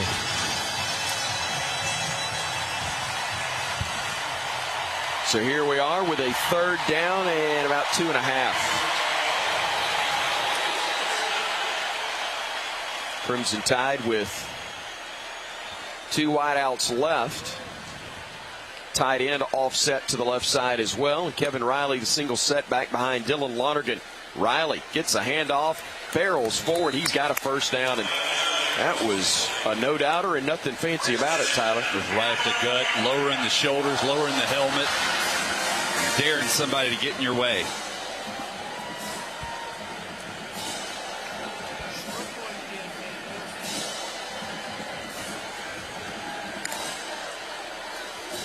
So a 1st and 10 with the clock moving under 3.5 minutes to go, nearing the 3:20 mark as it hits it now. Handoff goes Riley. Nice bounce to the outside, but he gets wrapped up on a good tackle from Western Kentucky. I believe that was Alex Ford, a DB, who stepped up and hung with him to make the play. But tell you what, Riley's a guy who's got some speed to him, you can tell. Yeah. That's basically the same play where they bring Ty Lockwood across formation, kind of kick out. I think it's called split zone, and difference in how the play develops. First play goes up the middle, second play bounces it to the outside. Same play. Adam Thorsland, one of the tight ends, split wide to the right side. They'll bring him in tight now with, again, Riley behind Lonergan. The handoff goes to Riley, and he gets stacked up and brought down for a gain of no more than a yard. It'll be 3rd down and 6 upcoming with 2.5 minutes to go. Alabama up comfortably, 63-0. 2:22 and ticking time left, fourth quarter here at Bryant-Denny Stadium. Probably the last game in which we will use that name exclusively. History was made over the last or the previous, I should say, 17 years in Tuscaloosa. There will be an addition to the stadium name in all likelihood next week, as we've hit the 2-minute warning here in the fourth quarter. I say in all likelihood because we don't have, even though we all know what's coming, it's not official until it's official. When we come back, this game will officially be over, as we have officially again hit the 2-minute warning, and the Tide is officially up big, 63-0 here on the Crimson Tide Sports Network from Learfield. I spy a new Camry. Ooh, I spy a sporty RAV4. I spy deals on the entire lineup at the Toyota National Sales Event. Good eye. Get 3.99% APR for 36 months on the new 2024 Toyota RAV4. Offer valid through September 3rd, 2024. Zero down for well-qualified buyers with approved credit and financing from Southeast Toyota Finance. $29.52 monthly payment for every $1,000 financed. Excludes tax, tag, registration, title, and dealer fees. See dealer for details. Toyota, let's go places. Let's huddle up and make things happen with the only cards for T-Town. The University of Alabama Regions Visa Debit Card and Prepaid Regions Now Card. They're a win for your wallet and a big roll tide, whether you're purchasing stuff for game day or every day. Want to go all in on confidently showing your Tide pride? Order your card now at regions.com/GoBama. Regions, official bank of the SEC. Member FDIC. Terms, conditions, and fees apply. Hey, Crimson Tide fans, the 2024 football season is here, and SeatGeek is here to help you experience all the action. SeatGeek makes it easy to find tickets so you can be a part of all the touchdown celebrations this season. Whether you're buying or selling tickets to Alabama football games or to any other live event in your area, SeatGeek is the place to do it. SeatGeek is the official ticket marketplace of the Alabama Crimson Tide. The most disruptive idea in ticketing? A ticket that works. Expect the expected. SeatGeek.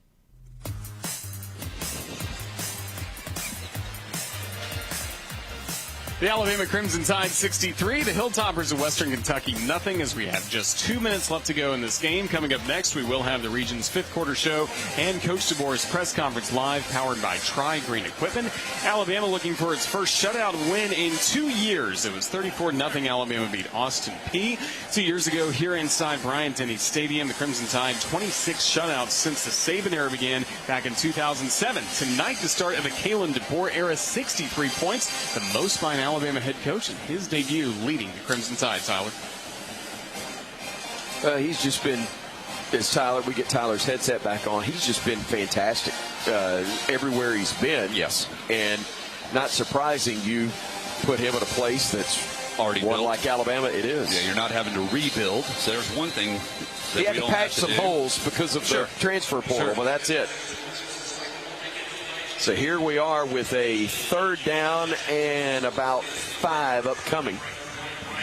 Alabama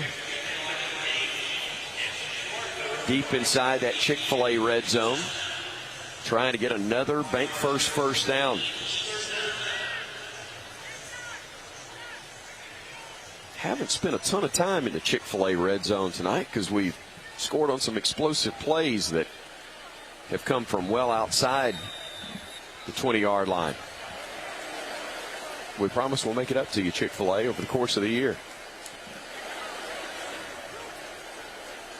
2 wideouts left, 1 right. Single setback is Kevin Riley, and the handoff goes to him, makes a man miss, and then fights forward. He is going to be really close to that first down mark. I don't think he got it, though. Needed to get to the 10. He's just outside. Heck of an effort, though. And no doubt Alabama will go for it here. I think that you're right. They're going to go for it. And then Coach DeBoer's going to hope they don't score. And then the clock will run out. Well, if you're under center, there's probably a quarterback sneak. But they're not. They're going to go with pistol formation. On 4th and about a foot, Riley to the right of Lonergan. Handoff goes to him. He fights, and did he get there? Going to be close. Got it. He did indeed apparently get inside the 10 to the 9-yard line. You're going to get a favorable spot at this point. Yes, you are. The officials want to see this thing run as well. And I believe Lonergan is going to check out of the ball game, and we're going to see Austin Mack get his first snaps at quarter. No, I'm sorry. Thought we would, but I thought it was 12 heading to the sideline a moment ago, but it's not. But Bama is going to take a knee. Only have to do it probably one time. Lonergan will do just that. And Bama should not have to snap it again. Wow. And a nice backflip or two. What did we get on those? That was Jeremy Bernard and I believe Emmanuel Henderson Jr. that did just that. Kendrick Law, you got to give credit for a dude that can do a backflip. I am not. To the right person. Lucky if I can walk in a straight line every now and then. Alabama wins it. 10 seconds, all that's left on the clock. It doesn't really matter as the two sides are already out of the field shaking hands, including Tyson Helton of Western Kentucky and Alabama's undefeated head coach. Kalen DeBoer, 1-0, is the head man at the University of Alabama.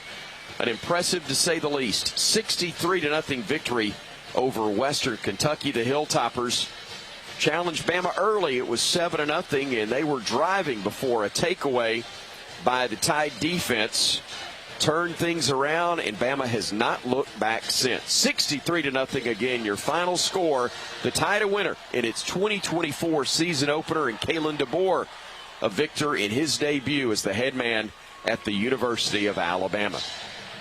Your post-game coverage will begin when we come back. I'm Chris Stewart.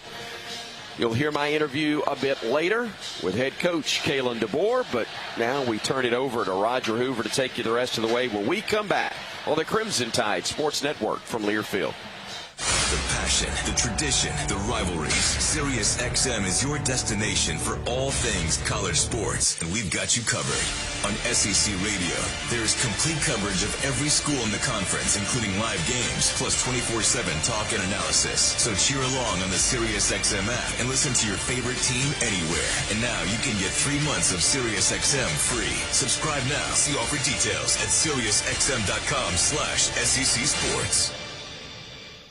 Producing championship quality lumber is not an easy process, but at Everwood Preserving, it's our only process. Wood treated right. Everwood offers top-notch pressure-treated wood for decks, outdoor structures, commercial jobs, and more that you can build your reputation on. When it comes to quality, we're on the winning team. Visit your local Everwood dealer today and discover the difference for yourself. Everwood Preserving Incorporated, the official lumber of the Alabama Crimson Tide. Let's huddle up and make things happen with the only cards for T-Town. The University of Alabama Regions Visa Debit Card and Prepaid Regions Now Card. They're a win for your wallet and a big roll tide, whether you're purchasing stuff for game day or every day. Want to go all in on confidently showing your Tide pride? Order your card now at regions.com/GoBama. Regions, official bank of the SEC. Member FDIC. Terms, conditions, and fees apply. The Lilly Company is your local supplier for Toyota and Clark Industrial Forklift Trucks. With 6 locations in Alabama, the Lilly Company offers new, used, and rental equipment, as well as being an authorized parts and service dealer. More than just lift trucks, the Lilly Company is your one-stop shop when it comes to equipping your business or warehouse with the latest and most innovative material handling products and time-saving solutions. Check us out at LillyForklifts.com, proud partner of the Alabama Crimson Tide. This is the Regions' fifth quarter show on the Crimson Tide Sports Network from Learfield. Regions, get your University of Alabama Regions Visa Debit Card or Prepaid Regions Now Card today. Alabama football is also brought to you by Cook's Pest Control, the South's most trusted name in pest control and proud sponsor of Alabama football. And by Barkley GMC, Barkley Buick GMC, where Barkley makes it easy. Kalen DeBoer, 1-0 as the head coach of the Alabama Crimson Tide. And then this 2024 season, it's a winning start for Alabama. 63-0, the final score against Western Kentucky here at Bryant-Denny Stadium. We're glad to welcome you to the Region's Fifth Quarter Show. Let's huddle up and make things happen with the only cards for T-Town, the University of Alabama Regions Visa debit card and prepaid Regions Now card. Get yours today. Roger Hoover joined by our quarterback Tyler Watts. And Tyler, winning start for Alabama. The Crimson Tide led 42-0 at the end of the second quarter. A great first half, and then backed it up 21 more points in the second half. Yeah, let's think about started up with the defense. Coming out, forcing a punt, we go 3 and out, then they get a turnover, and then they get another turnover, and then the scoring on the offensive side started. But very impressed with this defensive unit and how aggressive they were, how they appear to all be in the right spots.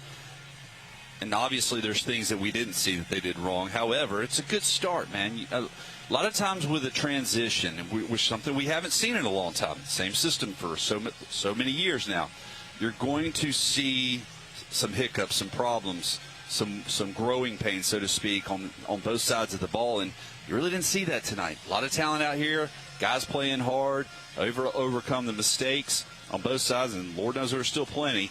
But a good overall performance by both sides.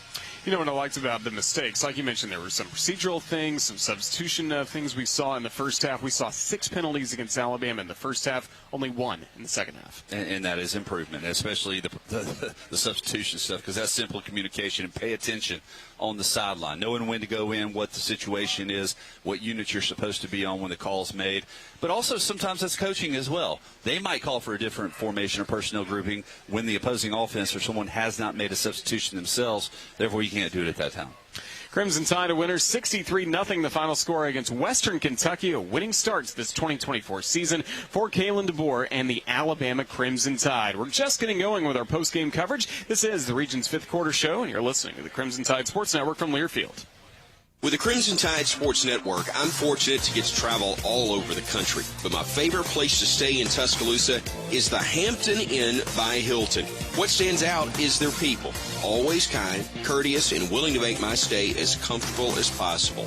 With 2 convenient locations in Tuscaloosa, the Hampton Inn by Hilton is great for any visit to T-Town. Not just football weekends, but anytime you're in Tuscaloosa, stay with the fine folks at the Hampton Inn by Hilton and feel the Hamptonality. I'm Jan Miller. And I'm Kobe Prentice. Make sure you and your family are up to date this summer on all recommended vaccines, including respiratory disease. Vaccinations against these viruses are important for everyone, especially those at a higher risk of developing serious complications, including older Americans and those with certain medical conditions. So don't wait. Vaccinate. For more information, visit alabamapublichealth.gov/IMM today. Stay safe and roll tide. If you're looking for the best selection in Crimson Tide apparel, look no further than the Soup Store. The Soup Store is every Bama fan's ultimate destination for the hottest gear and accessories, with 3 great locations around campus to serve you: in Tuscaloosa on campus at the University Student Center, on the Strip in front of Bryant-Denny Stadium, and on Bryant Drive. If you can't get to Tuscaloosa, shop the Soup Store online at soupstore.ua.edu. The Soup Store is a proud partner of Alabama Athletics. Coors Light is cold lagered, cold filtered, and cold packaged for a smoother finish. It's got that crisp, refreshing taste that makes every moment cheering on your team even better. Plus, the mountains on the bottles and cans turn blue when your beer is Rocky Mountain cold. So you never have to guess if your Coors Light is ready to drink. So crack one open, take a sip, and enjoy the game. Coors Light. Choose chill. Celebrate responsibly. 2024 Coors Brewing Company, Golden, Colorado. Touchdown, Alabama! This is Alabama Crimson Tide football from Learfield. With the enhanced engine performance and fuel economy of newly reformulated Tri-Clean gas from Citgo, you're good to go. But good to go where? Exotic bird shopping? To your Tuesday night bowling league? Woo! That's a turkeys. Good to go try your luck at bingo. G32. Good to go to a lumberjack competition. I'm gonna move my car. New top-tier Tri-Clean gas from Citgo. The most advanced fuel we've ever made. Now you're good to go. Sports not only bring us together, they inspire us on our own health journeys. Whether we're walking an extra lap, crushing a new goal, or spending time with friends cheering in the stands. We all win when we feel healthier and happier. That's why Blue Cross and Blue Shield of Alabama is a proud sponsor of athletic programs across the state. Because a healthier Alabama is a happier Alabama. Blue Cross and Blue Shield of Alabama. We cover what matters.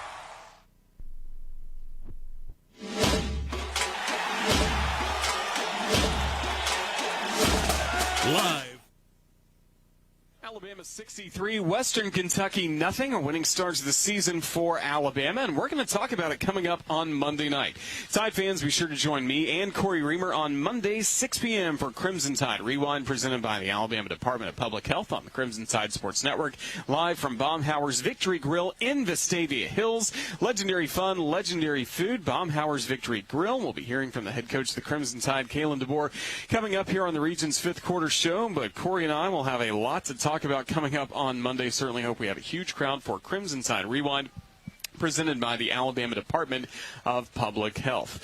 63 points put up by this Crimson Tide offense, and no surprise, Tyler Watts, Jalen Milroe at the center of it all, throwing 3 touchdowns, running for another 2. God, I just realized that as well. He accounted for 5 touchdowns tonight.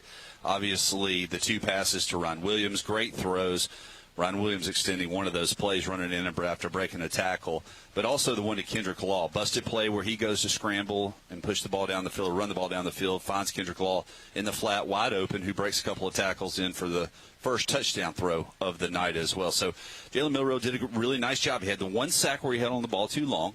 He was a little flat-footed on the errant snap, not his fault necessarily, but could have jumped on the ball as opposed to rolling over it and turning it over as a result of that. But played really good football tonight, clean, mentally where he needed to be, making the right decisions. That's the kind of growth that you were looking for out of Jalen Milroe. How'd the offense adjust, too, to not having Caden Proctor in this game? Because, again, that had been the whole plan all fall camp, even into pregame warm-ups, and then all of a sudden you have to shift some stuff around. Right, and Elijah Pritchard was anticipated and expected to be battling for that right tackle position. But you'll go back. You remember last year, Elijah had several starts, or at least 1 or 2 starts at that left tackle position, played a lot of reps over there. It's a position he's familiar with. He was able to come in and played outstanding. Got a little banged up, but was able to hang in there, very tough, come back in the ballgame and finish it up.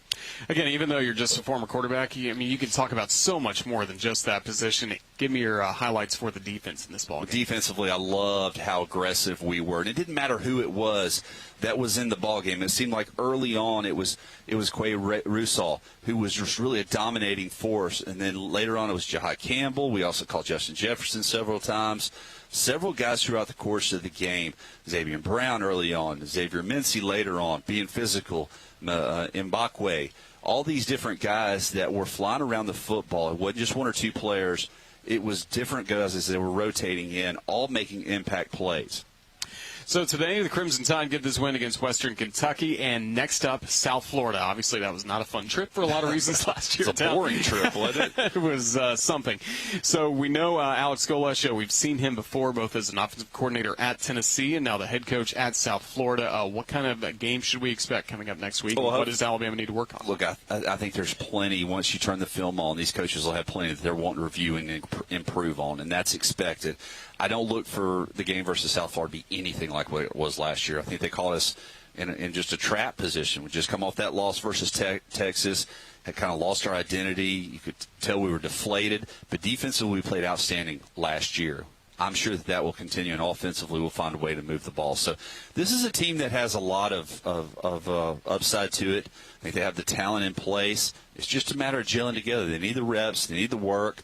Just try to get better every week. Don't worry about the score. Worry about improving yourself. Tyler, we'll see you next week. Roll Tide. Hey, Roll Tide. That's Tyler Watts. I'm Roger Hoover. We'll continue with the region's fifth quarter next. Get some thoughts from Damian Square, our Cooks Pest Control sideline reporter, as Alabama starts the season with a win, 63-0 over Western Kentucky, the final score from Tuscaloosa. This is the Crimson Tide Sports Network from Learfield. Tide fans, let's take a 30-second timeout for a quick mental getaway to Pensacola. Sugar white sands, crystal clear waters, Remember, your perfect getaway is just a short drive away. So hit the road for the ultimate time out from the hustle and bustle. Fresh seafood, stunning sunsets, and relaxing beaches. All waiting for you in Pensacola. Saturdays with the tide and any day with your toes in the sand. That's the way to beach. Plan your getaway at visitpensacola.com. At Cadence Bank,